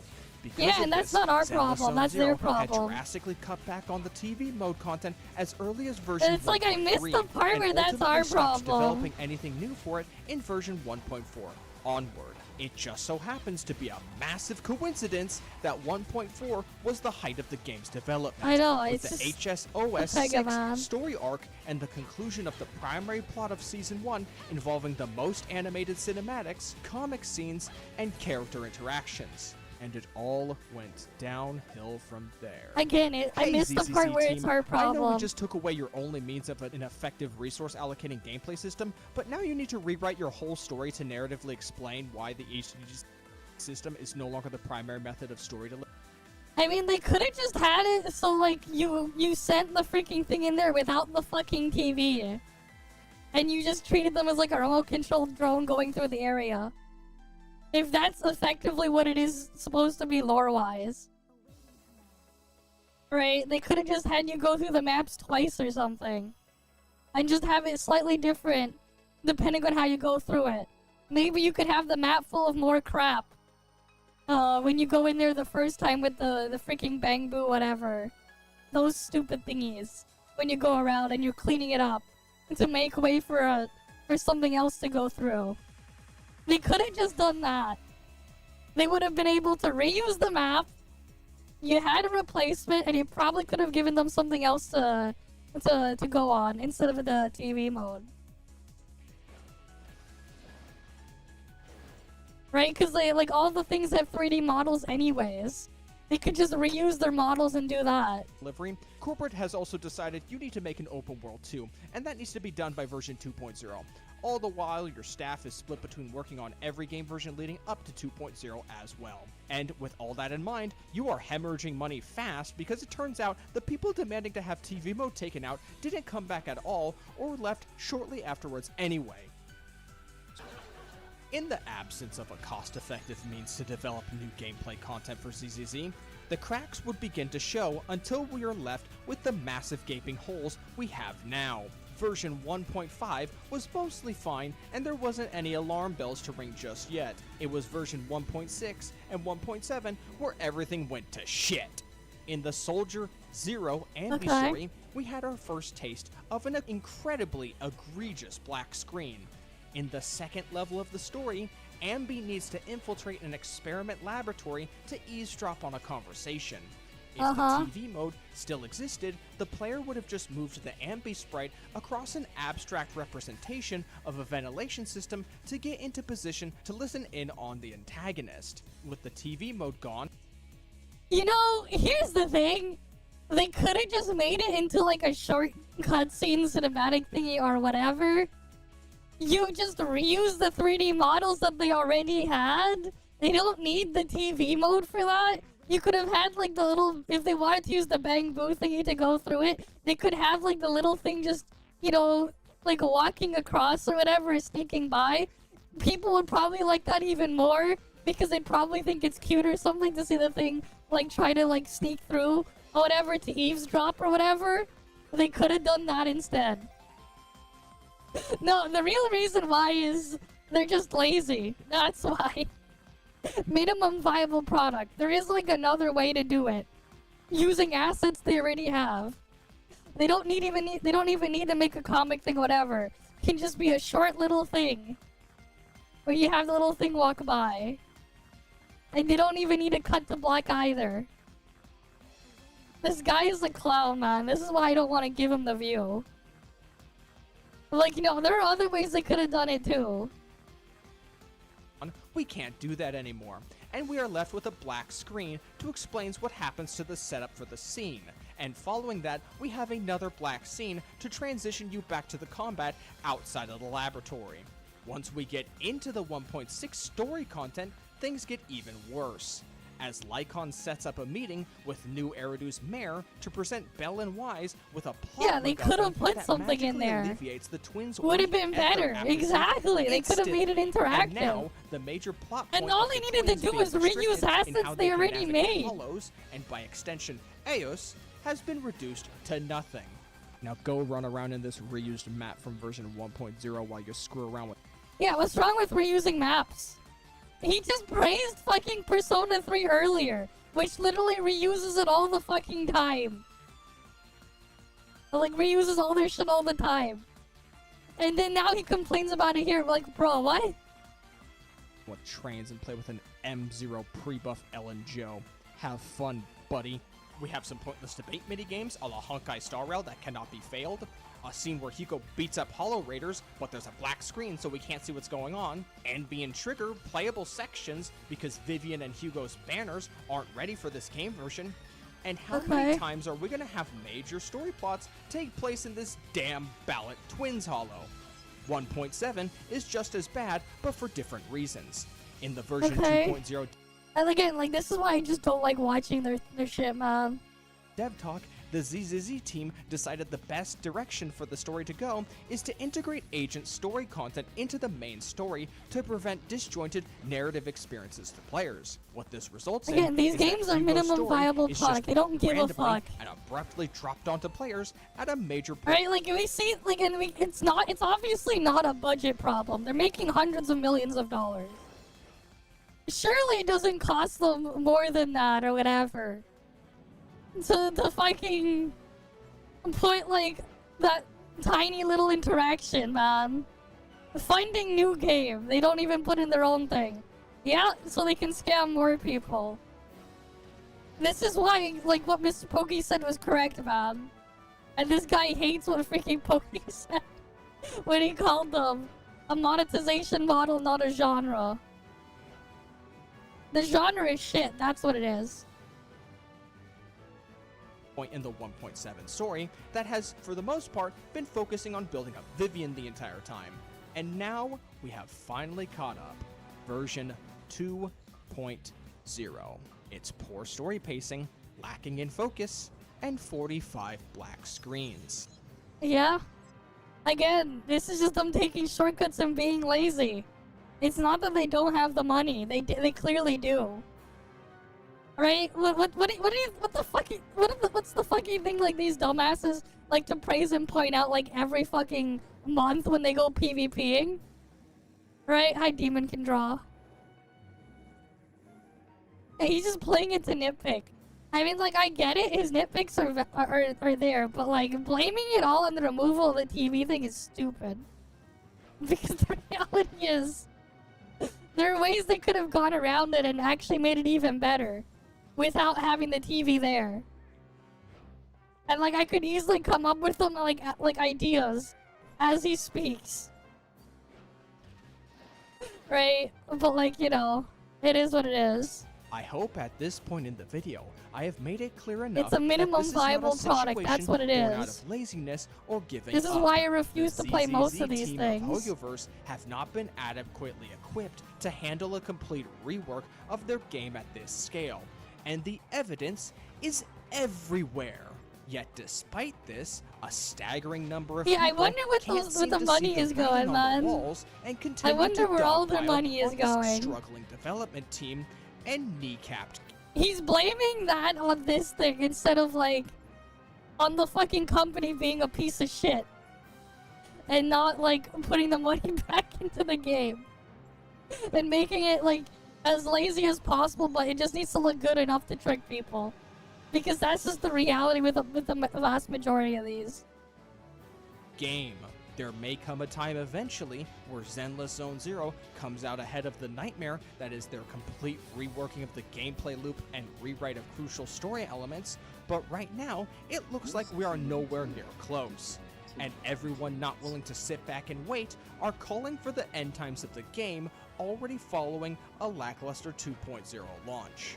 all I can really say is that it is a rough time to be a ZZZ fan, and it's all because no one was willing to understand and have perspective for the TV mode. No, the all TV while mode wondering wouldn't where the change gameplay anything. depth went when all that's left of the game is Honkai Impact 3rd with less content and none of the beloved characters that made Honkai Impact 3rd an iconic Hoyoverse game for so long. Uh-huh. And with that, I have said all I really wanted to about the ripple effect. Yeah, and what does that say about it when people didn't want to fucking deal with the TV mode and they removed it? And it's still like that. This is why I also refuse to touch these things. Unless I get paid. Effect of the TV mode's removal in Zenless Zone Zero, and the effects of it we are still feeling to this very day. It frustrates me to no end that no one is willing to consider for a second how we got here in the first place, and the only conclusion anyone ever wants to draw is some accusation of laziness born from players' constant need to judge ZZ for being a Hoyoverse game, and by extension, its association with Genshin Impact and Honkai Star Rail. Because it is. It's just the minimum viable product, man. The games are the MVP, minimum viable product. They will cut corners wherever they can. They will make shit as lazy as they can. Whatever they can. That's just how things are. It is what it is. Despite Zenless Zone Zero objectively being the Hoyoverse game that has changed the most based on player feedback, it still remains the punching bag of the wider gacha industry for the sins of its older siblings and for the sin of releasing a month after Wuthering Waves. At this point, it wouldn't surprise me if despite 1.4 and 2.0 both acting as soft relaunches of this game, we're gonna have to go through another soft relaunch until we can finally turn this ship around. It's never gonna get turned around. This was a video about TVs, and I'm clocking out. And TVs were not the problem, man. We're not removing them is not the problem. It's the game devs being literally lazy and not putting in the work or the effort to replace it with something interesting. They have all the money they would need.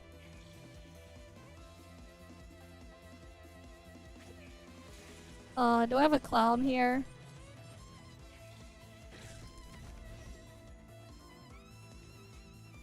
I'll put a clown there. Instead of a thumbs up to mark it off. We'll give him the clown thing. Wait, we already did see that, right?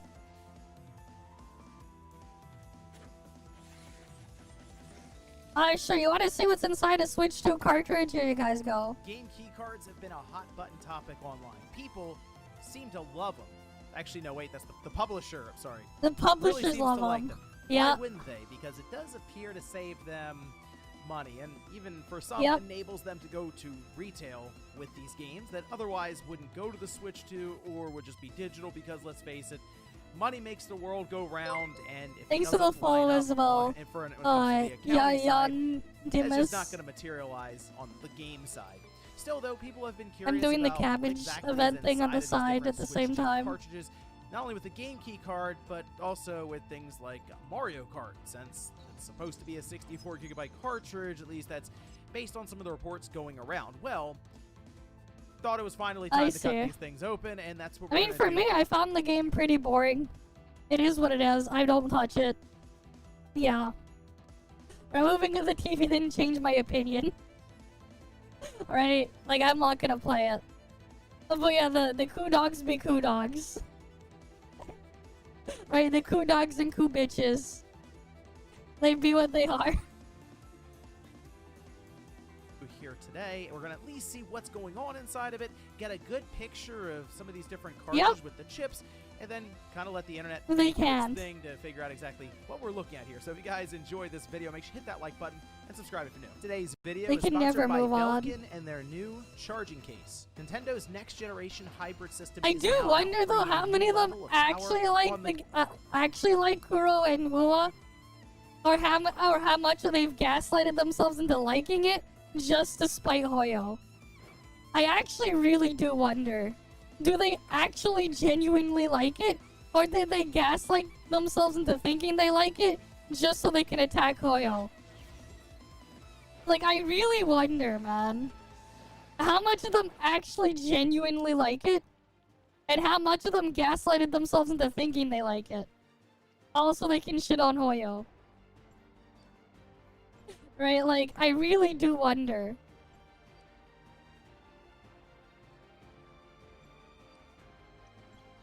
Right, I do wonder. Go with higher frame rates, HDR, and a big new screen to protect. Of course, if you plan to travel or just want to store your new system with confidence, Belkin has you covered. The charging case hugs and supports the device all the way around with a nice soft touch material. There's plenty of storage here for your physical games, along with a deep pocket at the top to bring any extra cables or accessories with you. I did say this was a charging case, and as you can see at the bottom is a removable 10K power bank equipped with a right-angle USB-C cable, letting the system charge even when stored away, providing tons of extra playtime for those longer trips. The hard outer surface provides ample protection in case of any cool. I got the drops, Mexican on my and the strong handle man. on top lets you carry the case around with confidence. Click the link in the description below to protect Cool. your new Nintendo Switch 2 and give it a boost on the go with the Belkin charging case today. Thanks to Belkin for sponsoring today's video. Okay, so the plan is to have two different cartridges. One that is more the control variant like this. Mario Kart World is a cartridge that Nintendo put the entirety of the game on, but the game is, if you look in your they're getting money. Exactly, like that's the thing, right? They're making all the money the way they are, regardless of actually putting in effort or work into it. Right? They're making the money all the same way either way. Like, no matter what they do, they're still going to make money. So, like, what's even the point of putting in more effort outside of just enough to fake that they're doing something? Right? Like, and that's part of why I don't like touching a lot of these games. And why I refuse to touch them. Because the thing is, if I wanted to actually play those types of games, like the actual genre those games are, I'd rather play a different fucking game. I'd rather actually go play something else. But yeah, Nintendo has been that way for the past while. Ever since the Switch, Nintendo has slowly become lazier and lazier and gotten worse and worse over time.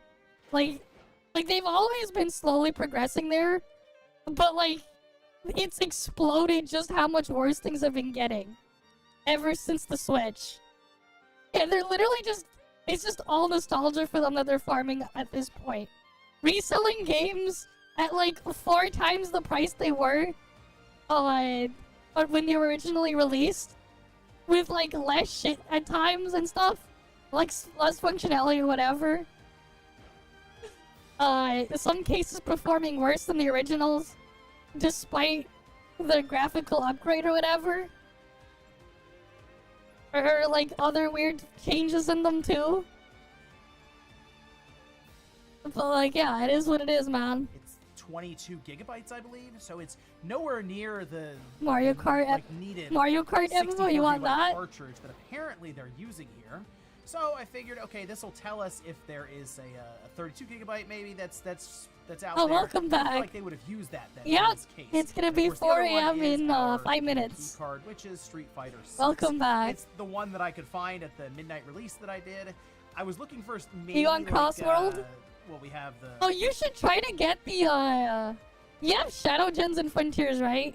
You should get the multiplayer mod. You should get the multiplayer mod for Shadow Gens and Frontiers. Yeah, if you have the PC one, get the multiplayer mod. Ah, rip. Never mind. Rip, no multiplayer mod for you. Like, that's the thing, man. If you want to play these games, you have to play the PC version. Like, the freaking people will come up with so many mods and fixes for things. It just changes things, man. Yeah, no, I'm like, you should get the multiplayer mod, though. And a bunch of the other things. It's not, though. They're not cheap. What do you mean they're cheap? They're not. You sure they're cheap? They haven't been, at least this generation. They've only gotten more expensive. Like here's the thing, right? I remember I said this before. A fucking PS5 Pro, for example, is about as expensive, if not more expensive, than what my brother paid for to buy his gaming laptop like 2 years ago. My brother bought a gaming laptop with an RTX 3070 mobile for about the same price as a PS5 Pro. He got a full fucking laptop for the price of a PS5 Pro. They were both around 1,000 Canadian dollars. Which is just hilarious. Just how bad value they are now. Right? And like the thing is, the laptop comes with a fucking screen. And a battery. And a keyboard. Because it's a portable device. Right? But like, yeah. Of course there are ways so you can scale things down to if you know what you're doing, but yeah. The Bravely Default game, that's, I think, the cheapest game key card. I have to look, but I think that's like one of the cheaper ones. So, Street Fighter 6, there you go. I do plan to be able to get both of these cartridges back together, so I shouldn't be destroying it here or anything. I mean, I have to open it, technically kind of destroy it, but I've done this before with Tears of the Kingdom as an example, and I still use that cartridge to this day after I put it back together.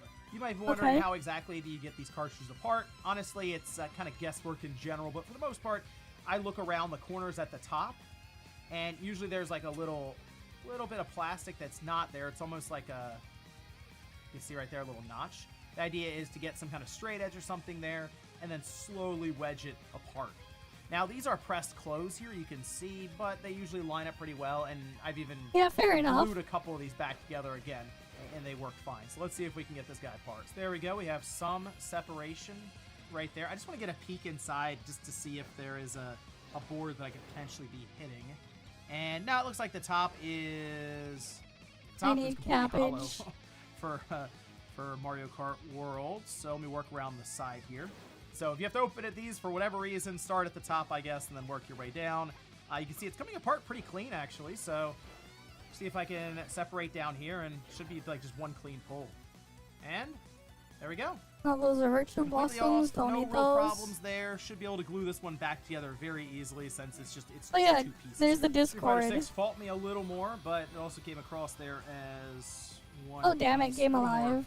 Breaking though on the right side here, but we do have our chip. Let's see what we have. Okay, I'll put that image here for you that has a nice big resolution with you can see all the numbering, the lettering, everything that at least identifies the chip somewhat. Okay, and that's what we're gonna get to here. So, you know, I'm looking over this, and this is where it can become kind of tricky, just based on how much information they decide to put on the chip itself. So I did cut open Cyberpunk as well, since they've talked about it again a lot as being a 64 gigabyte cartridge.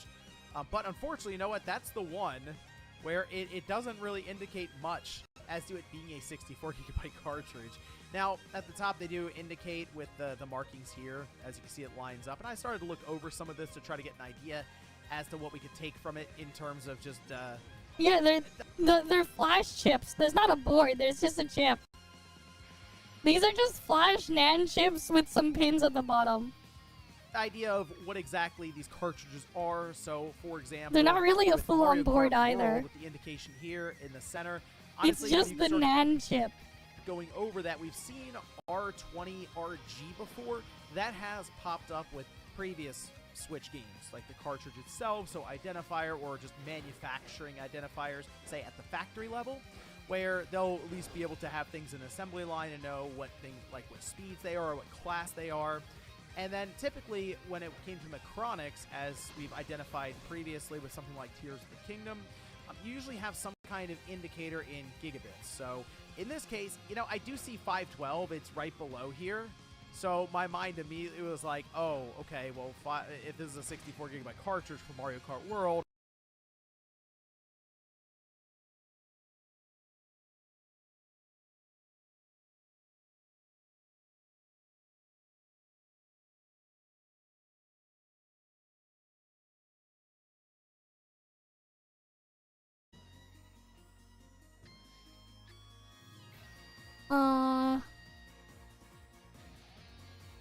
Don't worry, it'll fix itself. There you go.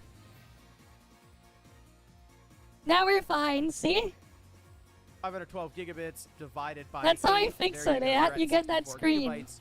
If And I that have to does fix lean something. into the idea of the reports we've seen going around that there's a 64 gigabyte cartridge. Smart, and then right? There's a game key card. You like how my big brain's scratch to get around it? Since it's game key card for half of the games on the Switch 2, which is like all third Really? for the most part, outside of Cyberpunk, which looking over the did you indicators join the here, Discord? there's really Let me not mark much. you. To if be you honest, did. looking at it, that seems to point towards it being a 64 gigabyte cartridge, at least with the markings Here, and instant indicators verification. on There you the go. top of the chip here. Again, I kind of wanted to have at least everything just laid out with, you can see the Playing different- Cyberpunk on Switch 2 different beat cartridges Rogue at the top, so Ally you know which one's which, really. by an That hour. way, if people want to look into this bit But are more, they running it can. at the same one that is- settings? They're not even running them at the same settings though. But like yeah. Like they're not running them at the same settings, but yeah, the Rogue Ally, if you're on Windows, it has scuffed battery. You get a lot more battery life if you run it on the Linux. If you run it on Linux.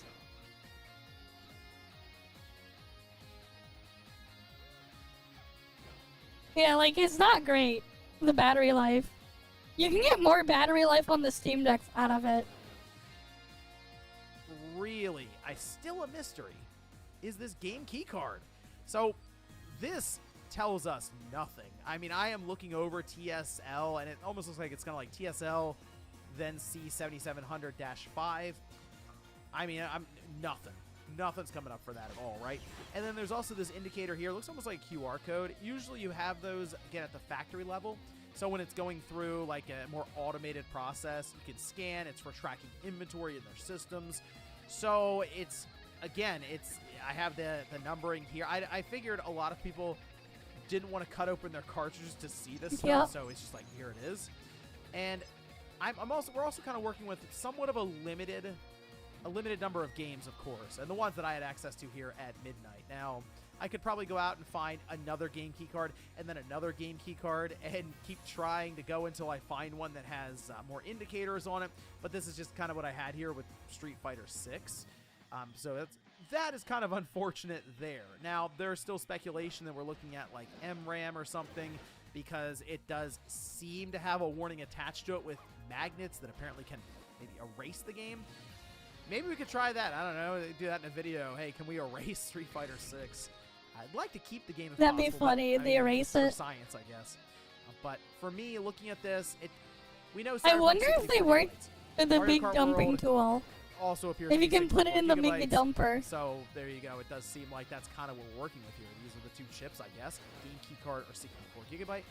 But let me know what you think down in the comments, especially if you're someone who is very familiar when it comes to chipset and identifying numbers and stuff on top. I've gone through that before with many TSOP chips and other things, but I will say sometimes you come across one, you're just like, wow, there's like nothing out there. And then you have to actually dig through data files on some of these manufacturers' websites just so they match up, because usually they'll have images but not text that accompanies it, so it's a whole thing there to really dig through. But I figured, again, people would be curious, so here we are. Let me know what you guys think about all this down below in the comments. Thank you so much for watching, and I'll see you next time. Okay. Well, there's that.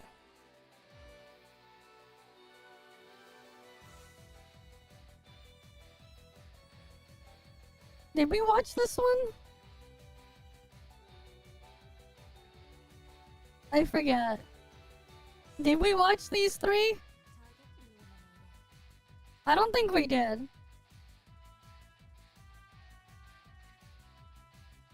Yeah, we probably didn't see these three.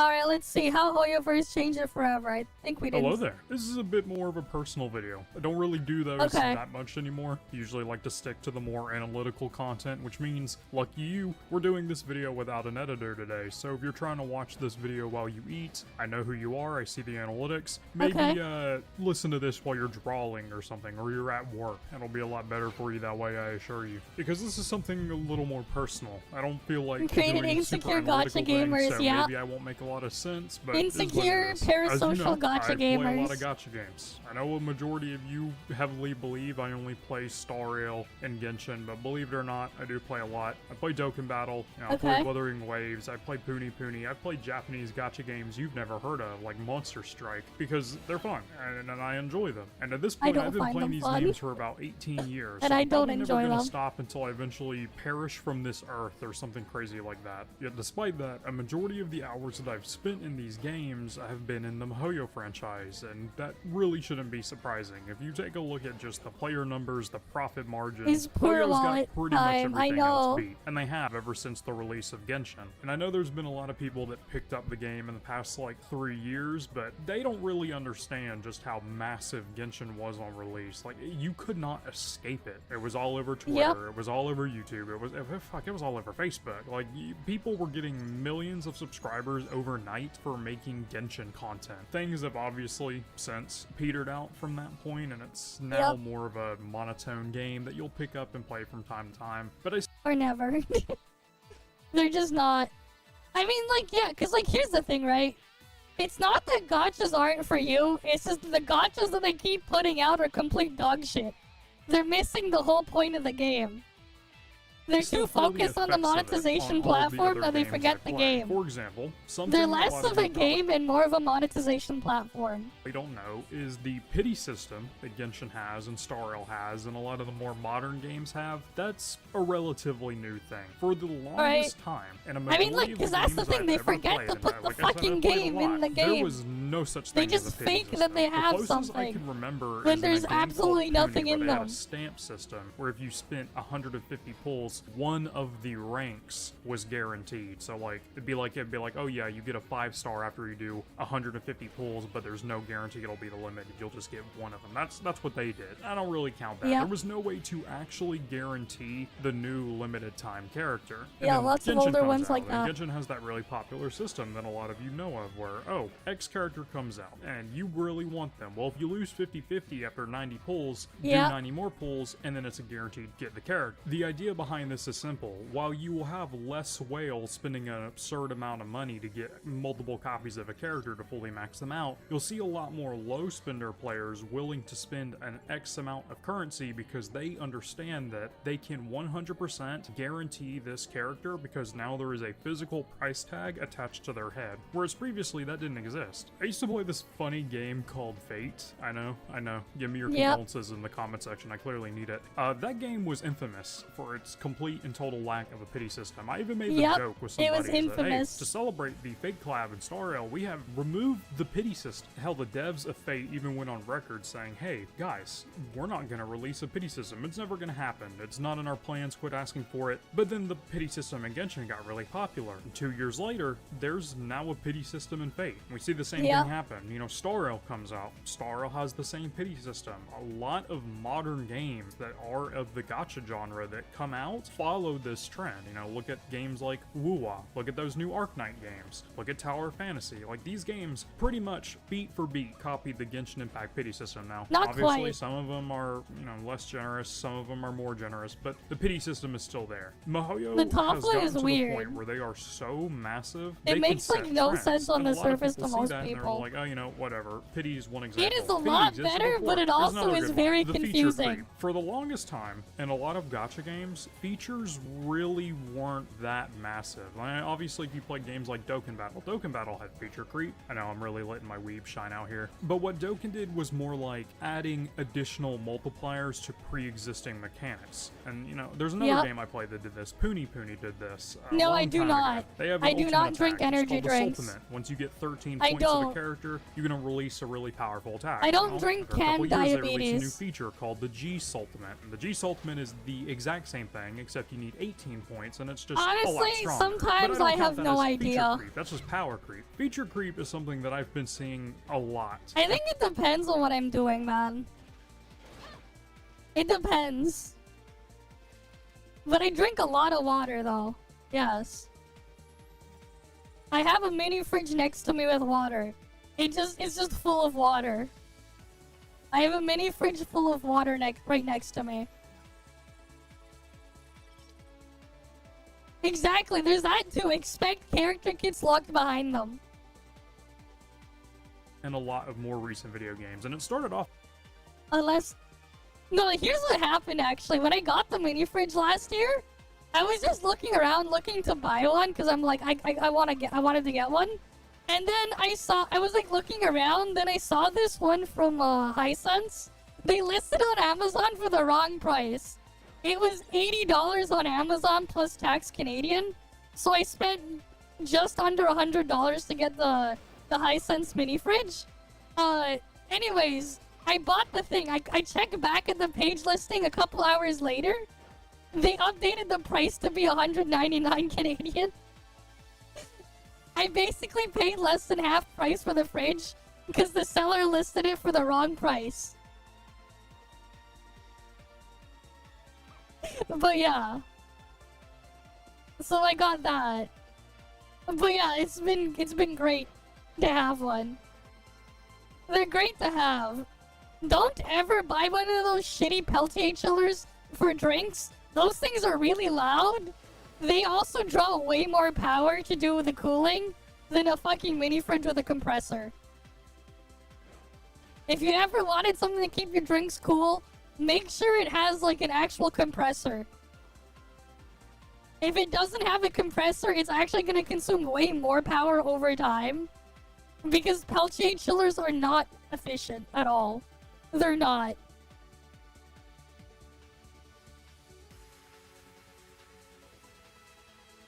I see. You keep food in yours. I tend not to keep food in mine.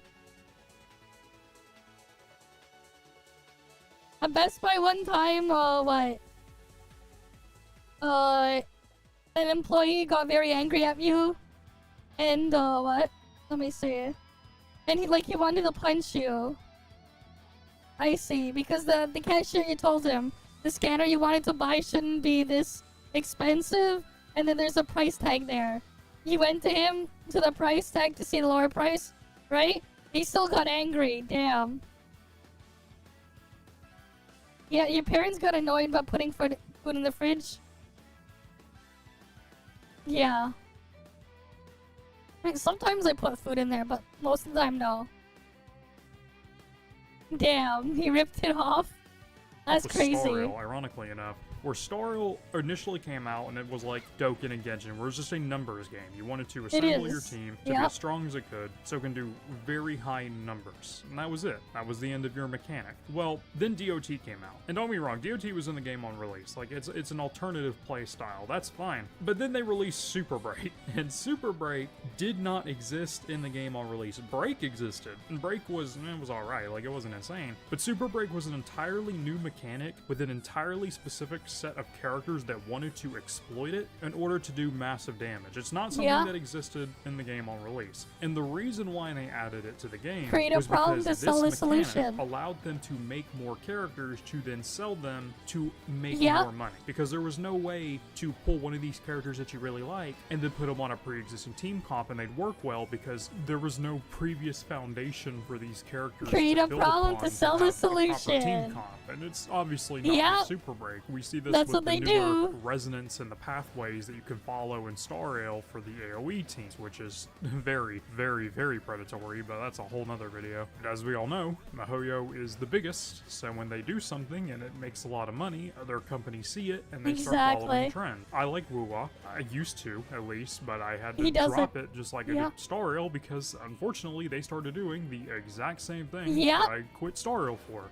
They released a very overpowered new mechanic, the ability to inflict a Spectro debuff on enemies, which was a nice little gimmick that you could use from time to time, but it wasn't inherently And then they make a character entirely reliant on it. And then they released Phoebe, and Phoebe buffs this res shred Create by a problem, 100%. She and then literally sell the doubles your damage. And if you get a weapon, she adds another 30%. And then a couple of days later, they add Zani, who only does this damage type. Create the problem to sell the solution. You are literally doing below half of what damage you could be doing if you had. But they're kind of becoming aware of the main character, really want their limited time weapon. And you know, that'd be fine if literally the very next character that came out after Zani wasn't the exact same thing, but for... I mean, to be fair, most of the time at work, I'm just like sitting there, making sure the clients aren't causing problems, hurting themselves or whatever. I'm just supervising. Occasionally, though, when we do take them out, that's a whole different thing. It's part of why I didn't stream on Saturday night, because we took them to a park and we went hiking, and I was pretty tired by the time I got home. I just went in, logged in to go claim my shit, and then I just crashed. Because, yeah. But, like, it is what it is. You're supposed to be a hard worker? Okay. A very hardworking employee from Big Family. Got it. Arrow res. In the next patch, we're getting a character who really wants Siokona, who's the arrow res support, on her team. Epona, we're getting the horse from Zelda? Sets this trend, and then we're getting Link's horse? Of months, maybe a year, I start seeing it in all my other gacha games. Where's Link's horse? Where's Epona? The final straw for me, the reason why I quit Star Rail, was about, let's say, 4 months ago. We had this thing where people I don't really drink upset energy that drinks. Casters was going to have some sort of ability to revive They smell like other diabetes in a characters from the dead. can. That was a huge no-no. People didn't really appreciate that, understandably. I Right, energy drinks smell like diabetes. Effect that could prop and revive your You can teammates, smell the even diabetes if Casters from wasn't them. on the team just because you own the character. Meaning, if you do not own the character, it is just a downgrade. Is what it is. A lot of people boycotted it, said they weren't going to play Star Rail anymore if the game came out, and then MiHoYo stood on business, released it anyway, and then all the people who were whining, crying, and complaining kept playing the game, except for me. I stuck to my word. I'm not fucking playing Star Rail anymore. That being said, now, a couple months later, a lot of the games I'm playing are starting to have this mechanic. Penny actually, unfortunately, released a new system where if you have specific characters of a specific tribe that are limited time and the hardest character to get in their event, and you manage to collect all 7 of them, you get a permanent health and attack increase forever for all of your units, even if they're not on the team. So congratulations. If you didn't get these very difficult to obtain units, your account was now forever weaker than everybody else, both defensively and offensively, and that's lame. You know, I don't really appreciate that. I don't like feeling like I need to pull a character, otherwise in the future everything else is going to be weaker. And I know some of you might hear they'd be like, oh, you never know, they were planning that for a while, and that's very true. They might have been doing that, but the thing is, MiHoYo sets the standards. They have officially opened the floodgates for this to happen in other games, and if record rings true, 9 times out of 10, whenever Star Rail gets something, whenever Genshin gets something, the other game gets it not long after, and then once both the games have it, other companies get it not very long after that. These games have such a massive influence that they are making the already predatory gacha market infinitely more predatory than it was before. And for every mechanic that they release that's consumer friendly, they release 10 mechanics that aren't. And I know a lot of people who watch my videos, they don't play a lot of other gacha games, and they might be like, oh yeah, whatever, it's not a big deal, it's a gacha game, it's predatory. Yeah, I know it's great, but you do know that Genshin got sued 6 times in the past 2 years, right? And I'm not sure if you know this, but if you log into Genshin, and now Star Rail too, if you play on NA, there are splash screens that tell you exactly how much money it costs to get a character. For the longest the more time, unique the ones, fair enough. I'm doing fine. How are you doing? Well, it's actually more than that, because these games are very good at deceiving. Now, they're not games, they're monetization platforms pretending to be a they're game. They're gonna want to get all the money out of your pocket. Still, they're though, monetization it's a bit platforms. concerning when these are the games that set the standards for all the other games in the space I play. But who knows? I'm not really big in the gacha space community. I'm not really 100% sure what everybody else thinks about what I just said. Unfortunately, we live in an era where a majority of the people that play Genshin and a majority of the people that play Star Rail are just generally unpleasant people that I don't want to engage with. So I'm not really in the loop on what the community feels. I pretty much hear about whatever outrage happens from third-party sources. So this is entirely something I was just thinking about on my own. Hi, Editor Leech here. Just want to make it 100% known that when I said this, I'm not referring to the people that watch my videos. I'm not referring to a majority of the community. I more so mean people on Twitter and the content creators in the space, because a lot of those people are very not good, horrible people, especially the content creators. I have my own lore. Some of you who know of my previous work know exactly the type of bullshit I've been through, because content creators just lying for drama because it benefits them. They're just I wonder who those are. Because if I don't like something, I'm just not going to deal with it, and I haven't been. So yeah, just want to make that well known. I'm not trying to insult y'all. Who knows though? Maybe I'm crazy. Maybe somebody will take my head off in the comment section for this. That all being said, it's just something I was thinking about. A lot more casual video today because I need to get something out while my editor's doing their job. I'll see y'all next time for something. Oh, what's great is they chose to put the beta one day after Duet Night Abyss beta ends. So I don't have to deal with doing both at once, which is nice. It's the day after. They're not on the same day, or they're not in the same time frame. After the other one ends is when the thing starts. Yep.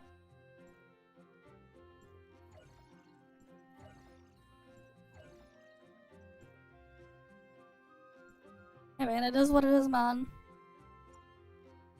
You got all sorts of freaks in this space.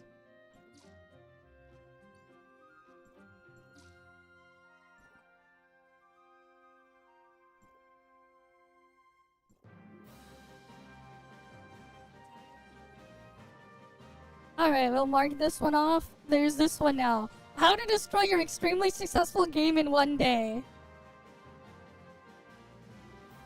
Alright, let's mark this one off. While studying business, one thing that you're taught is the blue ocean strategy. The seemingly endless blue ocean represents a market that's never been taken advantage of. Its counterpart is the red ocean, a market that has way too many competitors and is a headache to penetrate. One of the best examples of the blue ocean strategy is what Tesla did with EVs. They seemingly created the market from thin air, and then other competitors came in to try and get a piece of that pie. So now, of course, the EV market is a red ocean market, no longer a blue ocean one. For a while, people assumed that gacha games were a red ocean market. I mean, why wouldn't it be? The narrative was established. Gacha games targeted a very specific demographic, and that demographic wanted to spend an insane amount of money on very hot women. But recently, we've come to find out that not only was this incorrect, it actually couldn't have been further from the truth. EnVtuber came in and made us truly understand that the gacha game industry wasn't really a red ocean market just yet. There was still potential to create a blue ocean market, and that's exactly what they did with their games. Instead of targeting the well-known male demographic that wanted to collect wives and spend way too much money on them, they targeted the female market, who really liked the idea of having hot male husbands and spending way too much money on them.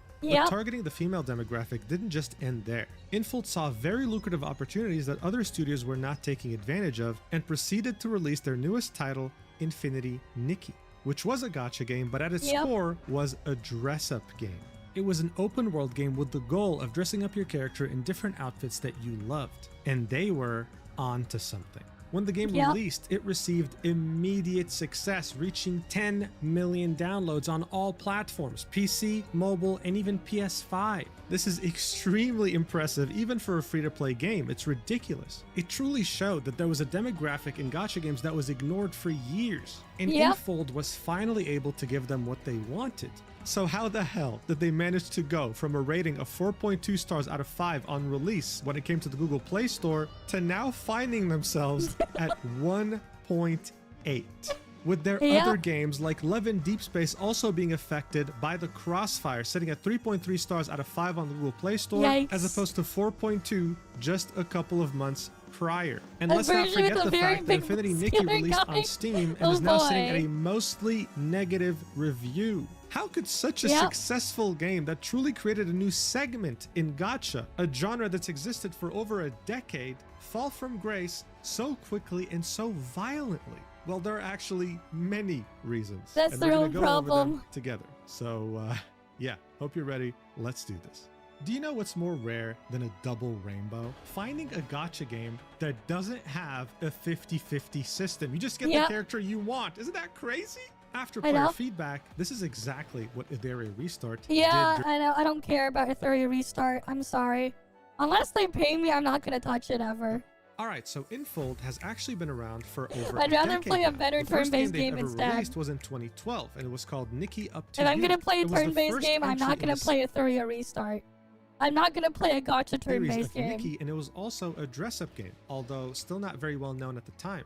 Now, to be clear, the main developer for these games has always been Paper Games, a Chinese game developer. But in 2022, they launched EnVtuber, their new international brand.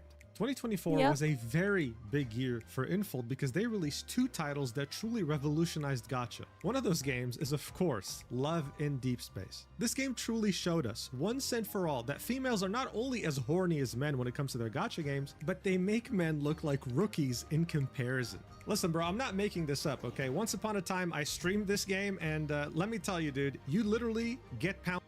pounded. Like literally, like I'm not even joking. There are cutscenes where you're getting pounded by these male characters. All right, like this is next level. And guess what? It made more money than we could have ever imagined. Ever since its release, it has been consistently in the top 3 biggest revenue generators in the entire gacha space. Look at this. It's making over $50 million a month, sometimes making $90 million, making games like Genshin Impact, Honkai Star Rail, whatever else, look like amateurs. You understand? Things were clear as day. There was a market for these games, and they wanted more. Now look, when it comes to success, it's a combination of hard work and luck.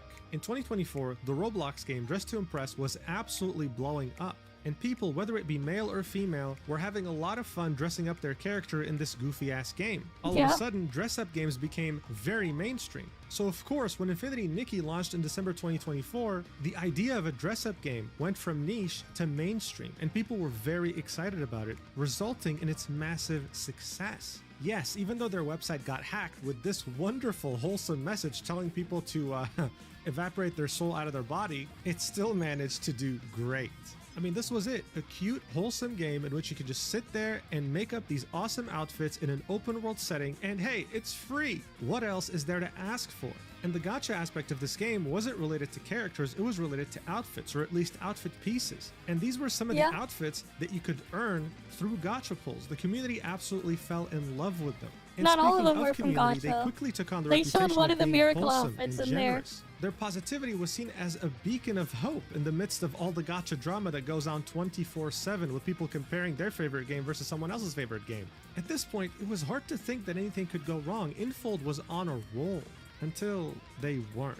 While the game did enjoy a lot of players, the revenue wasn't really reflecting its success. From December 2024 to January 2025, it made 50% of its revenue both in the Chinese markets and in the Western markets combined. This downwards trend would continue from January to February and wouldn't really recover by March. It certainly wasn't making as much revenue as a game like Love in Deep Space, and red flags started popping up until a nuclear eruption. I mean, that's what happens when the game isn't parasocial to its player base. To ever become a PC gamer. Valve has proven time and time again that they're the only people to be trusted running a platform like this. There's a reason why it has so many people using it every single day. So of course, getting your game on this platform is a big deal because not everyone is willing to download your custom launcher. There are many PC gamers who prefer to have everything in their Steam library, and if it's not the case, it's a deal breaker.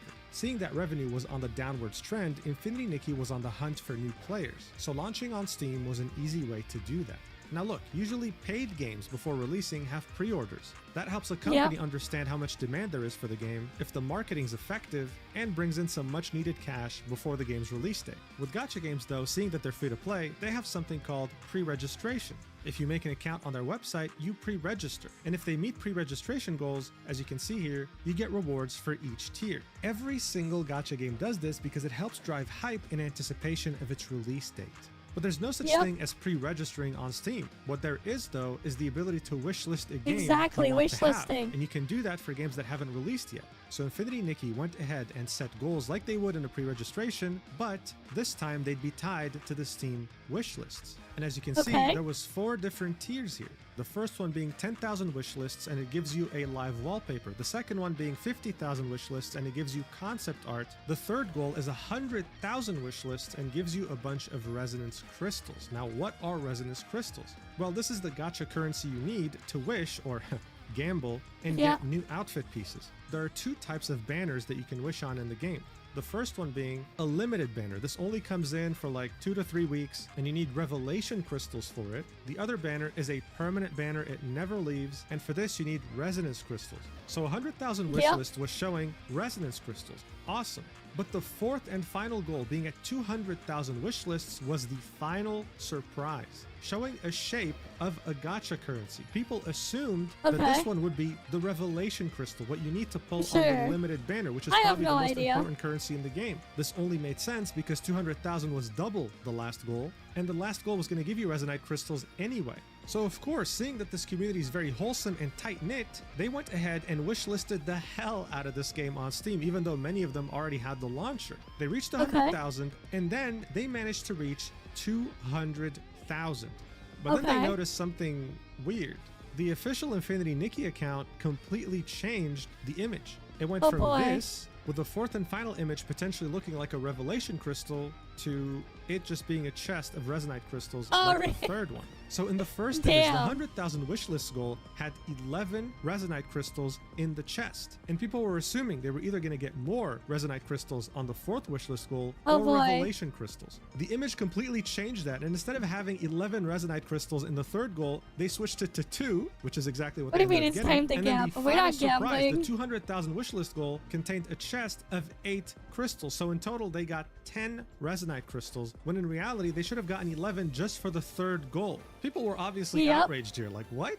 Why are you being so stingy over something so stupid? Like, over 10 pulls? Really? It's as if they were giving away real crystals. Like, what the hell was going on? The post celebrating 200,000 wishlists on Steam from Infinity Nikki with this changed image had 100 replies, and none of them were really happy. And after sufficient community backlash, they finally quote tweeted that tweet and said, you know what, guys? We're going to give you 10 revelation crystals. Thank you so much for being such amazing fans. This led many people to believe that they were hoping that the community wouldn't notice, but when they did, they ended up giving them the rewards they were meant to have in the first place anyway. So look, this might seem like a small incident to you, but so far this game has been nothing but perfect. You have to understand that. This was the first instance in which they did something so weird, so scummy, and in which they played with their community's trust. But hey, listen, the community, as I said, is wholesome. They were willing to get past this and get back to the game they loved. Unfortunately, though, this was only the beginning for Infold's It's only the beginning. Roller coaster ride down to hell. So look, one thing you have to understand is that the release on Steam was going to coincide with a massive update, which was the 1.5 update. This had features the community was very excited about, like a co-op mode. Before this, you weren't really able to play with other players, your world only had you. But in 1.5, you were going to be able to play with a friend, exploring the world together and showing off your outfits. Additionally, there was going to be a full-fledged dye system. Before this, each outfit had like 2 or 3 colors that you could pull using the gacha mechanic. We've seen how Papega it is colors already. with their different I've shown you guys. Capable of drastically changing any outfit you own. I can't really overstate just how excited the community was about dyeing. In fact, Infinity Nikki had hyped the hell out of it by releasing an event in go make Infinity Muscle called Caring for the Bulkhead, or Bulkhead, or whatever. You can make fun of me in the comments for my spelling. This event had you collect different plants, fruits, and shellfish in the open world so that you can combine them in order to create different dyes. You then tested all those different dyes on the Bulkhead. Players loved this event, trying to figure out all the different combinations, and collected a gazillion of these materials in anticipation for the 1.5 update so that they can dye their outfits. Except it didn't work that way. April 28th was going to be the game's release date on Steam, and 1.5 would follow. This was going to be a new chapter in this game's history that would change everything. And it did indeed change everything, except not in a good way. For the worst. And players were completely blindsided by this. You see, prior to the 1.5 update, when you would launch the game and play through the tutorial, it would show you the backstory. Nikki is preparing for her prom, so she goes to her attic, opens the closet, and finds one of her mother's old dresses. That dress turns out to be breathtaking, and for whatever reason, it starts dancing with Nikki all of a sudden. After some short dance moves, the dress puts itself on Nikki and transports her to another world. In this world, she meets a goddess that looks really cool, by the way, who tells her that she used to know her mother a long time ago and that now she has to save this world by collecting all the different miracle outfits. So even if you weren't a story player or someone who necessarily cares about lore, this intro still managed to somehow captivate you, to really into this new world that you just found yourself in. Not to mention, this isn't generic in any way. It's not the typical gacha story. It's original and beautiful and leaves you with just enough questions to keep going. However, when old players launched the game after the 1.5 update, they were met with this cutscene. It was all so sudden, there was no prior warning, and they were like, what the hell's going on? They were met with this new strange character that they had never met before, talking to them about how they're a goddess or whatever. And then they found themselves doing another tutorial, even though they've been playing the game for a long time. People were wondering, what the hell is this? Some kind of prank? What's going on here? Well, it turned out that the whole out story of season changed. April Fool's joke. It was retconned. That's the term. It was retconned. It was an April and everything Fool's you've known joke. beforehand didn't matter anymore. There was no dress in the attic. Your mother, who cares about her? You having to save the world. I mean, the dress we don't know looks why. great, You're just but a like, goddess still. or whatever. And yeah, just go do you. It stings, you know? Nothing made sense. Players were absolutely baffled. Why would you change such a perfect story? It didn't make any sense. Here are some comparisons, right? You start in the attic in the old one. In the new one, you just start somewhere unknown. You have no idea where you're at. Enna, that woman with the white hair that you meet in Chains in the first intro who was your mother's friend, just appears randomly, like with no cool cutscene or whatever, in the second new intro. This is also without mentioning the fact that it just looked uglier, almost like it was rushed for whatever reason. Some people had the theory that Inful did this to make co-op mode make sense lore-wise, since the new tutorial had an emphasis on different worlds. But seriously, how stupid is that? No one needs lore or a justification as to why you can play with your friend. Nobody no one needs asked it. for this. There was no one who saw this new tutorial and thought, man, I'm really glad they did this. If it ain't broke, don't fix it. And they just broke it in the process of trying to fix something that didn't need fixing. This is without us going into detail about how they butchered some beloved side characters by retconning the story. One character that was beloved by the community, because of course most of them are female, is Giovanni, this dreamy looking fella right here. The story being retconned made his whole story not really make much sense anymore, which is wonderful news to many players who play the game. Now you might be thinking, okay, I get it. I get why Infinity Nikki players are so pissed. I'd be pissed too.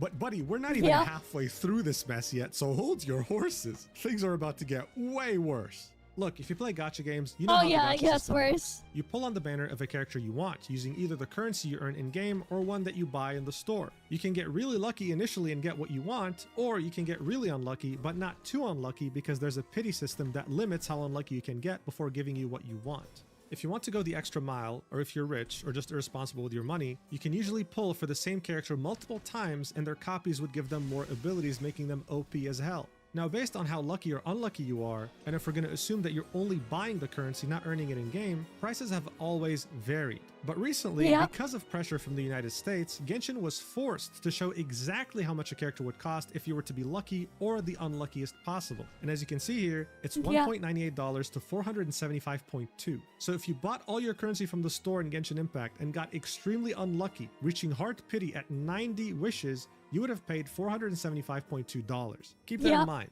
Now, in Infinity Nikki, you're not pulling for a character, you're pulling for an outfit. But not just one outfit, not one piece, you're pulling for multiple pieces of that same outfit. One piece? Usually, The one piece for real? a 5-star limited outfit will have around 10 different pieces. So you're going to be wishing a lot, but thankfully, the chances of getting a duplicate are very low. And before the dice system was even introduced, the way you could get different colors for the outfit was to 1. Get the whole outfit, 2. Get 180 wishes, or 3. Get 230 wishes, with each one granting you a different color. Now look, overall, a lot of players collected currency in-game in order to get these outfits, but if you were to do this with money only, with no currency collected in-game, this could amount to close to 600, plus getting all colors, including the 230 wish one. Even compared to other gacha games, this was more expensive on average.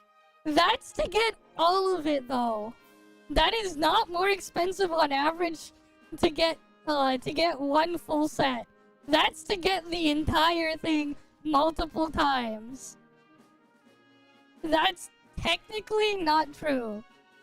The average is a lot more expensive than they realize.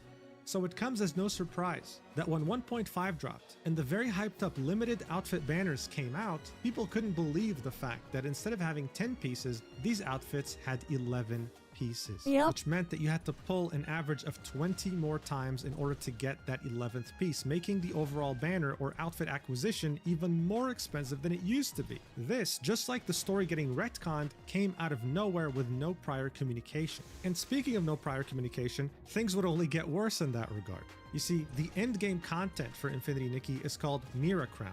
Think of it like Infinity Nikki's version of Dress to Impress. You have to come up with different combinations of outfits throughout very specific challenges in order to progress. And once you did, you got currency that you could use to wish on banners. Prior to 1.5, these would reset every 2 weeks, allowing you to get an ample amount of currency twice every month. That is false. They did not refresh every 2 weeks. They refreshed whenever they released a new banner for an outfit, whether it be a 5-star outfit banner or a 4-star outfit banner. That is false. They refreshed every new banner.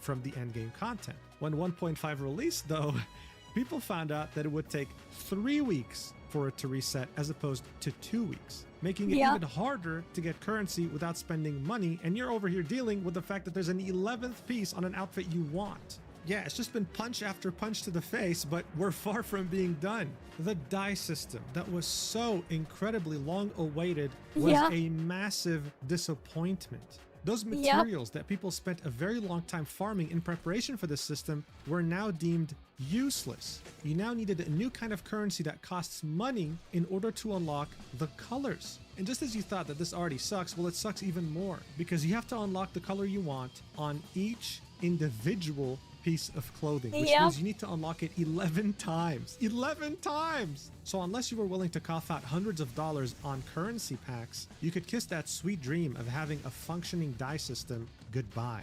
This was especially hurtful to the players because much of these colors were named after the fruit materials that were present during the dyeing event.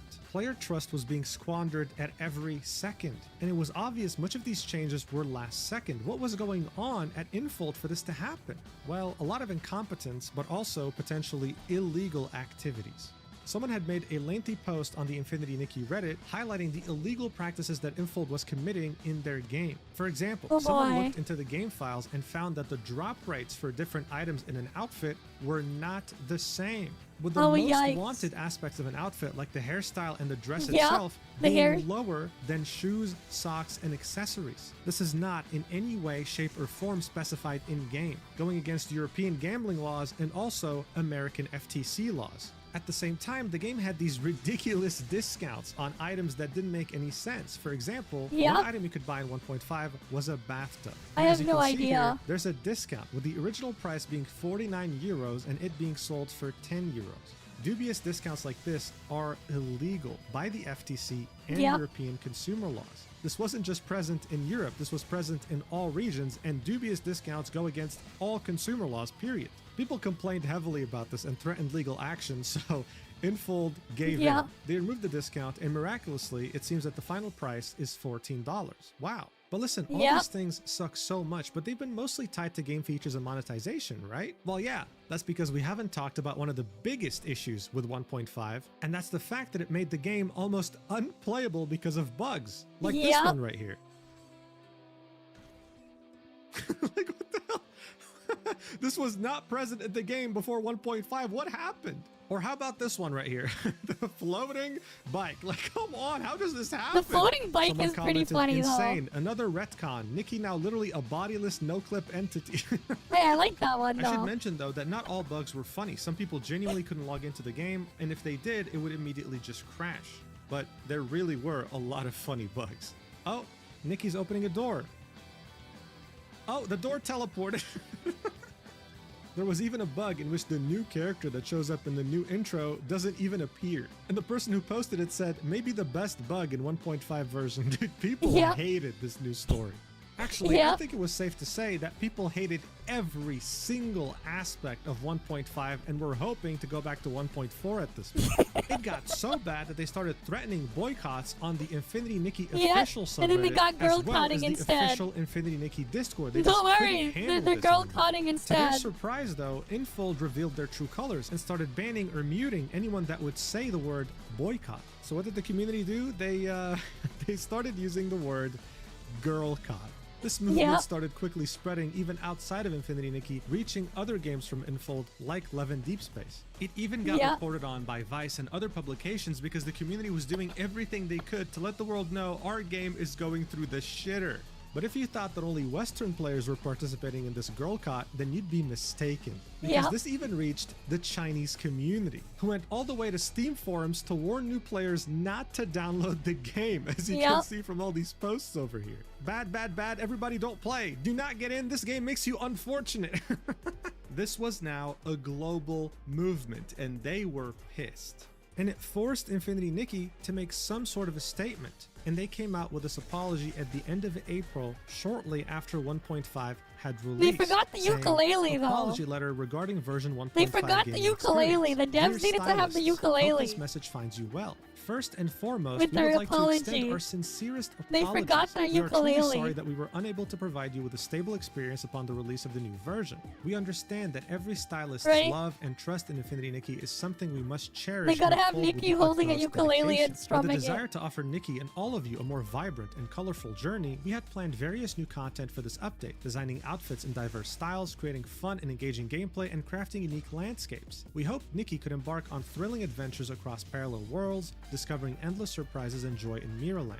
However, this time, we fell short of expectations. Following the version update, we received a lot of feedback regarding game experience issues primarily concerning the DIY workshop, co-op feature, and overall game performance, including issues such as login failures, crashes, and resolution problems. We have been carefully collecting each report and immediately working with our teams to address these issues. We sincerely apologize for the issues that disrupted Nikki's dazzling and dreamlike journey. Following an urgent review by the development team, we have already resolved nearly 100 issues, improved the stability of multiplayer servers, and carried out emergency fixes for certain visual display issues. Moving forward, we will continue to monitor the game's performance to ensure these problems do not reoccur. Below is a detailed update on the fixes. So here they give a list of around 13 different issues that they seem to fix. The lady with huge lips, Then they go ahead and talk about the elephant in the room, saying additional clarifications based on community feedback.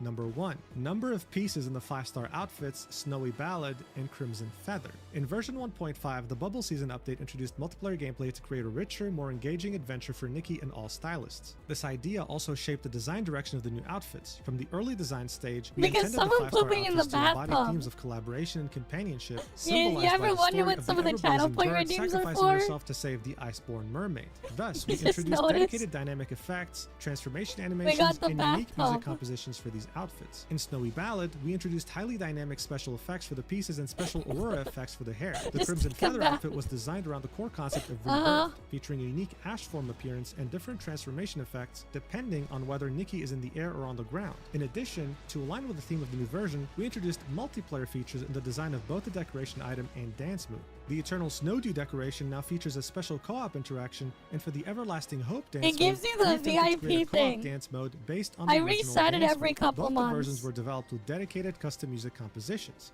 To enrich styling yeah. combinations, the In total July- number of pieces July for these 1st, outfits I was reset set all at the 11. VIPs We again. sincerely apologize for the lack of prior communication regarding this adjustment. Basically, it'll just say Moving VIP forward, next we to your name guarantee in that the number chat. of pieces in 5-star outfits will not That's exceed all. 11, and major changes It will gives be you like communicated in the advance through channel official VIP channels. status. So look, the majority of this paragraph was just mumbo jumbo. Honestly, it doesn't make any sense to include this. I don't care about your vision for the outfit. People are just concerned about it going from 10 to 11 and Oh, costing yes, the more. cat And their ears. logic was because it was meant to be in the spirit of cooperativeness or whatever the hell, or new features.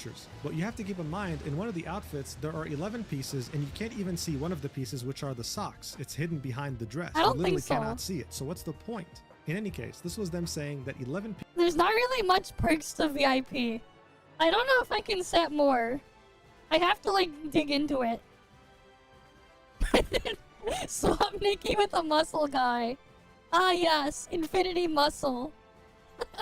pieces are here to stay, but hey, we won't increase it unless we let you know in the future. This is kind of hard to believe since they already did it without notifying anyone to begin with. They then say, number 2, duration changes for the Mirror Crown Pinnacle Need contest. to have muscles on the offer muscles a richer on and the more muscles. diverse styling experience, the Mirror Crown Pinnacle contest and the special effects are periodically refreshed and updated. As each version varies in duration, the duration of each Mirror Crown Pinnacle contest has also It's differed special 'cause accordingly. it's- We have yeah. taken note of the It's the community's big discussions dump regarding the of contest currency. duration. In response, we are The planning big to way end to the current dump your contest at 4 currency. a.m. on May 16th, with the next contest starting immediately at 4 a.m. on May 16th. Starting from the next cycle, the Mirror Crown Pinnacle contest will be held twice a month, starting on the 1st and 16th of each month. So hey, I guess they fixed this, but only because the community spoke up. Otherwise, they would have been completely fine keeping it 3 weeks at a time instead of 2, giving the community less currency to wish on their favorite outfits. They then continue, number 3, DIY Workshop Design Intentions and Future Plans. The original intention behind the DIY Workshop was to provide stylists with greater freedom in outfit design and styling combinations. We have received all of your feedback and are carefully reviewing the current designs to further optimize the DIY Workshop experience. In addition, for fully evolved outfits, we plan to introduce a more advanced dyeing system in the future, offering expanded customization options and richer visual effects. If you have suggestions regarding the DIY Workshop, please feel free to email us at our support email.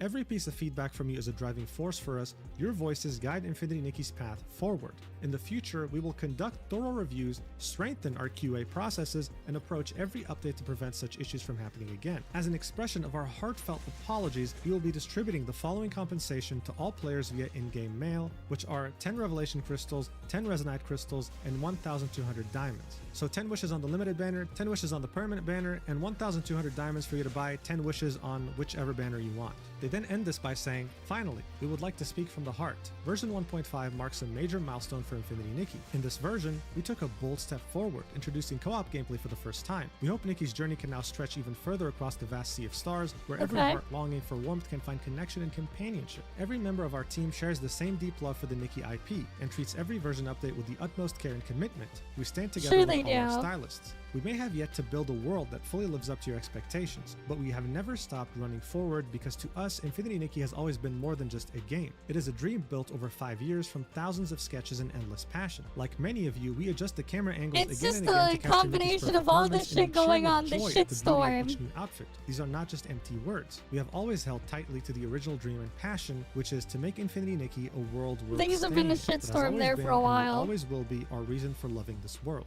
Thank you once again for your support. We know that there is still much for us to improve, but because of your companionship, Nikki's journey can continue to push the boundaries of imagination. Please give us one more chance to let Nikki's starlight continue to shine for us all and to keep the warmth in our hearts forever burning bright. Sincerely, the Infinity Nikki dev team." So yeah, it was definitely a whole lot of yapping. And unfortunately, even though that last part was very heartwarming, and you kind of do feel bad for the dev. If they pay me, sure. If they pay me, sure. Otherwise, no. I don't even think I can play it on my phone. I don't know. But like, outside of that, no. From the things I would be looking into a game, the reality is the majority of these things, they lack what I want. And they're never going to have what I want, so like, I don't bother. Like, I'm just like, yeah, what's the point? Why bother? Right? Oh, let me see if I can find that quote again.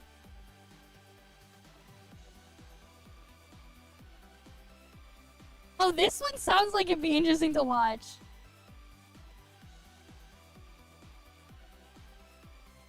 The game is fun. The game is a battle. If it's not fun, why bother? If it's not a battle, where's the fun?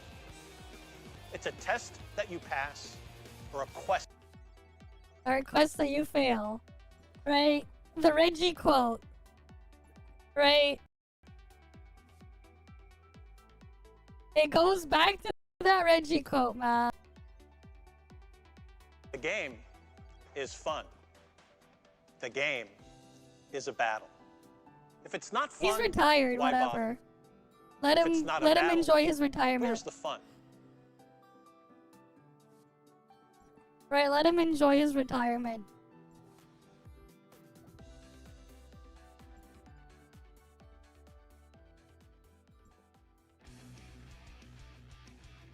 But yeah, like that quote, it all goes back to that quote, man.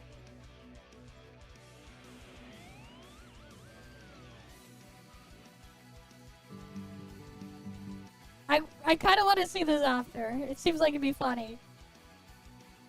Because these decisions were probably not theirs to make, there are many things that were not addressed, like how the dice system was clearly supposed to be something you earn in-game but became something you buy with money, or how they intentionally tried to deceive consumers with their dubious discounts. And let's not forget the biggest issue that people had, which was them changing the story for no reason. For many, this apology was lackluster, even if the compensation and apology that you received in the in-game mail was fairly generous. But hey, you know what's funny? Speaking of being generous, there were many players logging in to find that their crystal balance was in the negative. Oh yes, something usually reserved for people who buy crystals and then charge back with their credit card in order to try to pull a case of fraud. You see, there's this pass that you can buy for $5 that gives you currency every single day. Well, at some point, the game was bugged beyond recognition and it would count you logging in twice, something that the player had no control over. So they started taking those crystals away, not to mention this person right here posting this post saying, "I'm going to cry," spending 20 euros on the game, and then for whatever reason, logging in the next day and seeing that the balance was in the negative, even though they didn't charge back or anything. Speaking of that monthly pass, in order to get the daily currency that you paid for, you have to log in, otherwise you miss out on them whenever you don't. Someone had spent $5 on the pass and wanted to log in order to get the daily currency, but they couldn't because the game was so damn bugged. They sent an email to support, and this is what they had to say. "Sorry for the late reply. This inability to log in resulting in rewards not being claimed is not compensable. Please log in on another device as soon as possible." Oh yes, another device. Thank you. Another device which they probably do not have. For your patience. If they had another device to log into, they would have logged into it. Bro, I don't know who the hell's training this customer support team, but that is not how you approach the situation. This, of course, was disastrous. People were spending money on the game, couldn't log in because, well, it wasn't their fault. They were being penalized for these bugs, and support had this to say. Wow. But don't worry, because a higher-up in the support team saw this disastrous response and decided to take things into their own hands. Alright, I'll see you around then, Kamaki. Saying, Dear Stylist, we noticed that our previous response to your inquiry was incorrect and we apologize for the inconvenience caused to you. Please provide us with your UID, the symptoms of your inability to log in, and the number of days affected. We will further verify the situation and promptly communicate with you on the follow-up situation. Best regards, Infinity Nikki support team. Well, that's cool, right? That's way better than that last response. Way to go, right? Well, 12 hours later, he gets another message, and it's, Hi, Stylist. We have detected that you have not responded for a long time, and this ticket will be automatically closed. If you have any further questions, please initiate a new inquiry. Thank you for your understanding. Oh boy. Total unforgivable chaos in every way, shape, and form. And after that first apology, there was nothing else coming from them. Absolute radio silence. The community was still not happy, mind you, because the apology barely covered half of the grievances they had. But this all changed on May 18th, a bit over 2 weeks since 1.5 came out, and it somehow managed to get even worse. On May 18th, Infinity Nikki would put out yet another statement saying, Dear Stylist, this is the Infinity Nikki dev team. First and foremost, we sincerely thank you for your unwavering support and love for Infinity Nikki. Since the launch of version 1.5, insufficient preparation during pre-release testing led to unexpected live issues, resulting in an unstable game environment and unsatisfactory content. We fully acknowledge that this is our responsibility, and addressing these shortcomings remains a top priority for our team moving forward. Additionally, we encountered technical challenges during development that require more time to resolve thoroughly. Following rigorous assessment, we decided to extend version 1.5's end date to ensure greater stability and prevent similar issues from reoccurring. We're acutely aware that these recent issues have impacted your experience and damaged the trust and affection you've placed in us. To all stylists, we offer our deepest apologies. So then they go ahead and outline that version 1.5 is going to end on June 12th. A delay of a few weeks, and then they proceed to say, weekly tasks, Starlit Pursuit delay notice. After version 1.5 launched, we received extensive feedback on co-op features and gameplay. Based on this, we are optimizing related systems, and the new weekly tasks, Starlit Pursuit, originally scheduled for May 20th, will now debut in version 1.6. This is an event with co-op being the main just the vibe focus, in here. Right? They then continue saying, this delay allows us to refine task mechanics for a smoother experience. Additionally, we're just vibing. At a later date. Please stay tuned. In light of this change, 360 Starlit Crystals will be given to all players as compensation. That's 3 wishes. In Russia, that's what you They call continue, that? We Okay. extend our heartfelt gratitude to every stylist for your understanding and continued Just support. waiting for Throughout the daily development journey reset since to launch, claim we this. faced a multitude of challenges and uncertainties, from optimizing performance across diverse devices with varying capabilities to tackling unexpected technical roadblocks, and many of these hurdles were unprecedented for our team. Rather than offering premature communication, we chose to tackle these problems methodically, responding to your expectations only once we had secured concrete solutions. But rest assured, we've heard your feedback loud and clear. The Threads of Reunion storyline's absence in this version was never intended as a removal from Infinity Nikki's narrative. Its associated outfit remains on our development roadmap. Yeah, they got Due to greedy. technical hurdles in version 1.5, we were unable to properly refine the introduction of the Sea of Stars chapter and the narrative setup for Threads of Reunion, which regrettably led to confusion. These elements are planned for future updates. Plans are underway to expand tiered cumulative top-up rewards in upcoming versions. New gameplay systems will undergo rigorous design scrutiny to ensure seamless integration into the open They world just experience fucking and talking about more consistency. monetization On top of that, instead. adaptation, performance, and stability issues across various platforms, including PlayStation, have been identified and are being resolved systematically. There are also unlisted adjustments under discussion. Some changes require extended development cycles, but we commit to implementing them through phased updates. We will share progress once plans solidify and milestones are reached. In the meantime, we humbly ask for your continued patience and trust. So finally, around halfway through this paragraph, we got some sort of a confirmation that they're aware that people hate this new intro. But they only were talking about the associated outfit to that original story. And they said, don't worry guys, it's still coming. No mention of the entire story changing and them maybe going back to the old one. They then said, oh yeah, due to technical hurdles, we had to kind of rush this intro. Well, how is that my problem? How about you just don't release it because the old one was perfect. It's like not in our its own way. problem. You didn't need to even do this, especially not to introduce co-op. Who cares? And then my favorite part is that how how as soon as they're done talking about what pisses people off the most, this change in story, they say, plans are underway to expand tiered cumulative top-up rewards in upcoming versions. Yeah. Dude, who asked? Like, it's like, who asked? yeah, who it's asked? Like, hey guys, we know you hate the fact that we changed the story. Anyway, if you spend money, you'll be getting more rewards. It's like, I don't care, bitch. How tone deaf is that? Exactly. They then continue and say, we fully recognize that our current communication efforts may not meet every stylist's expectations. To address this, we are launching a new initiative, the Mirrorland Roundtable, to openly address player concerns and collaboratively explore solutions. We sincerely invite all stylists to share their feedback and suggestions through the following dedicated channels. Your candid feedback, both critical and encouraging, has prompted deeper reflection. Drafting this message stirs mixed emotions, guilt over delayed promises, yet gratitude for your unwavering support. As compensation for version 1.5 shortcomings and schedule changes, all stylists will receive diamonds, as well as energy crystals every day from June 5th to June 12th, totaling 960 diamonds and 8 energy crystals. Thank you for standing with us. Together we'll make Infinity Nikki shine brighter than ever.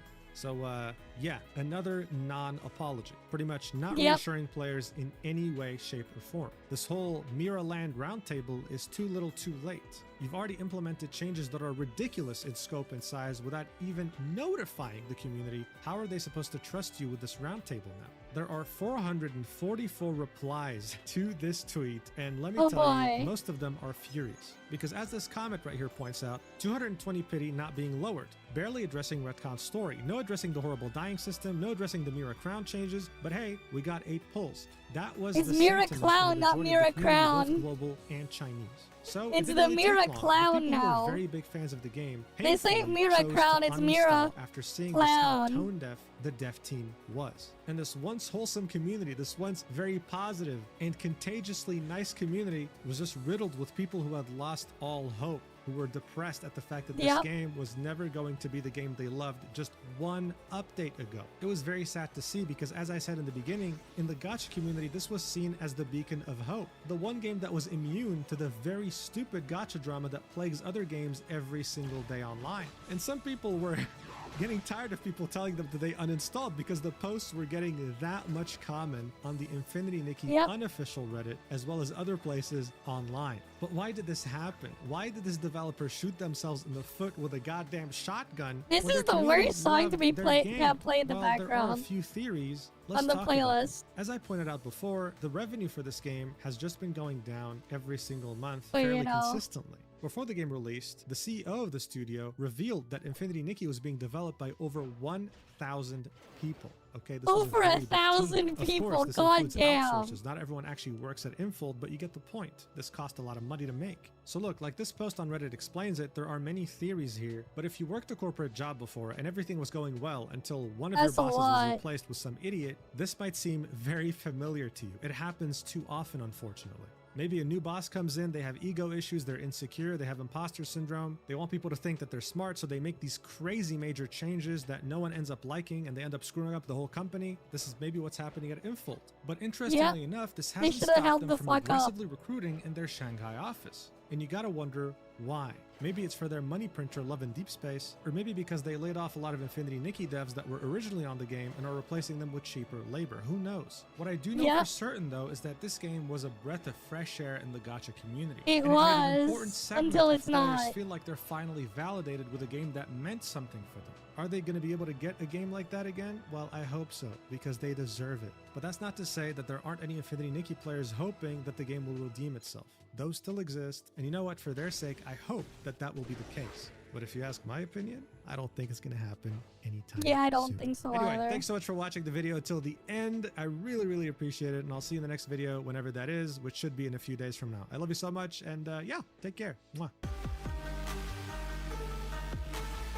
It's really unfortunate what happened. Alright, that's gone. There's this one. Do I even bother? I don't really care about that one. But you're not here, sure. I'll go do my dailies or whatever at the same time. Right, welcome back. It's this weirdo that likes to stick that background there. Before we get started, as always, I want to give a lovely shout out to the channel members on this channel. So thank you so much to these lovely commanders here that you see. Might as well get it finished off. Thank you guys so much for your guys' constant generosity and support to me as always. It really means a lot to me, so thank you guys so much.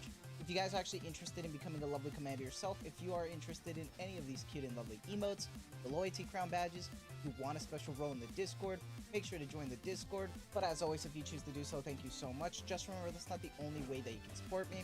Just watching the content. He likes what he likes, yeah. It's truly the best way. Liking, subscribing, and commenting. Everything really does help. So thank you guys so much. And for today's video, the event for Stellar Blades livestream just wrapped up. It was a pretty damn good livestream, I have to admit. A lot of exciting stuff. This looks like it's going to be an amazing collab for Nikke. I've been kind of underwhelmed in the past when it comes to past events for collabs. This one's looking really promising.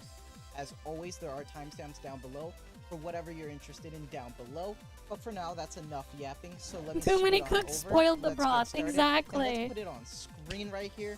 And as always, we are at the YouTube channel. Is that why Americans measure in feet? Maybe. Right now, Memories Teller is maybe that's why he figured it out. Memories Teller, and this is our official event for the collab. It's looking really, really good. And this is the image, if you remember correctly, this was the image with Mafia. He just imposed himself next to Lily, but this time there's no Mafia here. And it says, memories woven together with swords and guns will last forever.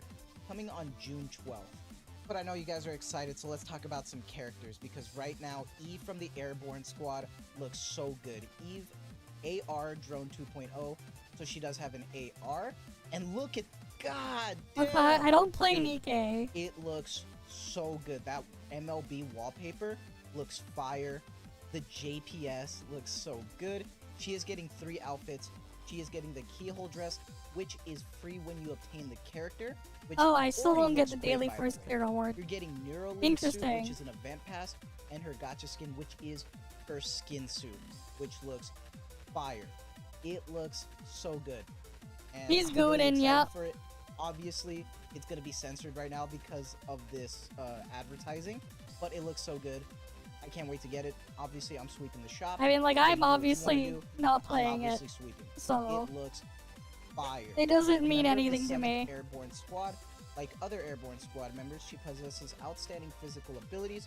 For some reason, I mean, mathematically, it's stupid to play only for meta reasons.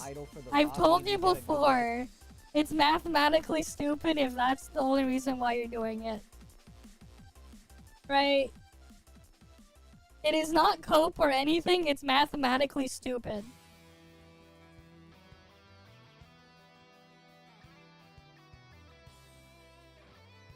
Because you have to, like, think about what's your output, what's your payout for how much she's putting in. And that's where they stop making sense.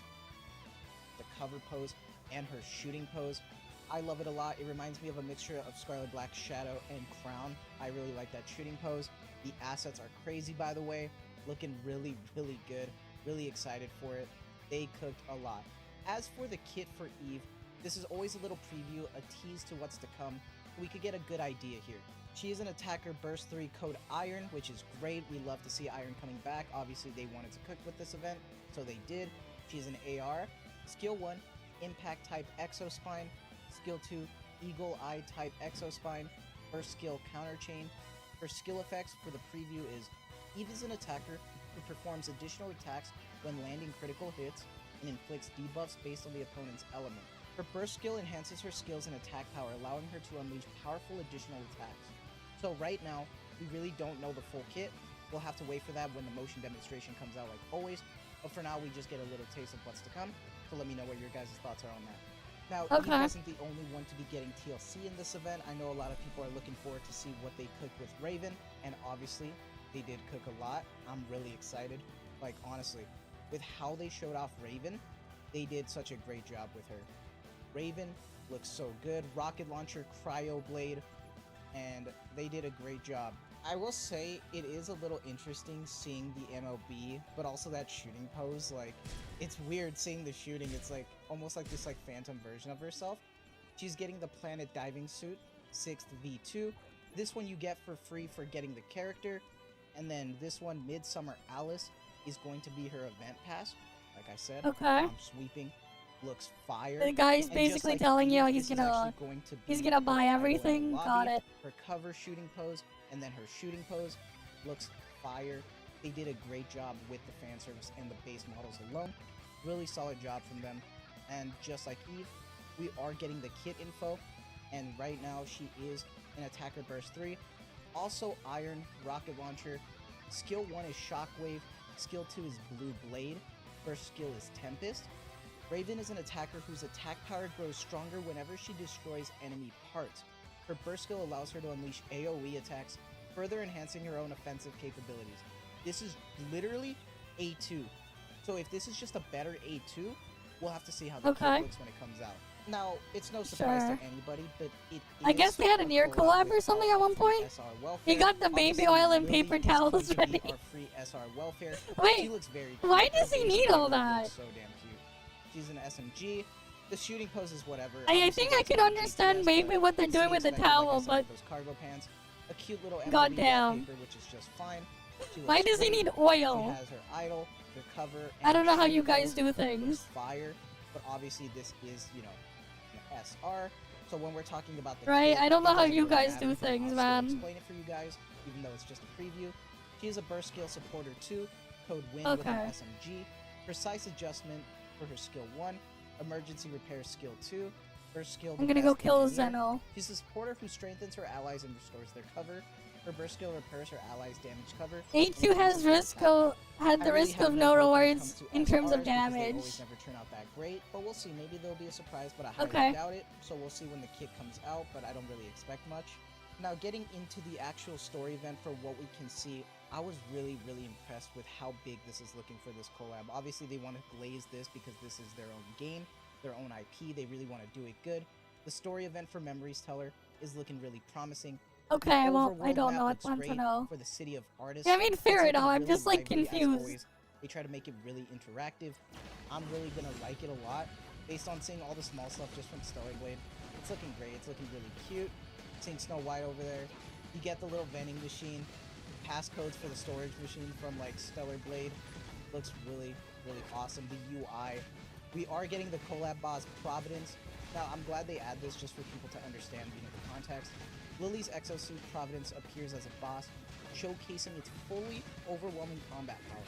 And it looks sick, dude. That's a sick looking boss. If this is our like solo raid boss, that would be awesome. I really hope it is, because that'd be a sick boss to fight. That looks really, really cool. I'm glad it's not just Gatekeeper. Hopefully, like, at least for the story, it's maybe just like a little bit of both. But I hope this is the main boss, because they did a great job with it. I see this boss has parts, which makes sense for Raven, so pretty damn awesome to see. And then this is our mini game. This is the mini game. Okay. You're literally just playing like a mini version called Native Raid. Experience powerful boss battles from the original Stellar Blade in Nikke. They simplified the controls, and you can literally just play a mini version of Stellar Blade and experience bosses. Like, that's holy cool, shit. I guess. I don't know how this is gonna run on a phone, but on PC, it's gonna be fire. And you get to like look at the equipment, the skills for the characters, max them out. Literally a mini version of Stellar Blade in Nikke. Did not think they would go so hard on that. I don't know how it's gonna run on, you know, phones, but I'm excited on my PC. We'll have to see how it works and how they try to approach that. But it's looking fire. You signed up for auto battle game, not that. Fair enough. Really good. The cute little burst animations that you see here, they did a phenomenal job in it. So I'm really I mean, for me, it's like I'll just go play Stellar Blade instead. That we are getting with this update, we already knew. Why not just go play Stellar Blade instead at that point? For co-op now, one which is the new easy mode, and then the challenge mode for players who actually want to play. And we are getting the other one where you can literally just auto get the basic rewards. You're good to go. However, the new one also provides some interesting stuff, because with this co-op update, I believe we are going to get new rewards now. In-game content update with the full burst day. Arena shop seems to get some new bulk purchases featured in the shop. In simple terms, think about it. Right, it's like, why not just go play the thing instead? That's pretty much it. This is all we're getting. I don't think they mentioned the loading screens at all, so that's probably going to come down later. They probably wanted to focus more on the Stellar Blade update. So no surprise, but not really quality of life updates here. I am really excited for the co-op stuff, so that's at least good. And when it comes to Stellar Blade's own Nikke collab DLC, they did want to glaze it and they want to give it its own portion in this livestream, which is understandable. I'm pretty excited for it because I obviously pre-ordered the complete edition. And there are a lot of mini parts for this DLC. We have searching lost relics. Eve, Scarlet, and Volt set out on a mission to recover their stolen items, eventually tracking down the culprit, thieving drones. To get their items back, they must first defeat these. Oh yeah, wasn't there a thing for what was it yesterday? Not only that, but you get to see for that I missed because I went to sleep before the thing happened. For Duet Night of Best, I think I'm supposed to like react to it and upload something anyways. I have to. Or something, so we'll look at it after. And then I'll just re-upload it as a video immediately after I end the stream. Cassette tape and Neon's glasses have fallen into the water. I'm pretty sure I have to do something with it. You'll need a fishing rod and the right bait. Look at that little chibi Laplace. That looks so cute. They did a great job with that. And then Catch Me If You Can. There have been reports of an unknown life form running amok. The true identity is Doro. Capture this little troublemaker and teach her a lesson. It's so cute. It's so dumb. It's just like a little mini game of this Doro. Dude, the artist for that Doro is just getting paid so much. And then obviously the 1v1 duel with Scarlet is going to be in the DLC. Okay. That looks really, really cool. It is going to be fire. So that's awesome. But also with Scarlet that I found interesting is that with the complete edition, remember that you are getting the CD key to get her gacha skin if you already bought the complete edition on PC. Don't know what's going on with that when it comes to the PS5, by the way. They've been pretty vague with that if you're going to be able to get it once you buy the Nikkei DLC on your PS5. Or if you have to rebuy the complete edition. I really don't know. I'm sorry. They have to be more specific with that. But if you are interested in what the actual skin looks like, it is fire, dude. So, first off, this is censored right now. There is a much better version. Obviously, it's shown off in the thumbnail. But Racer's High Scarlet can either be obtained through here or the gacha skin. But it says right here, alternatively purchase Stellar Blade PS5 or PC Complete Edition and play for at least 2 hours to obtain the costume from the chest in Zion. So, I really don't know because it says you have to buy it on PS5 if you Gunnar Blade 2, okay. Edition. I don't know. If you have to rebuy it, I'm sorry, that sucks.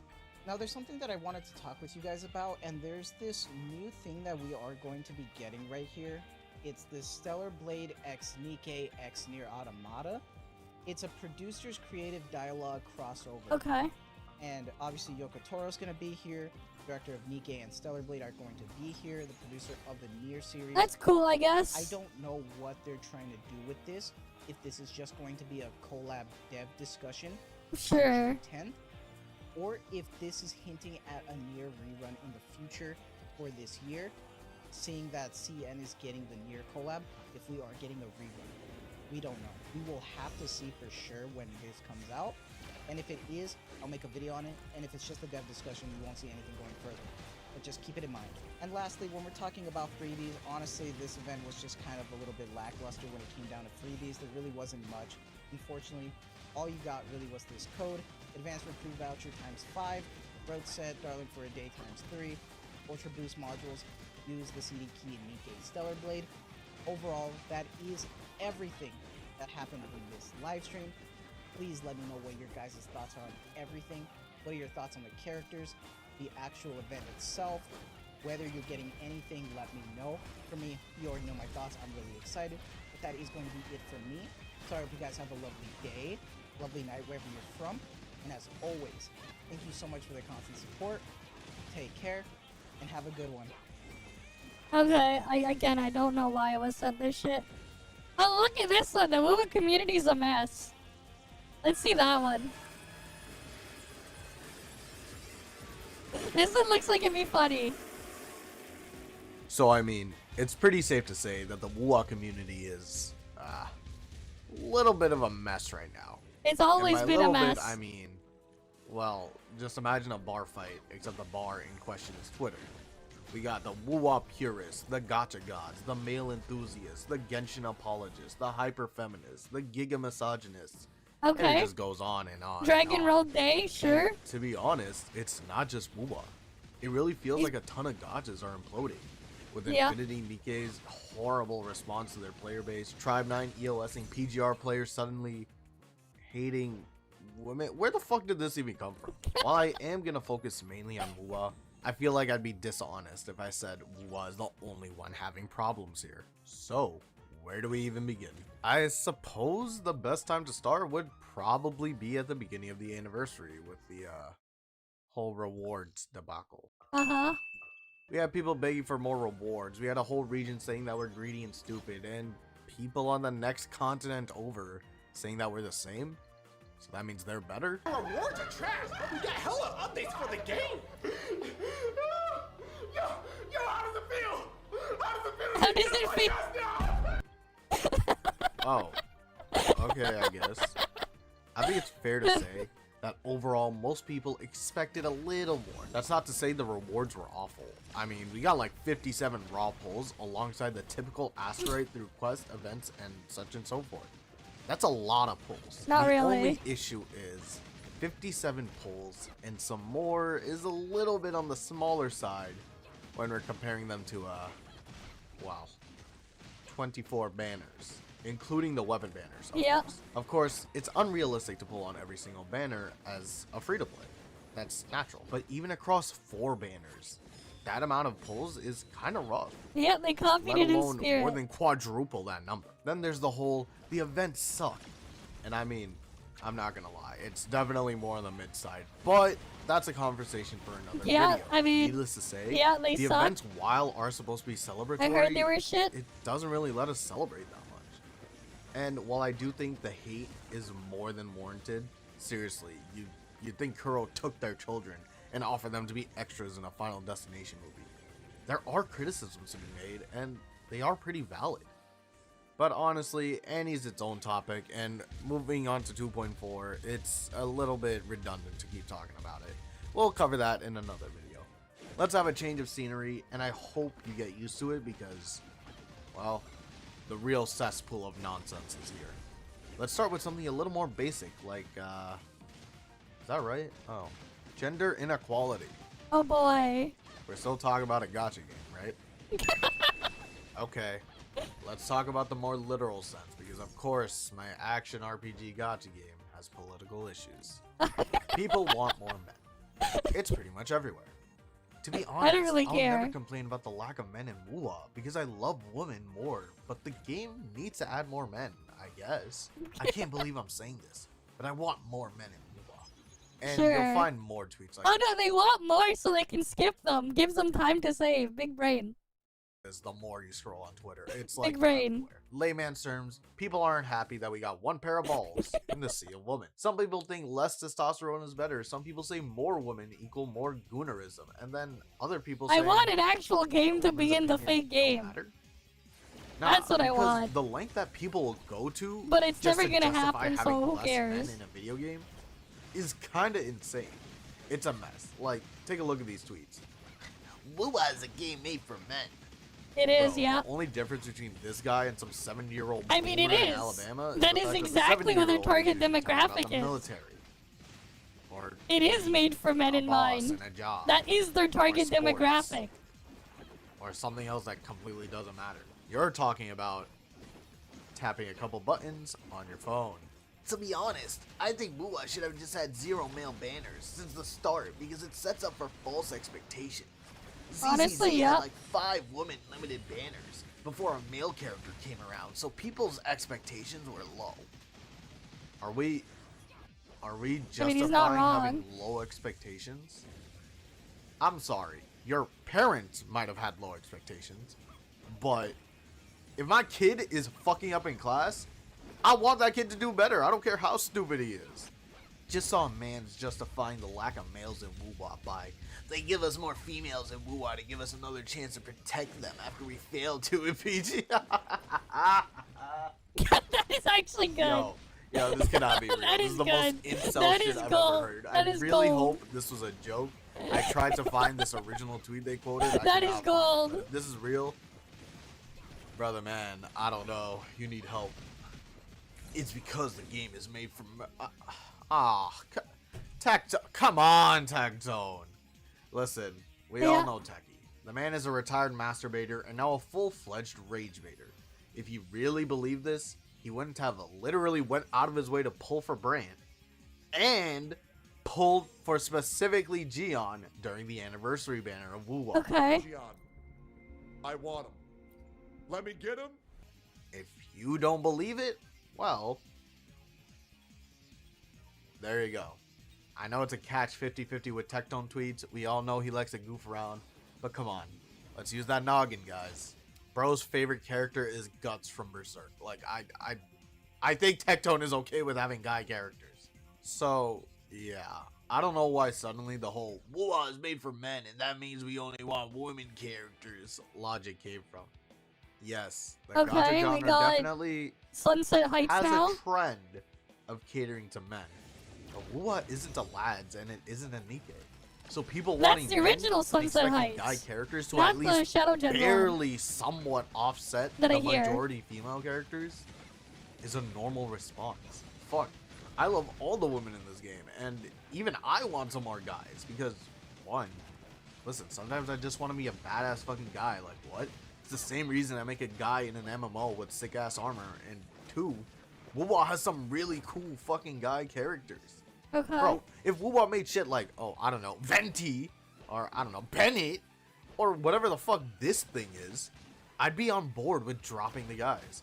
But guess what? Kuro has made literal Sephiroth, our general and our king, this fucking guy who's had like a total of 5 minutes He's a on coward, screen, and yeah. everyone and their mother wants to play them. I mean, we Mr. know Lobato, exactly who they're targeting this from the fucking ads. goofball who literally is like everyone's Their favorite ads character. tell us a lot of So, who they're yeah, targeting. Give me more guys. Oh, and also, now that we're post 2.5 live stream, and this guy They're not has, targeting like, the most female liked post right players. now, They're just yeah. there. All you people that say people don't want guys, yeah, go take a shower. Stop being freaks. You're scaring the husband, my guy. Also, like, can y'all not be fucking weird for 2 seconds? Like, I don't know how many times you gotta go over this, but women play games too. Yeah, and they Some don't of the really most care that much well-known about streamers WoWa. are literally women who made a career off of gaming. Yeah, And yes, they may be attractive, but the difference between a Valkyrie and an Emiru and someone like Amaranth is that Valkyrie and Emiru got popular through lots of games. Amaranth played games, but that's not why people watched her. So seeing tweets like this targeting literal well-established female figures within the community has to be the most socially unaware and borderline schizophrenic thing you can do. Ow. It's this guy again. I mean, it's like, do you even care about their characters when they're all just the same cardboard cutout with a different picture on it? Like, for me, I don't really give a fuck when they're just gonna end up being the same disposable character, just a different cardboard cutout. You know what's funny? Tell you know what's funny, actually? You know what's the funniest thing I've seen in my email that I have in the contact section? A couple months ago, I think this was it January or February this year? I think. Or was it last year? I don't remember. But anyways, someone wanted to pay me to promote their art and music thing, and it was called Sesbian Lex. And I was like, what the fuck? And then I ignored it. I had an email to promote something like that. I'm like, what? I'm sorry, what? And Yeah, this like, guy's yeah, just no. a freak. This is a DNI moment. We all know his family line ends with him. That's all that is. Let's move on. But let's not act like it's only one way. You see, for whatever reason, we're suddenly picking up this habit of calling video game characters prostitutes over their clothing. I mean, to be fair, that's exactly how the companies treat them. No, I did not. Obviously, I did not. I just saw that thing and I'm like, no. Yeah, I'm not gonna just download random crap to my computer, sorry. If it's like I'm not downloading random crap from my email into my computer. I'm like, no. But also, I was like, even more, I was like, what the fuck is this? I'm not gonna download it just to see what it is. We got Malvika being called a prostitute for wearing a leather biker suit. We got Carlotta being called a prostitute for wearing a swimsuit. We got Cantarella being called a prostitute for having the bazongas that tilt the Earth's fucking gravity. Yeah, I'm like not downloading it.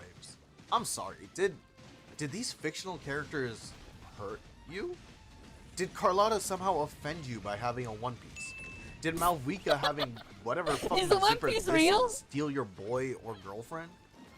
Did Cantarella having a camel toe bring you back to a time where Yeah, you they got wanted bullied? me to like. But it's not the fan service that's a problem. It's more so the fact that there's clearly more fan service with the woman characters as opposed to the male characters, which is a fair argument.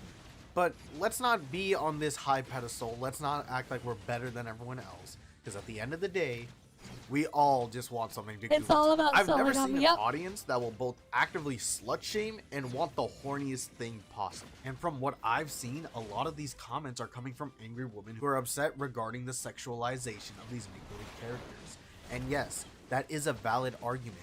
But like I said before, a lot of these people just want sexualization of the men as well. So you're not against and I know we have sexualization, Windmill you're Isle against Day. fetishization. Because you can't demean one act of sexualization and then praise another. That's not how it works. You sound dumb.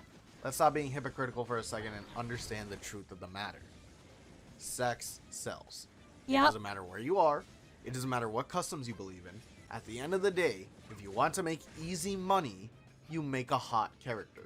You give them abs, you give them big titties, you give them muscle-tight shirts, which or they, make them shirts. they struggle You to give them a constantly big do. butt. You give them a cock zipper. Yes, I do mean, not what the fuck understand would I what even their buy thought there, process was man? with this. It's the same reason why games like League of Legends don't really release monster characters anymore. Because guess what? If you like the character at first sight, you're more than likely gonna buy it. Exactly. It's not a, this is all insert gender R.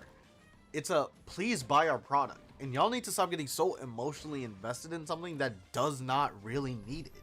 And listen, I'm not saying that them sexualizing the character is impossible, and I'm not saying that that might be their stance on gender politics, if you really want to go there. But what I am saying is that just because it can be, doesn't mean it will be, or that's exactly what it is. But like for me, honestly, like the reality is, if that was really what I wanted, I can get a better experience elsewhere.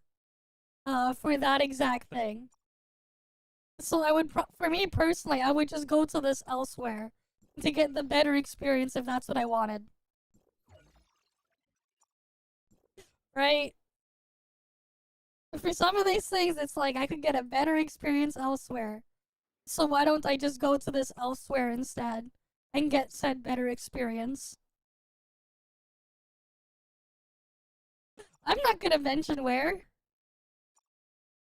You can figure that out yourself. Especially in a game where the most you're gonna see as a normal player is a weird jiggle. Why would no thanks? I'm good. I don't need an AI chat. But that would technically give a lot more than this crap. Physics. As opposed Now to games wouldn't that it? are literal borderline porn that even Tectone himself has said is too much for him. DK kind of cool, but Brown Death 2 is a little bit too much for me. Even me. Like, even me, that's too much sexualization. So We're getting mad because Carlotta is wearing a swimsuit during a summer event. Yep. As an optional skin. Can y'all please not be parasocial for like 2 seconds? I'm begging. And like this character design is ugly / makes no sense argument. And then the whole argument is just standing on, oh, it's just too much skin. Has to be the most boomer argument I've ever seen. Yep. You'd think I'm talking to someone's great-grandfather that just went to his first OnlyFans convention. Oh, they're only designed that way so that people buy them. Yes, that's exactly it. I don't know how you arrived at the destination and still managed to be lost. It's nothing more than that.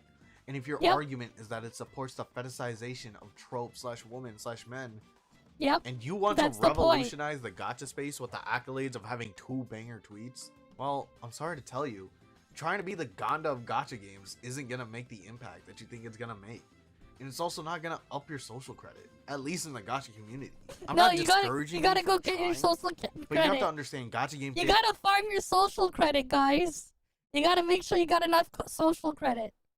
The CCP is watching. You gotta up your social credit game. Are ridiculous levels of stubborn, trailing behind the anime fans and K-pop fans. So maybe we should start somewhere a little more accepting, work our way up, and then you could try and tackle the raid boss that is this moron. Then we go to the gatekeepers, the gods of gotchas, the proclaimed chosen ones that will save the space. Can we please remember this is a fucking mobile game? This game is in the same category as Candy Crush Saga. Sorry, whoops, wrong picture. Listen, the color matching can be, it can be kind of confusing, you know. There, hold on. There it is. Candy Crush Saga. Does it have a surprisingly in-depth mechanics? Oh, now we got Planet Wisp. Is it harder than most Act other 1. gacha games? Planet Wisp Debatable. Act 1, guys. Does it have a decent amount of skill expression? Yeah, definitely. But as long as you've played a video game in your life, Planet you'll Wisp easily Act get 1. the majority of the game. It's not like League of Legends or CSGO or Tekken or Street Fighter where having the skill is a prerequisite to even stand in the higher echelons. If you can't beat them, that is not beat required them. at all. Because in they'll a be mobile expecting game. you to join them. That half way the you have the difficulty element of any Souls-like, surprise. let alone the fact that we're playing against Big brain. static CPUs as opposed to an actual human. The reason I'm focusing on this is because, well, this clip kind of happened. They have no idea how to play this game. They have no idea what the fuck they're talking about. They're literally tourists in their own game. In fact, I challenge every single one of them. $500 right now. We can race. See who can clear tower fastest on a fresh account. $500. I will wager on the line. Every single one of you pussy bitches won't accept it. You know why? Because you suck ass at this game. You don't know how to actually play it. All you do is drama baits and farm on cooldown. You don't know any of the woes about this game. You don't actually understand anything you are talking about. You're all pathetic, stupid bitches. Fuck you, Saint. Fuck you, Ethan. Fuck you, Cap. Fuck every single one of you drama baiting motherfuckers. Yeah. You're all disgusting to me. So that's who he's Fuck talking you, Tectone, too, especially. Okay, so I'm familiar with. I mean, there's a reason why they have people play their shit for them too. Content. I mean, it's content I wouldn't do myself, but I do think watching his content in the condensed and video edited form is entertaining. And it is a niche within the WoW community that wasn't really tapped into before. The part I don't agree with is this whole, your opinion doesn't matter because you're not good at the game / play as much as me take. They don't even play it. I'm not here to comment on his idea of a Vtuber, but what I will say is this: drama is king. It always will be. People like to argue, people like to debate, people like to see people butt heads and call each other idiots. That will never change. And honestly, some of the people he called out, like Ethan and Cabinets, I barely see them getting into any drama. They're more like news channels when they aren't uploading their own MOOGold content. So if you're gonna go at them, you might as well go at CNN or ABC or New York Times. No. While Tectone and Saint do get themselves into a fair share of drama and monetize it, what makes them a Vtuber as opposed to any other YouTuber? This is just the version I came up with as a joke. Hell, Tectone's been not really a joke, transitioning but out of a gacha to because I was like, hey, what if I merged both of my models together? Like, this was just more of I merged my other two ones together, and then there's this, but I only colored it halfway in for each part. That wasn't even on my mind. The Fire Emblem thing was not even on my mind. But yeah. Tuber, and honestly has been more of a React-tuber as of late anyway. So saying he's a plague on the WoW CC community, when at the end of the day he's just a guy that comments on and plays WoW when there's things to do, seems a little motivated. And sorry to say, but Reinx going out of his way to talk about this on multiple occasions makes him a Vtuber too. If we're going by his definition, this whole drama is cheap content. It is. Well, yeah, it's content that people like. Just like how pop songs typically do well on radio charts. It's not that people like it, it's just very good at farming engagement. Red version evil and they fused become that one. I see. Fair enough. Tom Holland is going to be an option for any action-adventure movie. Or how McDonald's is a cheap and easy option for food. It's not cheap anymore. But if this is the slop that people want to see, easy maybe, but not cheap. I don't see the villainy. But I haven't, like, freaking McDonald's food's expensive and it's not even good. For, like, a fast food burger place compared to other places you could go. I don't know where it is where he lives, but where I live, shit's expensive and it tastes worse than other options that I could go to that are also fast food burger joints. As a result, I don't eat at McDonald's. Unless I'm literally given food, unless I'm like given free food there, I'm getting it for free. I do not go to McDonald's ever. because their shit tastes like crap compared to other options, and it's also more expensive.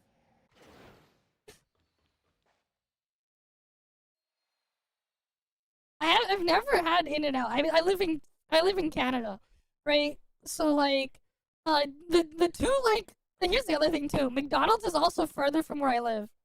That said, like, if I'm gonna go to a burger fast food place that's near me, I'm either going to a Harvey's or an A&W.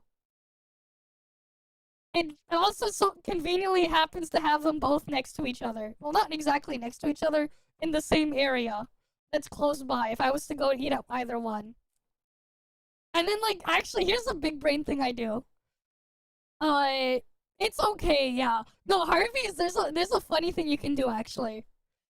So Harvey's, they have a promo where you can get the regular burger for $3 if on the first time you install an app and order. So anyways, I came up with this funny big brain strat of where I just use an Android emulator and I clone a bunch of them, and then I just keep cycling through salted emails to order burgers there whenever I feel like ordering burgers. And one of the things I would do is, like, I typically just ordered, like, so it's like, if I'm ordering a burger, I get something for me, my mom, and my brother, right? And then maybe we'll get an extra one in there, so we only go once, and then we just save the other one for another day. No. Like, $3 burger, not the grandpa. The grandpa burger is always good. That thing is like, how the hell do you finish that shit? The grandpa burger? I don't know how the hell you finish that thing, but yeah. Full combo In-N-Out's $8. I'm talking about Canadian dollars here. $3 Canadian. That's like less than $2 US. Yeah, it's big. Yeah. It's really big. Like, at that point, it looks like something you'll need a knife and a fork to cut and eat. That's exactly what I was just saying, right? Some people might, you think some people eat it with a knife and fork, and I just straight up said that I'm like, they're probably eating it with like a knife and fork. It's so big. And some girl or guy sitting in their room giving free content that some people clearly want.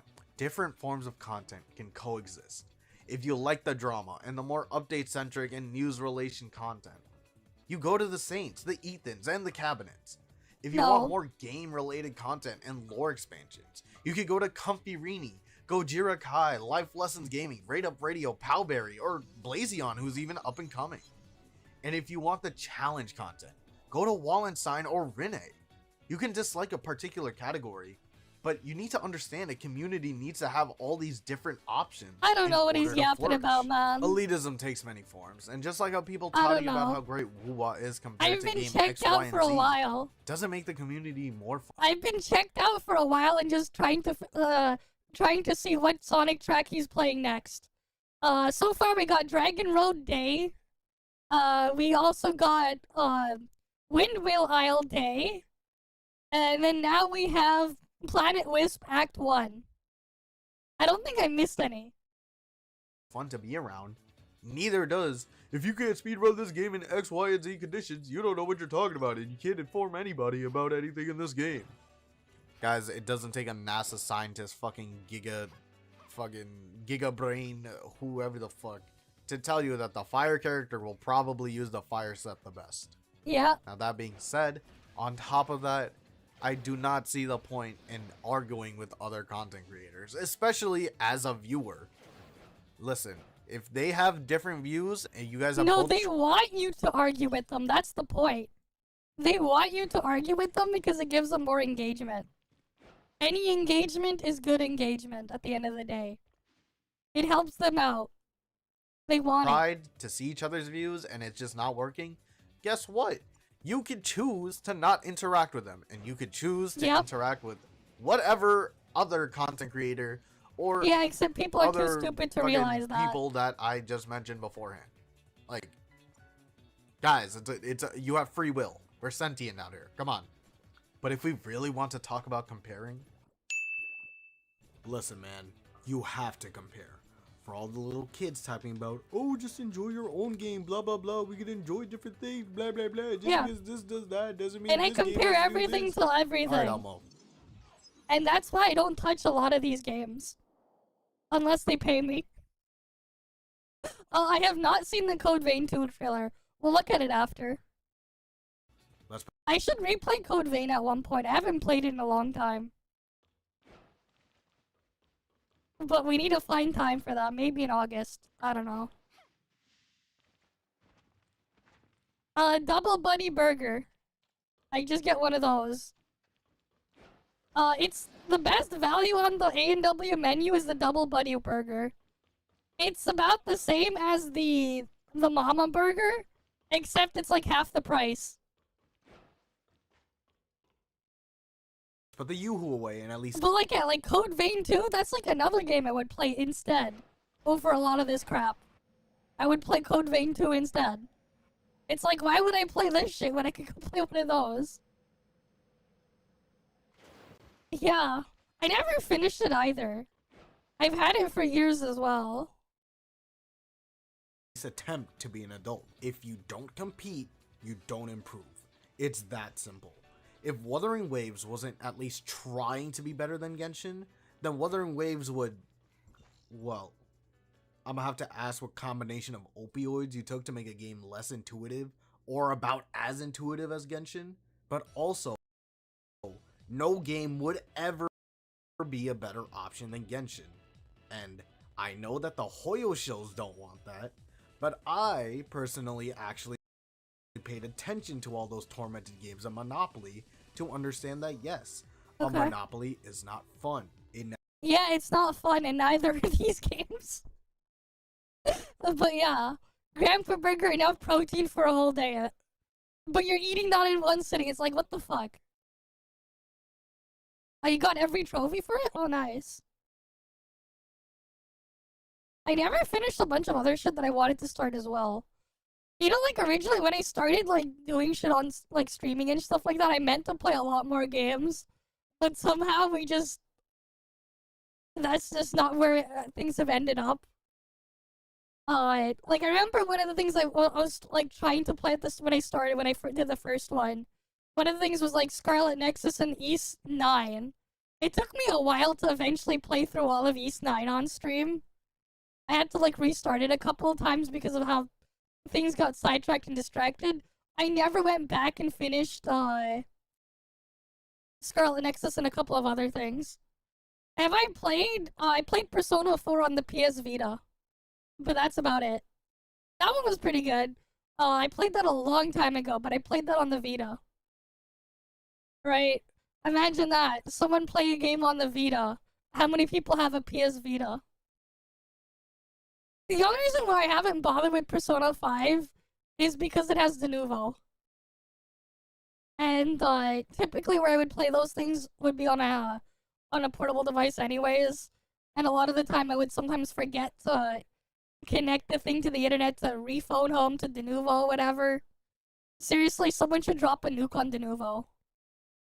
Yeah, and I don't want to play shit on my Switch, man. The Switch isn't comfortable to hold. And it's gonna it looks worse. It performs worse. Like, why am I gonna do it there? And I'd also be giving Nintendo money by buying it there. Which I don't want to give Nintendo money either. So, like, yeah. I have a Steam Deck. I would play it on my Steam Deck. I've had a Steam Deck for the past 3 years. I got the second ever shipment they ever sent out for Steam Deck. Because I was a few seconds too late when the pre-orders for the Steam Deck went live. I was a few seconds too late that mine got put in the second batch of shipments. I've had one for more than 3 years. And I use that thing all the time. But yeah, like, I would have played it there.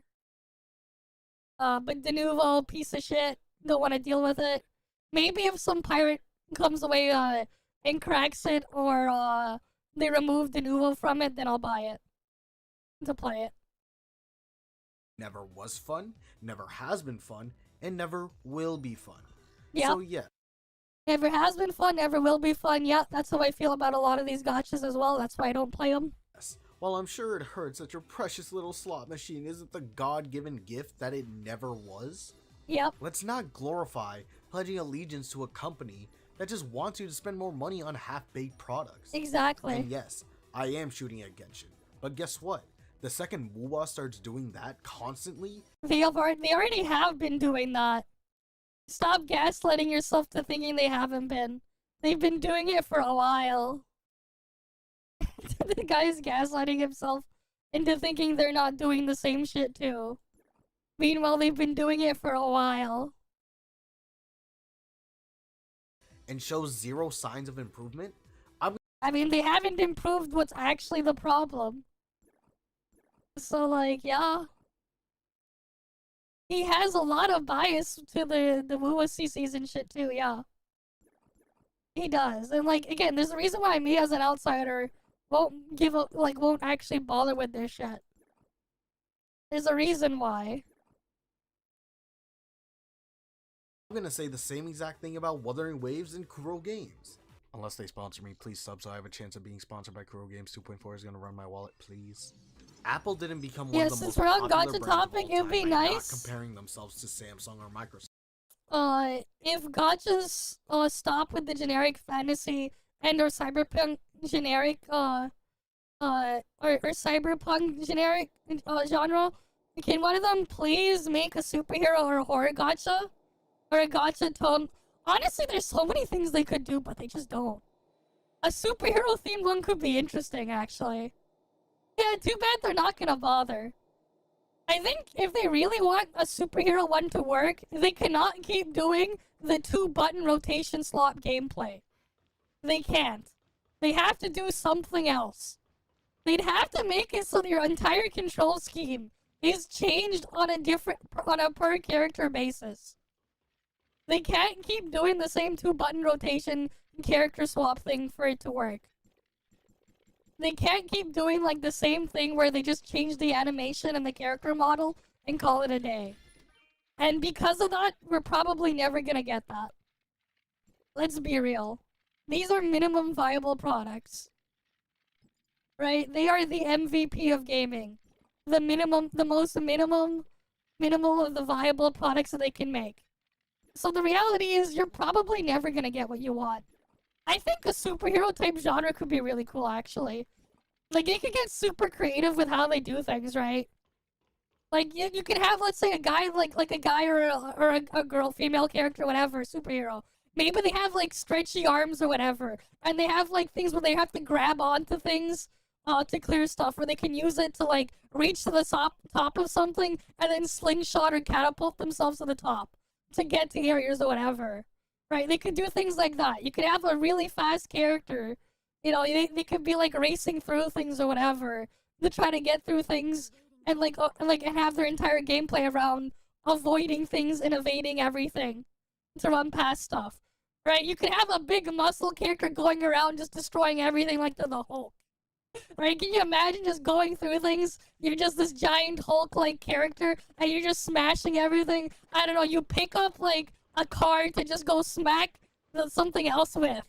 Right? They would have to do stuff like that to really make it interesting. Right? They would have to like completely change how the thing worked for every character. Right? Like if you want to make an interesting gameplay around moving fast, you can't just make the character move fast, but you have to design the entire thing around them moving fast.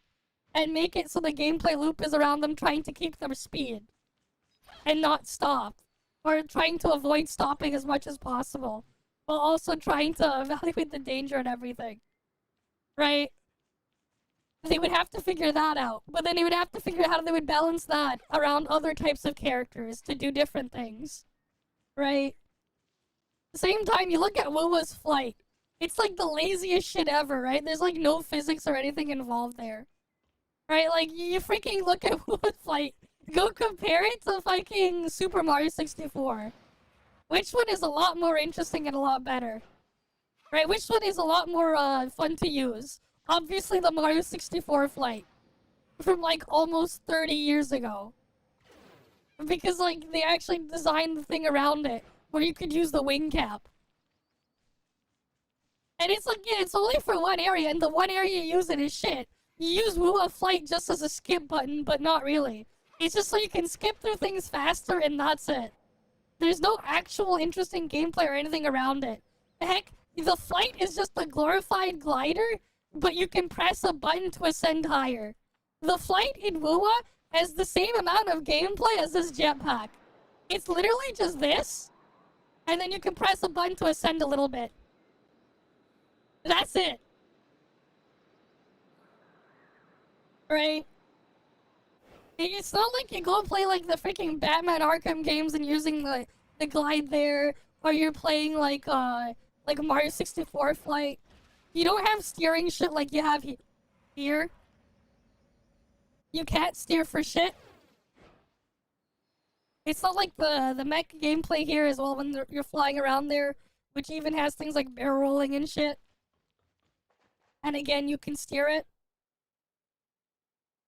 Maybe. YouTube didn't implement shorts and live streaming because they looked at Twitch and TikTok and went, wow, they're so cool, and then proceeded to jack off in the corner.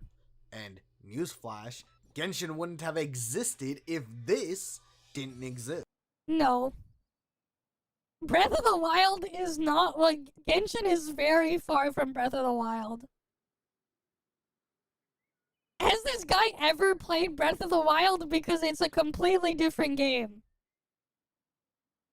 I love how they like to bring this up, but then you realize that they've never actually played these games. Like, this guy's probably never actually touched Breath of the Wild. Because, like, it is very far from it. Very, very far. It copied some mechanics, but the game itself is, like, not even close. They're not even close. Like, I'm sorry, Same no. way how Wuthering Waves probably wouldn't be a thing if Genshin never succeeded. All of these products that were born out of the thought, I want to do that but more, are never going to not be compared. Yeah, and they did the more, just not in a positive way. Yeah, just glider and climbing, except here's the thing. The gliding and climbing have existed in all sorts of other games with open worlds for a long-ass time. Heck, I literally just mentioned the freaking Batman Arkham series, where you can kind of do that shit too. Except the gliding stuff in there works completely different. It has actual physics and shit tied to them. But yeah, the thing is, like, just climbing in a bunch of other games has been a thing for a long time too in a 3D game. It's not like they just came out of nowhere. But typically speaking, when they have this type of stuff, it's like, it's cool that they have it there, but unless they make anything around it, what's the point? It's like, you're not really going to use it as much as you think you are. If Genshin was like Breath of the Wild, it would be peak. Exactly. Breath of the Wild open world was generally more immersive and fun to go through, yeah. You had things you could actually interact with and do in there. As empty as the open world was, there was still a lot more going on. And so, like, yeah, oh, big open world, and that's it. Right, like, here's the thing, right? Not everyone has had the same experience with an open world, and hey, heck, for some of the people watching here, the first exposure to an open world game, for each of you, is probably different. For me, the first time I ever played an open world game was in the mid-2000s when I played World of Warcraft. That was my first exposure to an open world type game. Right?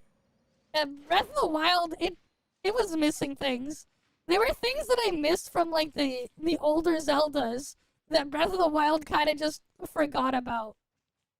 It had some cool things here and there, but, like, the shrines and stuff were kind of just... They were a bit of a letdown and stuff like that. It is what it is, but yeah.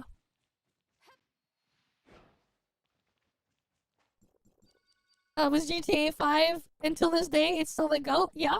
I mean, there's a lot that you can do in GTA 5. They actually built a world where you could actually do things and interact with things. And it wasn't just a min-picking simulator that forced you to go around to go and do things because they needed to fill a checkbox, rather than actually genuinely making an interesting game. Like, sure, Genshin's Mondstadt map, they had some bits and pieces that showed, hey, maybe they originally planned to try and do things with the game. Too bad that ultimately went fucking nowhere. Is this a new player? Yep, that's a new player right there. Look at that, new player. Just chilling right there. But yeah. Yours was Fallout 3 mid-2000s. I see, yep. Link to the Past if you count 2D. I'm not counting 2D. But yeah, like Link to the Past, the OG Zelda, those games I also played a long time ago, but yeah. Because they were born out of comparison to begin with. So let's stop being babies and getting hurt when one game is doing better or doing something better than the other. How about instead of crying about being bullied, you, I don't know, ask for some change in your game. Or better yet, play the game that listens to your requests. Yeah, so, Wu would never listen to any of my actual issues, so obviously, like this guy said, right, play what actually listens. Well, they don't listen, so I don't play. Unfortunately, Twitch forces ads. I cannot turn ads off. I can only increase the amount of ads that get shown. Unfortunately, that's just how it is. Because Twitch wants your money. For either you buying subs or you getting the Twitch Turbo subscription. And there's nothing I can do about it. I already have my ads setting on the lowest it will let me. I could technically increase ads by a lot more. But obviously I don't. I just keep it as low as I can. It is what it is. It's unfortunate. But it's their platform. Yeah. Requests. Create the problem, solve the solution, right? Unless you're Doro, Ziox, or some other Genshin tuber, you ain't getting paid to play the game, so just do yourself a favor and make the free time you spend a little more enjoyable. Exactly, and that's why I refuse to play these games unless I get paid. That's why I refuse to touch them unless they pay me. I agree with that guy has to say there, and that's why I don't bother touching them. He's not wrong. So I take it even further. Yeah, you wish people would stop consuming the slop. As much as you hate gambling, if good games are genuinely good, there wouldn't be an issue. These games are nowhere near. Exactly. They're not. Heck, they're missing the actual fucking game. They do whatever they can to pretend there's a game in there, but the actual game is missing. And that's why I refuse to play them. That's why I don't bother touching the vast majority of them. Because they don't have what I'm looking for. Oh, they've paid me a couple times, yes. I have gotten paid a couple times by them. But yeah. That said, though, most of the time I'm like doing shit in here just to collect cosmetics or whatever. And we're just kind of keeping the thing alive.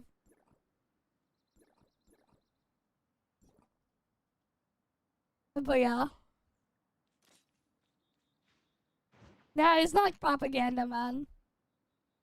And guess what? The people that are getting paid also play Wuwa anyway. So what is your excuse? Now, that being said, I mean, I've gotten paid to play gachas before.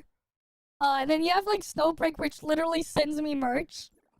They've like actually straight up sent me stuff in the past. Stuff like that freaking bath towel. They've sent me tapestries and a bunch of other shit. Yeah, they could, but they don't. They don't. And then my reaction to that is, well, I'm not gonna bother then. If they don't have anything that I'm looking for that I actually want to deal with, then I won't. And the thing is, I don't mind copies. Right? Because you guys have, again, like I've said it before, if you really like something, wouldn't you like to have more of that something that you like? Wouldn't you like to have more? Except they don't give me the what I want. So of course, it's no wonder that I refuse to touch them. Yes, they actually sent me a bath towel with the girls from Snowbreak on it. In bath towels. I actually tweeted it out a while back when they sent it to me. Here, I'll show you guys. They've sent me stuff in the past. I'm like, what the fuck is this? And this thing is massive. It's the size of my fucking kitchen table. It's like not even fully on the screen here. I didn't get it fully capture the picture. Part of it's cut off, but like, yeah. They sent me this.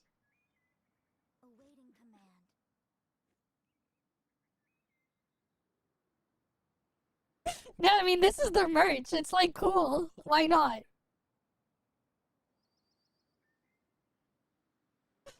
But yeah. they gave me this bath towel exclusive item. You cannot get this anywhere. They've given me other stuff before too. There was other shit in that package actually. They gave me a spoon, magnetic coaster, this little case thing, and then I forgot what else they gave me in there. But yeah, they have this. They've given me other shit before, like mouse pads. I've been given pins and stuff before. What else? Like bags of tapestry. Right, they've given me stuff before. But yeah. They've given me other things before as well. But yeah. Can I ask the WoW community to stop comparing itself to Genshin? Oh, brother, this guy stinks! Now, hold on, hear me out. Shh. Just listen. I understand that's not a realistic ask. And I also understand it sounds completely hypocritical to everything I just talked about. But I'm not really asking for us to stop comparing Wuthering Waves to games. And like I said, Genshin is quite literally the direct competitor, so it's always going to be compared. But can we please raise the standard? The idea that WoW has to live up to or reach Genshin standards feels more like an insult at this point and seems so undermining. I truly believe that Wuthering Waves has the potential to be so much more than the average gacha game. And of course, the fact I don't. They still have nothing. There's a reason why all their content is just drama farmers and shit, because they have no game. They have no content, and that's not gonna change. They can cope as much as they want, it ain't changing. It is massive cope. Exactly, it's the MVP. Minimum viable product. And that's the reality. They just do just enough to fake them having anything. Why else did they just be like, oh yeah, here's all the stuff that's coming in the future because we have fuck all to come out in the next patch because we have no content and we never will have any. So they're like, oh yeah, here's all the other stuff that's coming. And to pretend they have something coming or whatever. When it's just gonna be the bare minimum all over again. Like always. And these guys will eat up the slop. They will eat it up every single time. And they'll go crazy over it. The fact that it's a gacha game will always hold it back. It doesn't differentiate itself, exactly. The combat, and here's the thing though. If you wanted to play an anime game with combat, right? Even if we're gonna talk about only free-to-play gacha games, why play WoA when you could play one of the dozens of others out there? Like, I could go play the soul leveling one if I wanted the aura farming thing that all the weirdos are going crazy over. I could go play PGR. I could go play Honkai 3rd. I could go play ZZZ. I could go play Aether Gazer. I could go play what's the other one, the Black Beacon or whatever. There's like a bunch of others that I don't know of. I could go play those instead. It's a lot better than that. It's just, I have my own other issues of why I dropped soul leveling. But yeah. And like, here's the thing, right? And that's just me talking about the ones where, like, without the open world in there, because honestly, with how they design their open worlds, with how shit they are, I would rather just have the open worlds removed if they aren't gonna even bother to put in the effort to actually add genuine replay value and genuine content into them outside of just being one-time loot chests with Pepega amounts of premium currency and mint picking simulators. If that's all they're gonna do with the open world, I would rather the open world not exist at all. Right? And the reality is, again, when all they talk about is how they can skip through their maps and traverse it faster and teleport through things faster, they probably don't like it either. And they're gaslighting themselves into thinking it's better just because they can go through it faster, when it would be even better if they didn't have to go through it at all. Right? And like, that's just my stance on the thing there. From Expedition 33 levels of beauty, but we've already seen this game make shockwaves through the gaming community. We have people like Asmongold, Nicholas Light, and my supposed twin brother Mudahar throw. I mean, because he got paid, that's why he even looked at it. Mudahar only bothered because they paid him. Their hat in the ring that is Wuthering Waves. Before and then he did the thing and then dropped it. Finished, Wuthering Waves was nominated for an award at the Game Awards, and then Jeff Keighley himself announced and revealed. Yeah, because they bought ads. He only announced and revealed it because they bought ads. This guy is so delusional. Oh yeah, he got an ad. Yeah, they paid him. Oh boy. Footage of one of the most highly anticipated characters for the past couple of months. Just recently, Kuro Games and Wuthering Waves hit 1 million followers. Okay, and not only that, Wuthering Waves is gonna have an event. How many of them are real and how many of them are bots? Fest. So yeah, how was that event? Wuthering how'd Waves that go? is definitely becoming so much more than I think Kuro ever anticipated.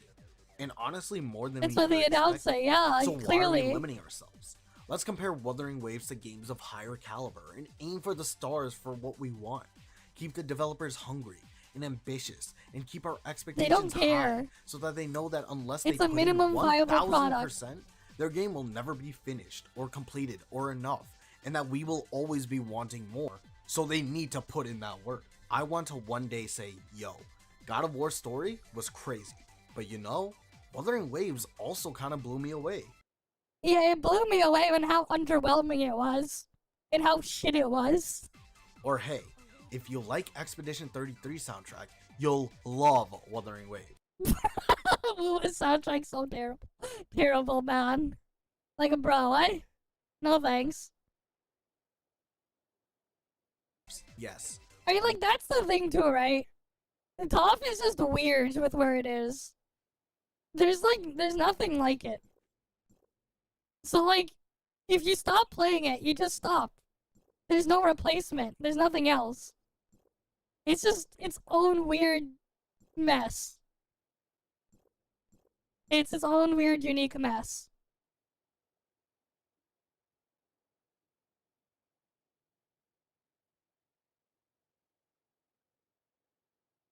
I agree, but similar to what doesn't differentiate. I mean, it is what it is, man. Wa still needs to catch up in some things with Genshin. But why are we aiming so low? I could care less that Augusta mogs Malvika, and that's coming from someone who thought Malvika was a pretty okay design in isolation. I know there are problems surrounding it, but that's not the point. I could care less that we got Echo loadouts before Genshin, and I definitely don't give a fuck about arguments regarding Hoyo's Annies versus Wuwa's Annies. Do the loadouts even matter when everything for every character is super hyper specific anyways? Like, what's even the point if you're never gonna use them because you don't have a flexible option slot? And like, everything is like super hyper specific. Yeah, like, Genshin is aiming low, then what is Wuwa? Exactly. Let's be so fucking real. They're all mid, and you all need to ask for more from these billion-dollar or million-dollar companies. I don't want Wuwa to be just better than Genshin. It's not even better than Genshin, man. At least Genshin tricked me into thinking it was a Zelda clone 5 years ago. At least it tricked people into thinking it was that, until we all realized it wasn't and dropped it. For the people that were playing it specifically because that's what they wanted.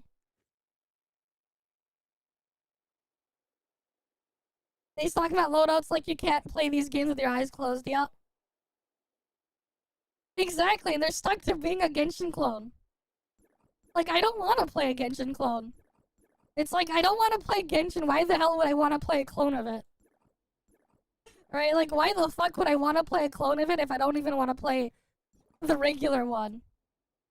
Right? It's like, why would I want to play a clone if I don't even want to play it? The original. I want WoW to be better, and so should you. So, I mean, yeah. As of right now, yeah, they can't aim high. This is peak stage of the community following 2.4's live stream. So things are looking pretty sick. You played it for Mona? But at some Fair point, enough. the cycle does get tiring. And it... Yeah, too bad Firefox isn't here. He's the guy who owns the Mona mains Discord, Firefox. But he'll just keep talking about Nemesis and Segs and number one. The number one Segs. If he's lurking in here, I'm sorry. But it's true. But yeah. And then shield the 2K to not get the character, I know. It is what it is, man. It does suck hearing that a lot of players are being advised to not interact with the community if they want to enjoy the game, because that's just kind of lame. This community has a lot of good to it, but as with anything else, there's also a lot of it. I'm not expecting it to be sunshine and roses, and honestly, a lot of it just stems from Twitter. But hey, it could be like the TikTok community. All I want from people to take away from this video is that we have a really sick game in front of us.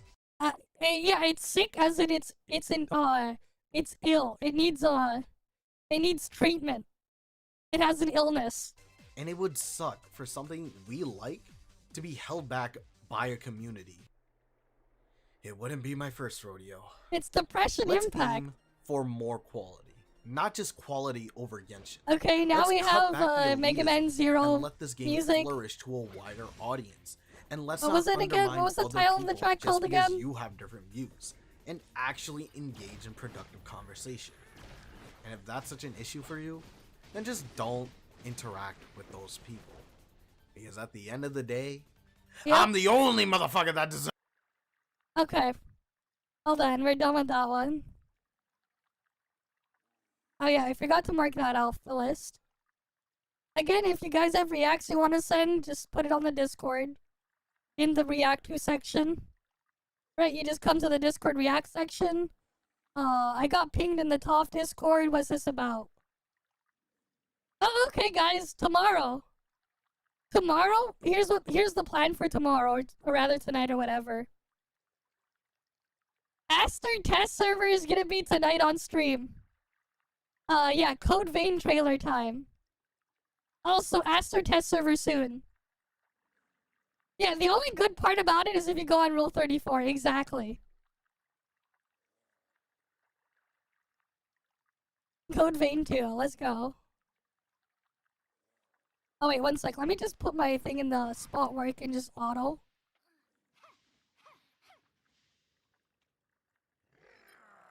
Oh, let me mute the thing on the audio there, just so we don't interrupt it, and we can look at the trailer.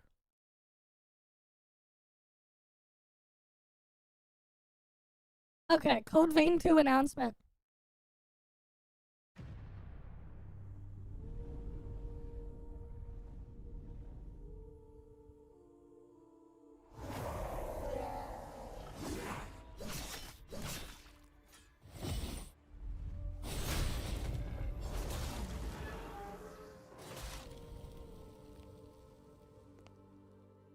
Time. For some, it heals. For others, The hentai on both of them fell off? Oh, rip. wounds. That was the only good thing they had. If it sucks then, oh, rip. Our world, it promises only oblivion. It doesn't look like Fortnite, I don't know. Our hopes lost long ago. You gotta eat it with your fork and knife. Fork knife. But you But yeah, it does look kind of weird. It does look like that Fortnite. You have the power to Fortnite change models. all of this.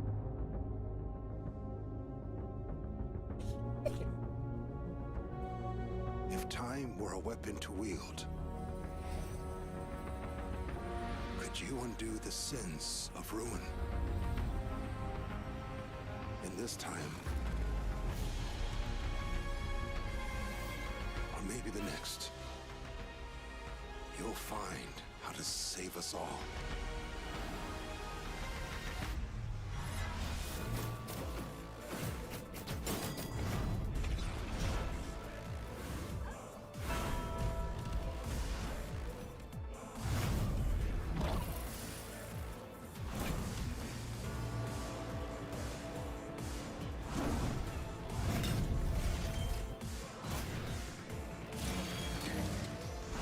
Okay.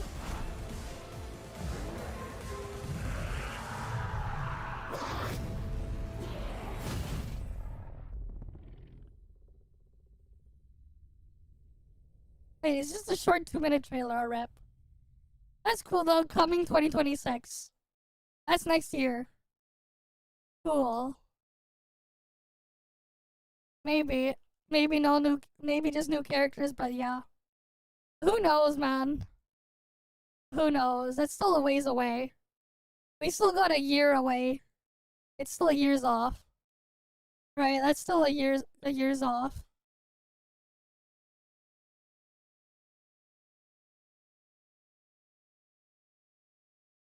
Oh, here we go. We got this one. This one's some good popcorn content. You guys got your popcorn?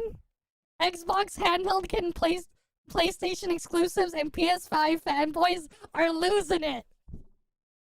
Yeah, because those are going to be on Steam. And they can just play Steam games on the Xbox handheld.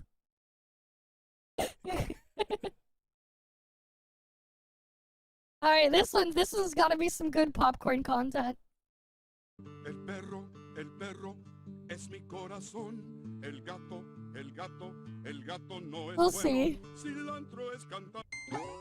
Oh yeah, they have to be like early before May 2026, otherwise they're gonna have to deal with what? GTA 6? They gotta make sure they come out before GTA 6, right? So people can actually have time for it. Shut up! There. Sure. You got your Modelo bottle. Are you happy? Are you happy with my alcoholic binges just so you can see me stereotyping my people? And you people ride Are they in the room with us? Are you satisfied? Good. The amount of subscribers this channel is gaining is insane. All I was asking for is 80k, and it seems you guys want me to go to 90k, because you know 100k is the face reveal. Bit by bit, I'm gathering those items, and, you know, of course, because of my heritage, I'm buying them used at the tianguis. I'm not going to buy a brand new poncho. I ain't buying a brand new sombrero. We're going to some tianguis in the middle of the desert with dust flying everywhere to get those things. I didn't mow enough lawns today to afford any of it, so I gotta upload. Anyways, don't forget to subscribe. Right, GTA 6 is in May. I do love about PlayStation fanboys May next year. is how incredibly insecure these guys get when a new piece of hardware is on the market or is about to launch. You know these guys don't play their consoles when all their attention and all their focus gets pivoted to whatever piece of hardware they feel is a threat to their system, which is Replace console with game and replace hardware with software. And what does that remind you of? Right? Just replace what he said there with those and tell me what that reminds you of. I don't know. As a PC gamer, I don't feel a need to buy any single console. I don't see their purpose, but at the same time, I don't see why console gaming... Right? Like, you think about it. Just replace those two words with a different set of two words, and damn, what does it remind you of? Fair enough, though. You're not gonna buy GTA 6, fair enough.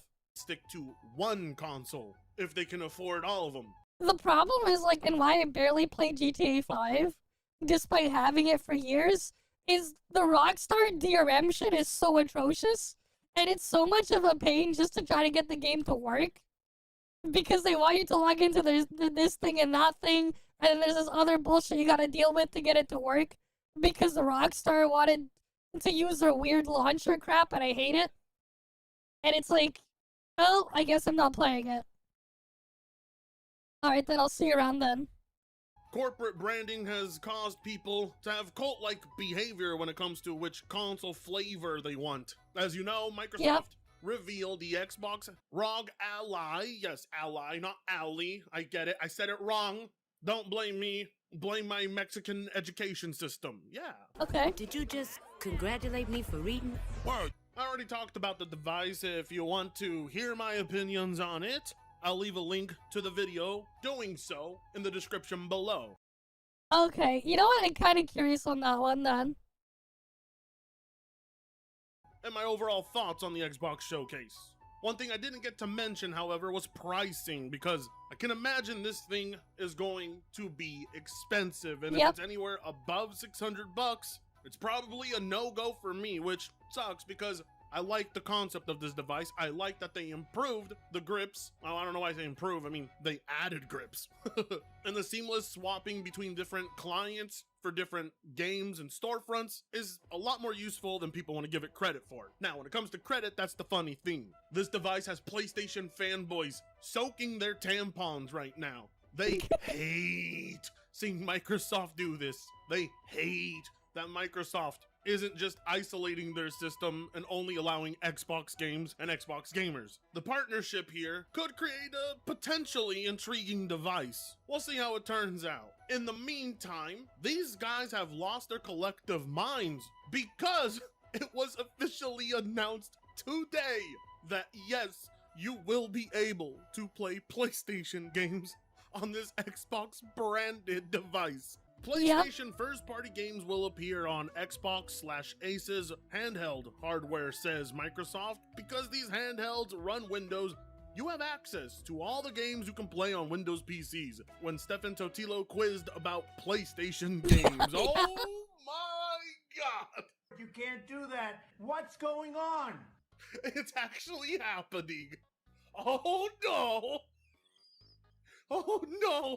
Poor Dreamcast guy, somebody go check on him. He's gonna faint and fall flat on his face and break all those new teeth he got replaced. You mean to tell me that Microsoft has a handheld that can actually play PlayStation titles natively, while Sony only has a handheld that can stream PlayStation titles? Are you serious? Is Microsoft seriously giving more support? How is it possible that we have multiple handheld devices that can do what Sony can't do with their own device? How are PlayStation fanboys supporting this company who wipes their ass with your money and says, have a streaming tablet, while everybody else can play your games natively on the Steam Deck, on the other ROG Ally, and now on this Xbox ROG Ally? How in the world did Sony seriously just allow that? My best guess is they're not gonna allow it for long, but I really don't know what they can do. This is definitely gonna lead to some sort of court case, because Sony is a strange company. They're okay with PC gamers and other handhelds playing their games, but if there's a handheld with an Xbox logo on it, then there's gonna be a problem. So for right now, take advantage.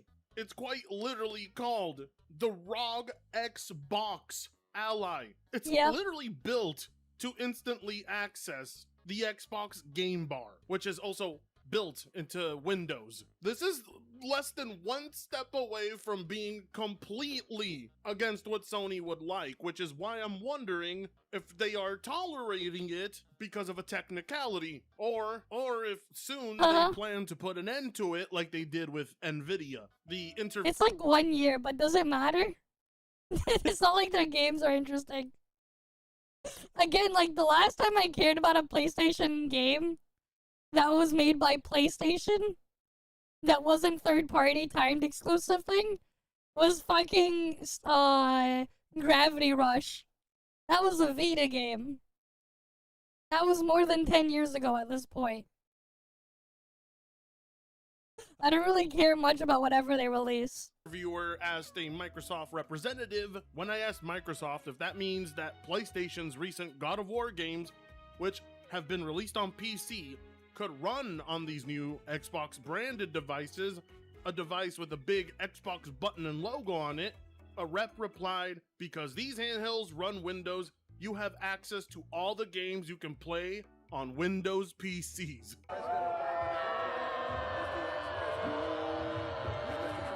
And as I've seen so far, yes, these PlayStation titles can be downloaded directly off of Steam onto this device with an Xbox logo on it, which at the end of the day is essentially what consoles are. Custom PCs with a brand logo on them. And it always made no sense to me, personally, that Sony was so hesitant and against allowing Xbox to play their titles when they allow Windows, a Microsoft product, to play those titles. You may as well just let the Xbox console also have access, but that's where Sony's stubbornness comes in. This device seems to bridge that gap, whether Sony wants it to or not. The only real solution I see going forward is if Sony outright pulls all their games off of Steam in order to prevent this, but that's just plain foolish. Sony does not operate like their fanboy base does. They actually care about money. Fanboys care about brand image. And that's why they are having a meltdown, having a debate over this, insulting everybody.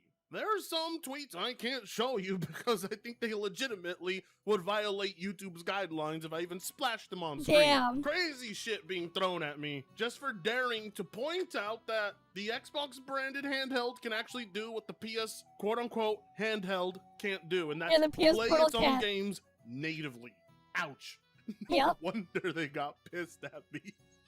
Because when you're that devoted to a corporation, criticism like this is treated like an insult to their own mom. No, I'm kidding. They would actually stand up and swing fists over PlayStation and not their mothers. You can play PlayStation first-party PC games on the Xbox. And this is the drama stop. Who cares about fanboys and their complaints? There was speculation just play whatever you want. Exactly. On Xbox hardware, but that's not the case. Exactly. I've said it before, right? At the end of the day, who cares what piece of plastic e-waste you're playing on? As long as it actually works and does what it's supposed to do, who cares? As long as they're not straight up scamming you. Right? At the end of the day. But you know how it is with those people, man. They make it their entire personality. That's not an Xbox device! Why wouldn't they work? It's just a regular Asus ROG Ally. Emotional damage. Yep. Emotional damage indeed. So this device that Microsoft worked closely on with Asus, with their console branded logo on the start button, not even the start button, it's literally a dedicated Xbox button. Literally is not an Xbox device. Then what the hell is this button? It's not a Windows button. It's not a PlayStation button. It's not a Nintendo button. It's not a Steam button. What the hell is it then? Actually, tell me this. What's the name of the device? Face it. These guys are losing their minds. Face it, PlayStation fanboys. You're clasping onto any little bit of exclusivity you have left, and you can't cling onto it for long. Never in a million years did they think this would happen. But that's where Microsoft played 4D chess. And, you know, Microsoft as a company, personally, to me, is cancerous. But them working and spending billions of dollars to ensure exclusivity as a concept dies is one of the things I actually do like that they're doing. The concept of play anywhere, any game you want, on any operating system of your choice, to them is evil. It's wrong. It shouldn't be done. Consoles should remain closed ecosystems that are restrictive and don't allow users to play the games that they want. They want their hardware to have less functions. It's insane. It's so funny too how they won't you're too busy seeing the freaking Pepega other ones, man. The device, because if they say the full name of the device, then it gives it away that, yes, it's an Xbox branded device. Granted, it's a third party, and I'm not rooting for Microsoft here. I just love the misery it brings PlayStation fanboys, because the misery Nintendo fanboys feel over criticism of Nintendo is the same type of euphoria I get when I see PlayStation fanboys lose their minds over the increasingly shorter list of PS5 only titles that they have. To me, it's absolutely absurd that there are still a group of gamers out there who truly believe keeping systems locked away and denying access and holding games hostage is good for the masses. And they will claim it's all because of competition, acting like competition can't exist in different forms, which we are witnessing with this current day and age of digital media. How the hell do you compete in that sphere? Because it's harder to do when you have proprietary hardware. Why these guys still believe in segregating platforms for the greater cause of the corporations is beyond me, but even then, is it really good for the corporations with how much the gaming market has grown? To outright deny that Xbox has anything to do with this device as there's an Xbox button on it is hilarious. I get it. They want to operate off a technicality that, okay, well, it's a Windows device. That doesn't change the fact that when consumers go out to buy this thing, it gives off the impression that there is PlayStation support for an Xbox device. Xbox fans don't understand. This is their Sega moment. Oh, please, remind me the last time any Sega device was able to play Nintendo games. Stop. For the love of God, get over it. Not to mention, Xbox has already been in the hardware market longer than Sega. Yeah, I know. That's a stat that actually kind of blew my mind. Every single Xbox generation, even since the 360, these guys have been saying that's the last Xbox console. Hell, after the first Xbox console, they said there would be no more. And here we are, and they've already outlasted Sega in the hardware market for a longer period of time. And it hasn't stopped them from putting out more devices. These guys do not want competition to exist at all. They don't want Sony to be challenged. They don't want consumers to have more options. They just want Sony to rake in all the profits and be the only company and the only successful one. And I don't understand why. This is a win for gamers. Well, that is until we find out how expensive this device is, of course. Then we'll see how much of a W it is. My best guess is no less than $900, in which case I will not be buying one at that price. The very distinguishable Xbox button, the very distinguishable Xbox game bar, the very distinguishable Xbox controller grips. It is an Xbox device collaborated with Republic of Gamers, okay? Why they are in denial about this is entirely tied to their fanboyism. They do not want PlayStation to have their aura diminished because other gamers can play their games. They want to feel special for owning a PlayStation, but those days are long gone. They miss when you had to buy specific hardware for specific software, because then it gave them bragging rights because their personality is attached to a brand. PlayStation as a brand is simply too big for something like this to ever— Again, like, we adjust the perspective of things just a little bit, and what does everything he's talking about remind you of? Right? What does it remind you of? Everything he's talking about right there. What does it remind you of? Right? Like, think about it. What does it remind you of? Everything he's just saying. Okay, after this, we'll go look at the DNA thing so I can make a video out of it, and then we'll end the stream. Ever hurt them. Because I haven't That's seen the it yet. reality. They know it won't hurt PlayStation. It'll just hurt their pride. Not just that, but here's the thing that really doesn't make any sense to me. As a PlayStation gamer, Sony has let you down. Instead of giving you a proper handheld that can actually natively play PlayStation titles, they made a handheld that relies on you streaming to play those titles. So isn't this a good thing? Isn't it a good thing that there is hardware out there that allows you to play those PlayStation titles on the go? Why should it matter which brand does it if the PlayStation titles are all you crave? This is where competition will start to thrive. It will encourage Sony to go make a proper handheld. And isn't that what you guys want? No, of course it's not what they want. They just want a world where Sony dominates everything because they were raised by this brand more than their fathers. Seeing the handheld market thrive is a good thing. Innovation is key here. Not that I think the Xbox handheld ROG Ally thing is that innovative, but it is bridging a gap. One that fanboys are entirely reliant on for their own personality. And I love seeing it taken away from them. I love this. And if you do as well, if you like seeing console fanboys lose their minds, then you're tuning into the right place. And for that very reason alone, like, comment, share, and subscribe. That being said, on the road to 100K, and I'll see you in the next video. Fritongo sucks ass.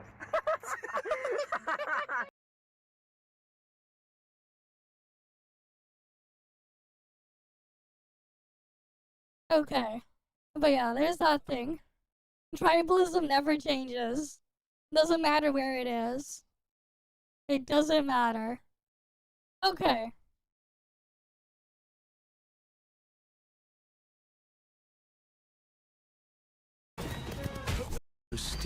Okay, this was thing. Let me get the thing set up so I can record.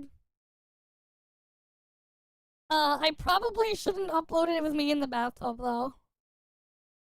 So let me just adjust it and get it done accordingly. I'll remove my bath towel and change out. We're gonna be ending soon anyways. We've been live for how many hours?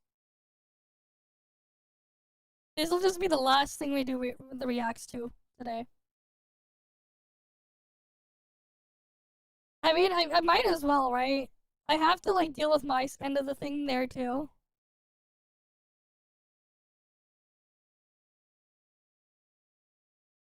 Oh, but yeah.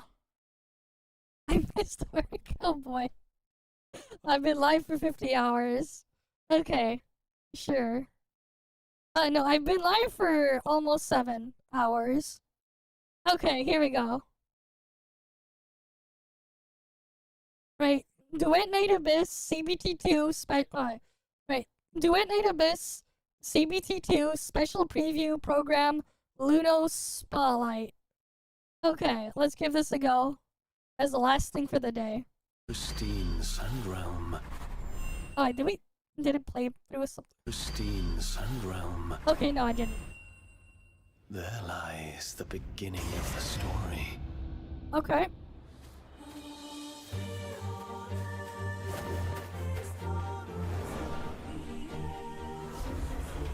Yeah, we've seen some of those before when I played the last beta. Someone will pluck you from the briny waters and lead you to a frozen wilderness.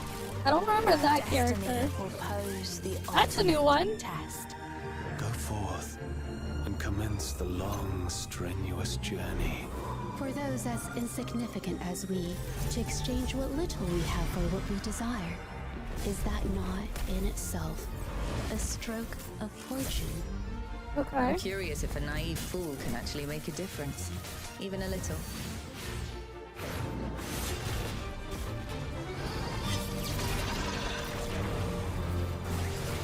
Okay, that guy has a laser thing.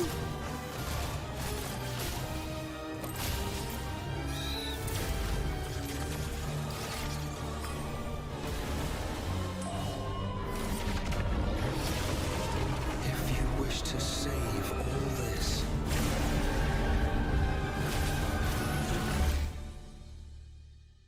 set forth once more. Tread another path twisted into the helix.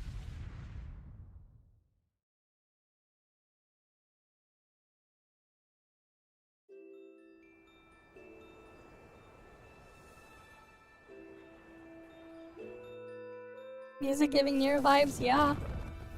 It does kinda.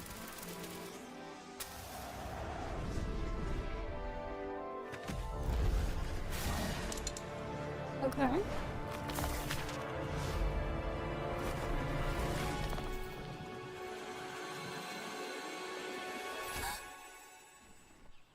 So much food we've levied. Gonna have some good meals before we turn it in. Okay.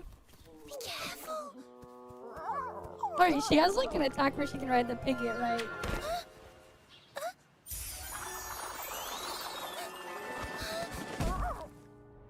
They're stealing food. Okay. Mission complete!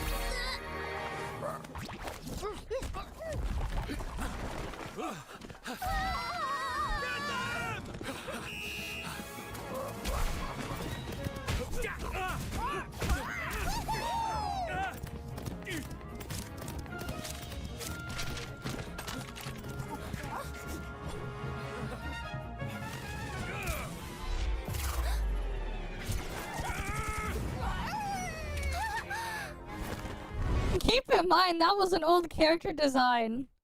That was in, like, one of the earlier versions of the thing they've had. That's one of, like, their older characters, the, this character. I forgot what her name was. I had her in the previous beta. Oh, but yeah. The special commissary's here. I see around the Noah Saint.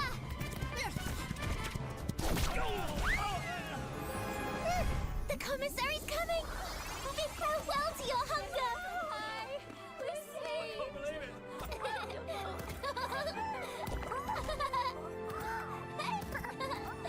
So she's just stealing food? Okay. Sure.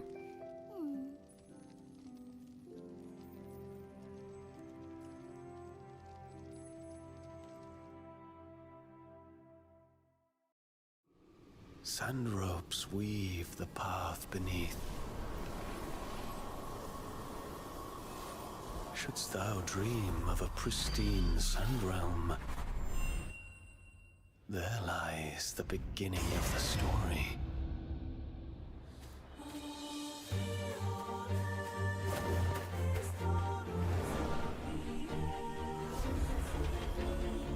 They stole him. Yeah, they stole him again. From the briny waters and lead you to a frozen wilderness where destiny will pose the ultimate test. Go forth and commence the long, strenuous journey. For those as insignificant as Why we, is this to being exchange repeated? what little we have for what we desire. This is that so not weird. in itself a stroke of fortune? I'm curious if a naive fool That can is actually so make weird. a difference. Even a little. Right, didn't we just see this? Pretty sure we just saw that. Okay then.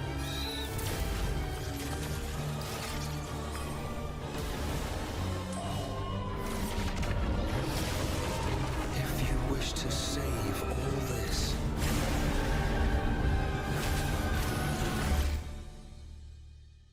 set forth once more.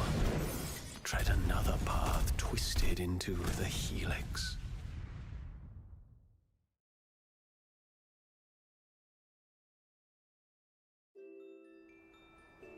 Ran out of budget, yeah. Clearly. Oh wait, no, we got something else now. This one's different, right?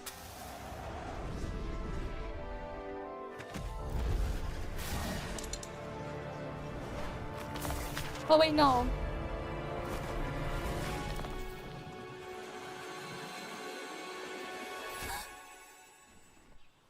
So much food we've levied. Wait, We'll have some good they milk before we straight turn up in. just looped it again. Okay, wait, we'll just skip a bit.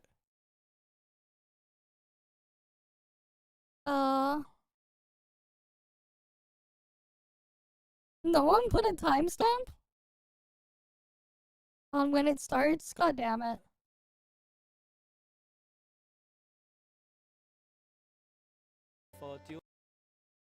Okay. Hello everyone, I'm Deca Bear. Okay, he's Welcome to Deca the Bear. special program for DualNet Abyss Second Cross Beta Test. Okay. 今天呢，我们邀请了2位持续关注我们产品的重磅嘉宾，欢迎欢迎。大家好，我是游戏茶馆的编辑2弦。Hello， 大家好，我是代表棉被团队来拷打制作组的 Okay, she's the one. 测试招募 He's 期 one 间 of 呢 the voice 其实我们通过 actors, 社媒 okay. 介绍了一系列的优化内容。然后呢，今天想通过节目的形式呢，展开跟大家聊聊大家关心的话题。然后还有就是再次详细介绍一下二重螺旋这次几个月的优化内容跟调整，以及我们至明日测试的新增内容。好的。 Okay, what did they add to 因为 the 我也是 beta 老 this 二 time? There wasn't much in the 然后 last 上 one. 次测试我也是完整参与下来了。然后在我玩的过程中呢，我发现了一些问题。 Okay, they noticed a 我觉 few 得可能 issues. 大家也注意到，可能 Yeah. 大雄老师你们也听到了，比如说角色的建模、精 Model 度啊 quality, that's 场景的 fine. 细节啦这些的，可能我们有一些不满意的地方。然后在社区中我也发现了这些声 What 音。 about the other parts where like 项目 co-op was 组 broken and 是如何看 stuff? 待上次测试，或者是如何去理解这些负面声 What 音 about that part? 我们上次测试完确实收到了不少反馈啊，其实我们是挺难过的，然后也挺焦虑跟紧张的。其实我们一直是想说拿 Okay. 出最好的效果跟品质给玩家的，但其实确实我们上次没有做好，这是第一个。第二个呢，其实我们上次确实也暴露了非常多的问题啊，然后我 Exposed 们 many 会 issues, 加班加 yeah. 点去调整、去改进，争取 All 拿 right. 到更好的东西， What did they 更多的 adjust? 进步给玩家看的。第3点就是我们在这个情况下，我们团队努力的去调整，就你看到了那么多的一些调整内容，然后以及我们整体的一个迭代方向。总之就是 Okay, they got a roadmap now. All right. 更多的内容给玩家看到我们的进步。What do they got cooking then? 像我们团队也一直有在关注评论区，就是大家的留言嘛，确实收到了很多玩家的反馈。然后这些玩家提到的一些问题，其实也是我们攻略组的成员们就是反馈的一些问题，就是他们往往就是一边猛猛爆肝，然后一边又猛猛吐槽。不过大家其实初衷也是希望二重螺旋可以越来越好嘛。非常感谢你们的支持啊！就是因为有你们支持，还有你们的关注，真的是我们二重螺旋 Let's see what they'll do then. 动力。大雄老师说了很多研发的心里话，对，但是我还是想咱们回到产品本身来讲嘛，就因为上次结束之后，我发现咱们官方很麻溜的就发了一个特别长的优化公告，就看天书一样，那字太多了。They read like hieroglyphics, okay? 然后，但我在想 There's a lot of things that we were talking about, okay? 两侧之间的间隔也就3个月不到嘛，对，这么短的 Barely 3 months between the tests, yeah. 咱们这次测试内容真的做的都优化好了吗？ I thought it was longer than 3 months. 其实就 Wait, no, that was in 开始的时候，我 February. 们当天就已经收到 It's 很 like 4多反馈，已 months 经开始做调整了。所以 between their 一方面 tests. 就是我们很早就开始做调整，另外一方面其实我们也是努力的去做，加班加点去做，争取给大家更好的东西。当然还有一点就是我舔一下我们的蛋总到时候后期可以加上，感谢蛋总的支持啊，因为有蛋总的支持，所以才让我们团队没有什么太多后顾之忧，去努力的去根据玩家的反馈我们去做调整。这里面有技术支持，有资金支持，还有一些人才支持，所以就因为有这样的团队跟这样的蛋总，我们才能拿出更好的东西来给大家，就是看到了这么多调整。说了很多心里话呀，那我们真心话的环节，打过，直接把那个真家伙拿出来给大家看看。好，没问题。那个说白了，上次美术测试其实就是我也看了评论了，有很多人说到2025年了，这个品质怎么像是2025年？ How's it supposed to be acceptable for a game to be released in 2025? Okay. 全部的场景都做了 They've optimized all of the scenes in their game. Okay. I mean, it does look nice. 其实可以看得出来，这个前后对比变化还是蛮大的。Okay, they added 根据上次测试玩家的 more fog or whatever to that last 针对 one. 画面的丰富度，以及光影层次的布置，还有一些材质纹理的表现，还有模型细节跟性能质能平衡，我们都做了调整。然后还增加了环境动效等方面，也做了大幅的提升。 New dynamic 同时呢，我们也在 effects. 不同的 Okay. 基础上增加了很多的记忆点跟奇观景象，是为了让玩家更有沉浸感。对，真的跟之前相比，就是整个氛围感和故事感一下子就上来了，然后细节上我看也做了很多动效，整个场景画面也华丽了很多，确实就是更容易带入了。感谢感谢。对，我也看到了很多角色在跟场景的互动，有一些场景的变化，然后整体的粒子效果，包括远景、近景的景深都做了一些不同的变化，比2测简直好太多了。然后优化说完了，美术这层面的，但我这边还有一些尖锐的问题要问到。来了，我要把锤子举起来。赛棋那么好，为什么要把我们的老婆写死呢？哎呀，对不起，为什么要把一个我们这么喜欢的角色写死呢？真的非常抱歉啊，其实我们真的不是想 Oh yes, because Psyche died at the end. 其实 Of her story, she died. 我们其实上一次是把赛棋的后续故事放到 Vital 支线当中，所以导致 continuation 很 arc. 多的玩家并没有去看到这个部分的内容。但这个是我们的疏忽，所以我们这次把赛棋后面的支线故事呢， Her side story is now part of the main 所以 storyline. 玩 Okay. 家呢是可以在赛棋的故事当中 They 看到 moved 它 into 后 the 面 main 的讲 story. Okay. 他不会死去。 He's 他 not 在一 gone. 个叫雾海的地方等着我们。我们在 The 后续 Misty 的 Sea. 故事当中会开放雾海的这个。 Wait, what? 所以敬请期待后面的跟赛棋相见。 Wait, I thought she died in this story. So they're pulling off the thing where now she's not dead. Like, cause like she died in the story when I played the beta. You kill her as a boss fight at the end. You straight up kill her. And then like there's even like a grave and stuff put out for her. So I guess they're retconning her death now. Okay then. 好的。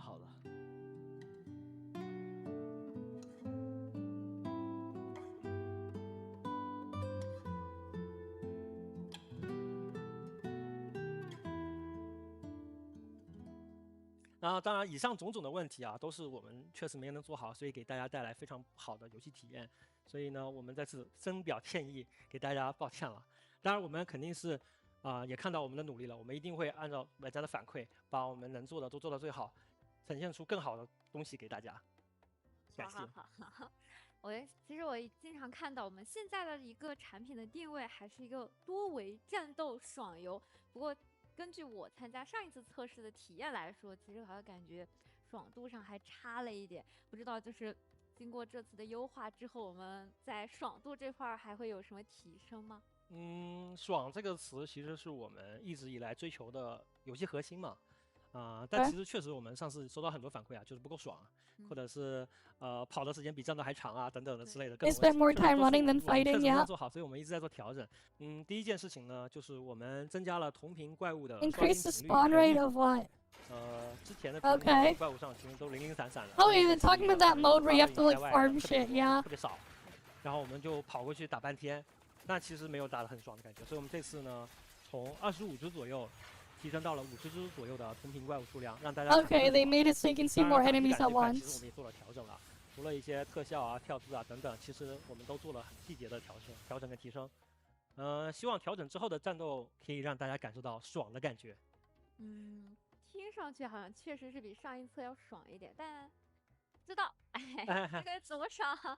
我建议是让我们 we can play this in what, like 3 days or something, 2-3 days from now. 没问题，后续我们的攻略战都会上线的。上次战斗的时候有一个问题，就是有些怪物它仇恨就会yes, they would lose their target, yeah. 我打完这一坨怪，我有一个怪，关卡没结束，就我要去满地图找怪，这个也调了吗？调了调了的吗？其实就是我们除了增加怪物刚才数量之外，更加扎堆，也不会让你出现就是东一只怪西一只怪，你跑过去打一下，可能要跑回来打一下这种窘迫感。可以。总之，希望大家肯定是更轻松的，能在更集中的地方，然后更爽快的去战斗。对，那我还有一个问题，大雄老师，就我自己玩了很多2次元游戏嘛，然后现在的2次元游戏一个趋势 moving towards shooters and casual sessions. 因为它有可能很多人多修、双修、3修甚至4修。They're juggling multiple games at once, yeah. Their free time is fragmented. 那么多 Oh boy. 轻量化，可能大家都会调整日常的时长啊，刷本的时长啊。Daily testing and last test, yeah. 刷模这些可能刷个5分钟。Yeah, it would take a long time to do a single session to farm this stuff. It could take a while. That is true. I remember that. 那这是怎么考虑呢？你们怎么想的？是2025年2游的单局时长吗？哎呀，这也是我们确实给大家带来的不便跟确实体感不好。Okay. 再次抱歉了。I think the problem isn't that you have to do it for long sessions. It's just that it's so fragmented.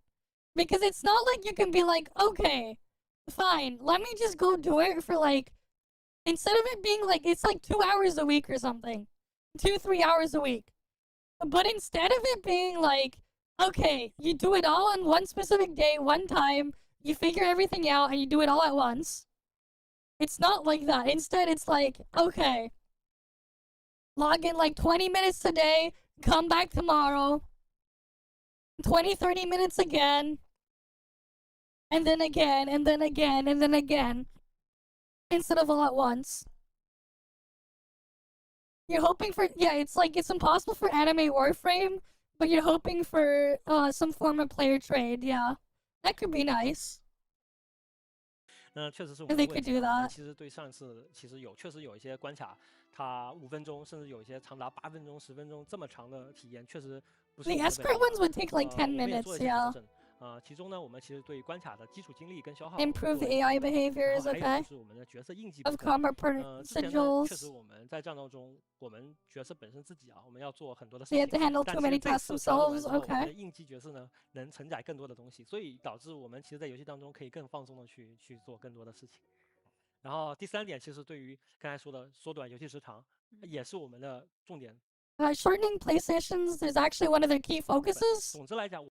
I don't mind them, so like shortening them. I'd rather them be like not fragmented. I'd rather play like once a week for a longer period of time and have a good time with it, rather than logging in for like 20 minutes a day constantly and having a meh time with it. Honestly. 我们的目的呢跟出发点都是为了降低用户的时间，还有降低他的压力。我们肯定是希望用户玩我们的游戏。I want everyone to enjoy the game happily. Okay. 没有那么大的压力。Without feeling pressured. Oh boy. 说了那么多都没有提我们最关心的这个福利问题，因为 The rewards. Oh 二 boy. 游比较卷嘛，竞争性很强，然后像现在各家各户都在 Everyone's handing out sign-in bonuses and starter incentives. Yeah. 对的，不知道 What are they offering? Oh 这 boy. 块儿我们有没有什么可以讲的呀？有，当然有。我们其实对于这次的启程追觅 Starter chrono. Okay. 将原本的新手抽卡呢，可随机获得1名5星角色。Give you a random one, but now you can choose them. Okay. 然后呢，活动的 UP 首个角色90抽。Your first, yeah, I mean, this is what we saw during the beta. Guaranteed for the first copy of every single one. Yep. 100%必得。游戏之后的每一个 UP 池都是这个样子的。然后无论是常驻5星。Right, the first 5-star drop is guaranteed for the event one. It's always been that way, yeah. 5星武器都可以通过免费玩法。You'll be able to get the weapons through gameplay. Yeah, I remember we saw that in the beta. That was fine. We know about that. 获得的。哦，那这 Yep. 都意思是都不会歪了呗？最开始的啊，对。啊，这蛇打7寸啊，这大雄老师怎么考虑的呢？哦，那其实我自己也是玩其他2游的嘛，但其实我 Then you feel the 50-50, yeah. 自己抽到一个 You don't get the feature character. 其实很难过的。Feels 就是 terrible. 辛苦攒了钻，但是它歪了。Yep. 打击游玩兴趣啊，对，然后还有就是我 Feels motivation, yeah. 了，我就想开个图鉴抽这么一个角色，结果发现啪歪了。哎呀，那直接 Wrong one, yeah. 那好心痛。对，确实。对，所以基于这些点，所以我们在2重螺旋上其实希望大家能体验这个角色本身，拥有这个角色，体验好了，我们再考虑后面的事情，对吧？希望大家能够去更舒服的体验我们的这个2重螺旋这样的一个游戏。That's it. Some of the dupes really change how some of the characters work. 对。From what I remember in the 另 beta. 外呢，本次测试还会上线一些运营活动，它会提升历练呢，就可以获得纯白沙漏、月食，还有5星武器的奖励。完成其他活动呢，也可以获得月食奖励。更多的活动详情呢，大家可以留意我们的官方，details or talk about it later. 说完优化呢，再为大家介绍一下我们至明日测试版本中新增的功能。 What's new in the beta test? 我 Oh 想通过一 boy. 张图来呈现这段时间的工作内容。那本次测试呢，将会时装夜寒篇的 They 2 have 位 2 主角， protagonists. 薄暮篇的2位主。 So you got both of them. You get both the male and the female protagonists. You get to have 2 of them. Interesting. So they're just like, yeah, you get both. But there's like 2 different versions of them, I guess. 主角7位新角色 7 new characters, yep. 3 new weapons. And they added 2 more weapon types? Did they? I don't think so. I swore this weapon type was in the beta, I think. This one might be new though, the dual thing there. I think that one's new. I thought I saw something like this in the beta though. 武器，1张主线故事，1 3 brand 个 new 常驻 story 玩法 thing. 3个休闲。 And then 3 updated gameplays and 3 leisure gameplays. We'll see what those ones are. And they added more like these Pokemon things you can capture. Okay. 以及16只宠物。我累的我竟然有这么多，不知道我们项目组的大家这个头发还好吗？有点堪忧。除了这些，那我想问，之前2重螺旋频繁提到的双主角，终于要端上来了吗？没错。Okay. 这次测试当中，我们双主线双主角将会正式时装。在正式的故事当中呢，我们For each main story, you can choose which main character you get. Oh, so there's 2 male and 2 female protagonists, and you can pick which one you get from each. Okay. So on one side, you'll have the character will have an eye patch and thing, but the other side, they won't have the eye patch. 玩家自由的选择。我们还将时装夜寒篇的第2章主线故事以及新的7个可 You get 2 main characters. 恪尽职守的帝国卫戍部队成员李瑟。 Okay, that's the one that was like running around and 向 things, 受月人 swinging 揭开 around. 雾海传闻的引渡人尼弗尔夫人，还有拥有人形和兽形2种形态的幻景。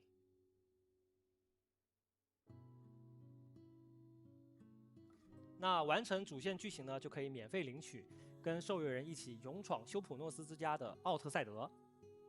Oh, you mean he's part of the story? 还 You 有 get 跟我 him for 们一起 free? 共进退的帝 Oh, 国之 then 一达 we 芙 get 妮。 her for free, I guess, too. Okay. 最后，我们还会有东方势力的新角色登场。在我们的异乡来客引导活动期间呢，受阅人将会结识一位远道而来的东方巨骨芷流，以及后续故事当中会结伴而行的侠勇之士刻舟。哦，我这样看的话，我们这次的角色模型相比上次确实是精致好多，可算是赶上我们大部队的水平了。啊，感谢认可，感谢认可。确实，我们会持续打磨每一位角色的品质的。其实上一次测试确实也暴露了不少问题，所以我们这次测试呢，对于 Okay, in this test we improved 22 characters, more details. 其中包括模型的调整、面数的增加、贴图的调整、 model upgrades, cool. 等等等等。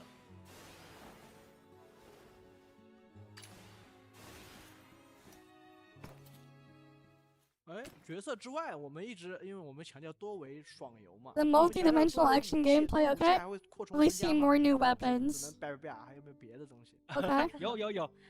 那本次测试呢，其实我们新增了2种武器的类型。They need to like optimize like how you deal with ammo though for like some of the things, especially for like the boss fight things, because like often at times I in the beta I would just run out of ammo. I have no way of getting more, no way to like refill it.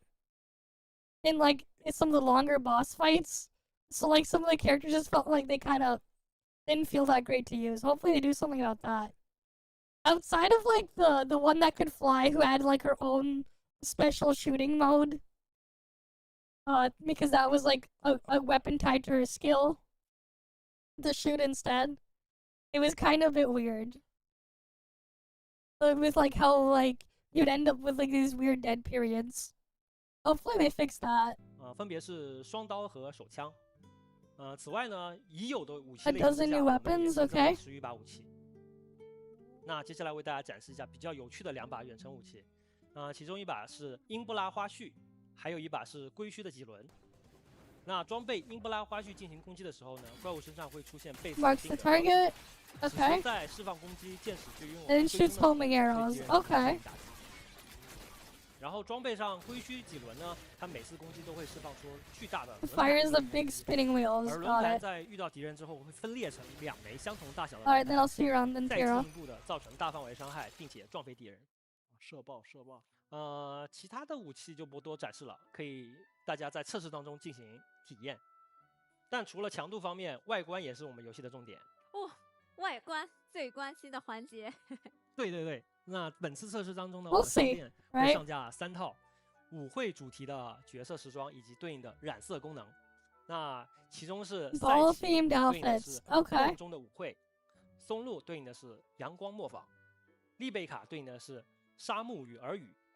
哇，我感觉这些皮肤看起来现在都相当的华丽，细节满满。 So they got a bunch of outfits now 前面 too. 念到的这个角色染色功能有没有加上呀？加了，有的有的兄弟。这次呢，测试我们将时装的皮肤染色系统 Outfit color customization. Oh, 想 nice. 象力进行色彩搭配。 We can recolor 这里 outfits 面呢，我 now. 们展示几套染色之后的效果。 Oh, that's nice. We can dye outfits.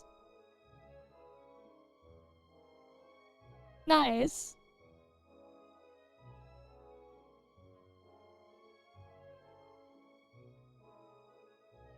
Infinity making never.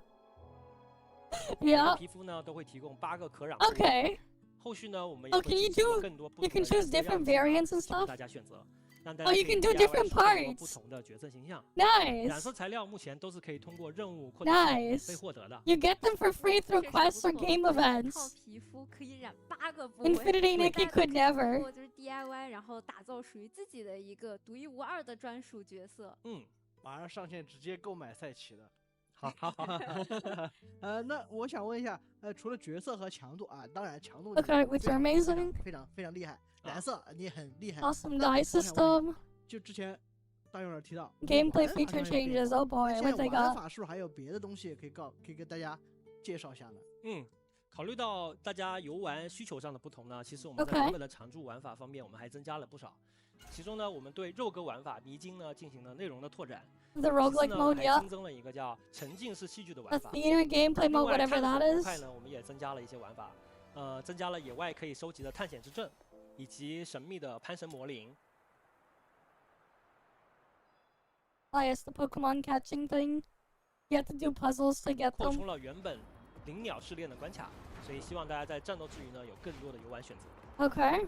哦，也就是说，我可以去野外逛街，我也可以去搞搞衣服，也不 Oh 用 yes, 非得 fashion 天天 stuff. 上演就打本儿的这种，是吧？对。哦，可以可以。那我还想问一个大雄老师一个二游非常核心的问题啊，就是现在市场上已经有很多二游了，然后在研的储备产品也有特别多。 We're on the way, yeah. 那对于我们大雄老师和制作组的小伙伴们来讲，我们 Okay. 虽然说现在已经非常的干了，那现在是不是压力还会很大呢？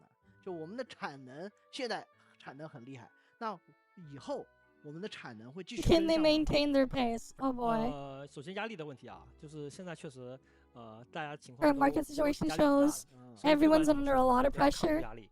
They'll 这 endure 是 it. 第一点 Okay. 然后第二点呢，其实还是我们吸收取用户玩家的建议，我们努力的变得 Okay. 更好，不管多大的压力都要 They'll 扛住。 just power through it if it 然后 gets 最后一 tough. 个还是蛋总，接着再舔一下啊，最后再舔一下蛋总，感谢蛋总，因为我们蛋总的 Mr. 支持， Daniel's 所 the 以我们对于我们 CEO. 的产 Okay. 品来讲呢，不管有多大的压力，我们都要扛住。然后，并且蛋总给我们资金支持、人才支持、技术支持等等，保证我们能够扛住压力，同时产出更好的东西，然后回馈给玩家，带来更好的游戏体验。哦，也就是说，对于大雄老师和团队小伙伴来讲，大家有做好游戏的心气，也有雄厚的后盾支持，对不对？对对对。哦，我这样子，我觉得我自己就放了不少心了，因为 Right, 对 puts 于 them 我来 at 讲，就是 ease. 咱们项目组是一个 Relatively 非常年轻的项 young 目组 team on their 第一个 first 产品就 project. 敢碰 Okay. 二游、3D 二游这种又有箱庭元素的这种大场景搭建、奇观场景搭建这二游，我觉得非常有勇气，也非常，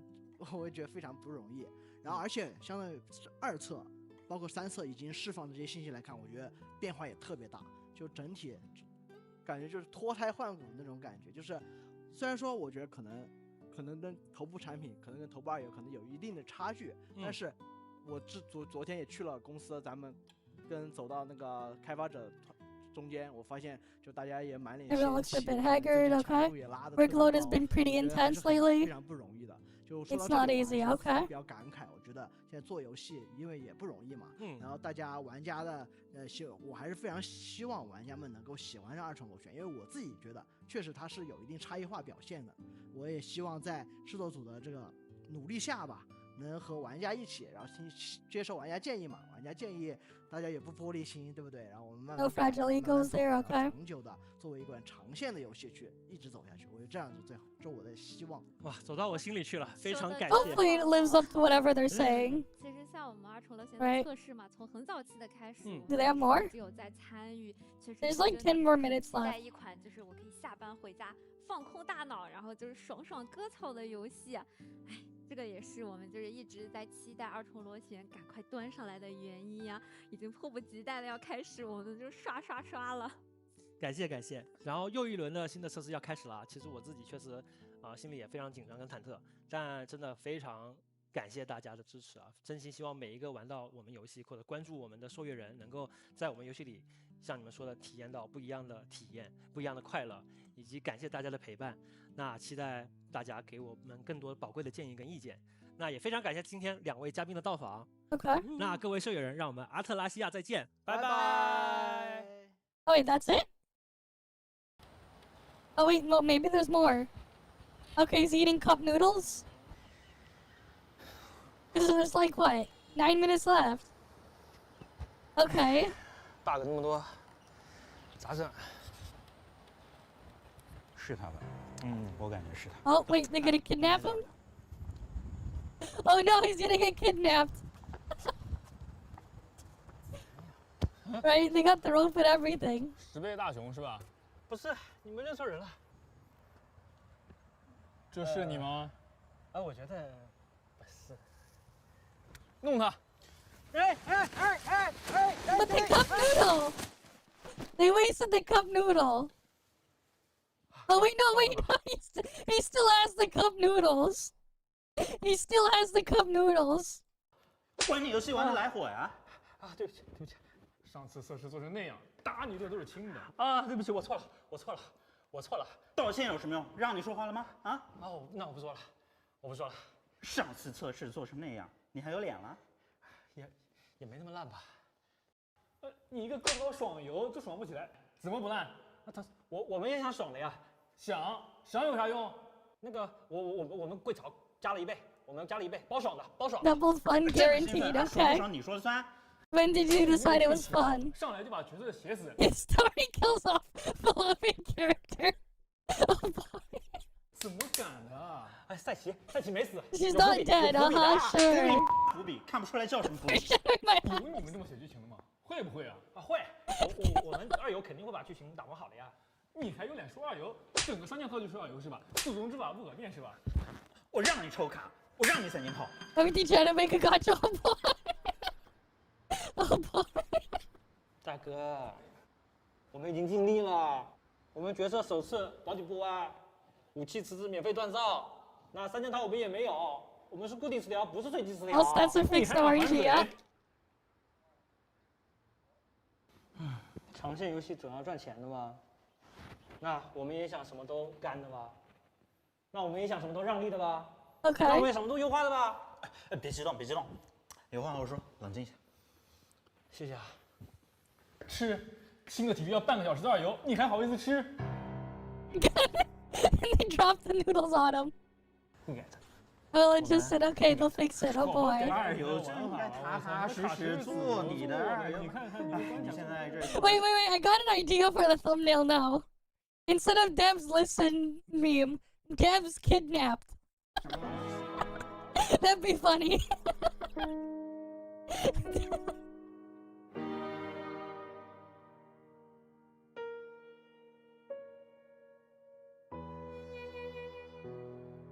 都明白的，现在 I get it. 生活 Life's stressful these days. 能理解。上次测试我们 Latest test feedback was loud and clear. 最重要 Okay. 还是做好游戏本身。下次测试看我们的行动吧。 I'll do the best to see in the upcoming beta. Got it. Okay. Deb's listened evolved into Deb's kidnapped. Deb's listened evolved into Deb's kidnapped.